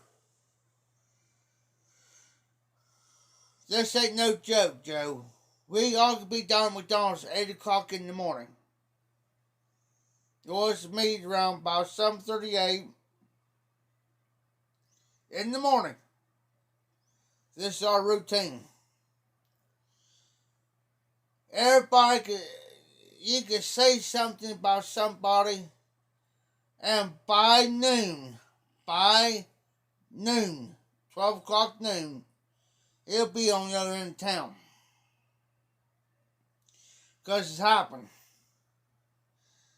Because I'll walk in there on the gas station on the other end of town, and they say, "Hey, Jeff." "What?" "Well, did you hear about so and so and this?" "Yeah, why?" "I was down at McDonald's this morning." "You're a day late and $1 short." I already know what's going on. Because we always meet at 8 o'clock in the morning, 2 o'clock in the afternoon, and around about 7:30 at night in the summertime. That's right, Joe. You gotta be careful. Yep. Especially if you're an outsider.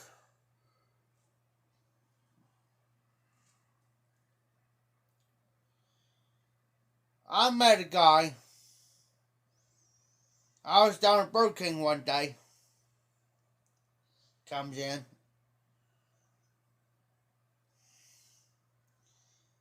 Well, he was looking for something.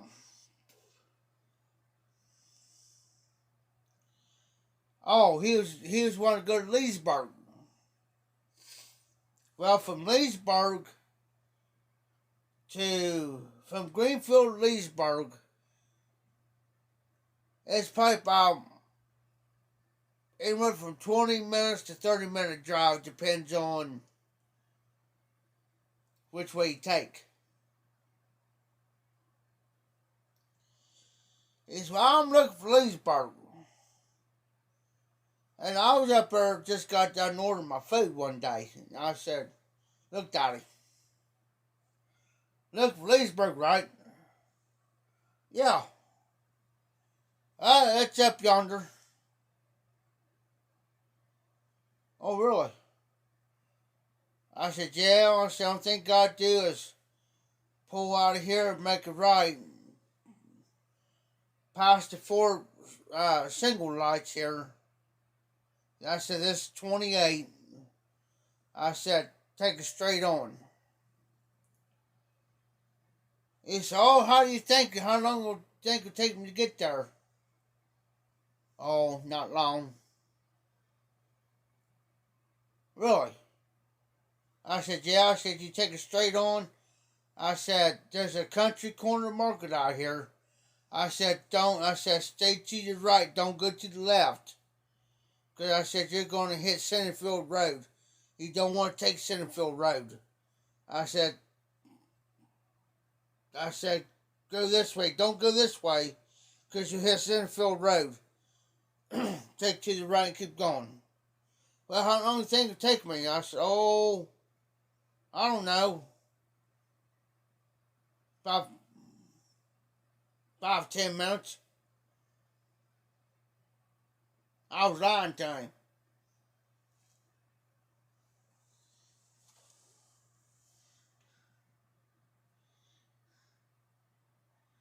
Yep, that's right. And now the thing we got to do is go on our Google Maps and punch in where we need to go, and it'll tell us where we need to go on our freaking phones. I don't like that. I hate it.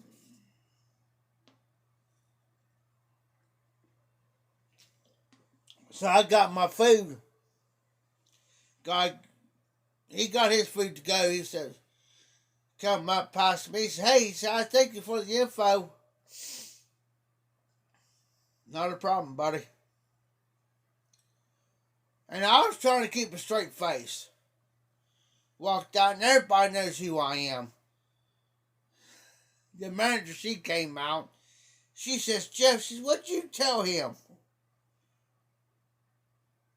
I said, he's from Leesburg. She said, I know that, but what'd you tell him? I said, you go out here past the Fort Lights, keep going straight, and go out of town, you pass the country corner market. And I told him to keep going, around the curve right there. I told him not to take it up because you'll be hitting Centerfield Road. I said, keep going. And I said, probably another 5-10 minutes he'll be there. She says, Jeff, you know how long it takes to get from here to Leesburg? Yeah. I know how long it takes. You just told that man a lie. No, I didn't. Where did I lie? And says, you lied to him. I said, well, they're going to have to learn.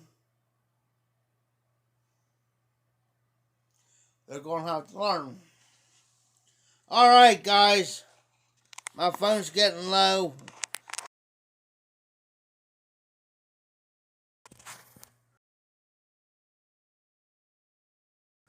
Come to Piper. I'm going to get off for tonight, guys. I should be on tomorrow night. Unless things changes. Y'all have a great night. We've been on for 4 hours, 27 minutes, guys. Y'all be safe, be well.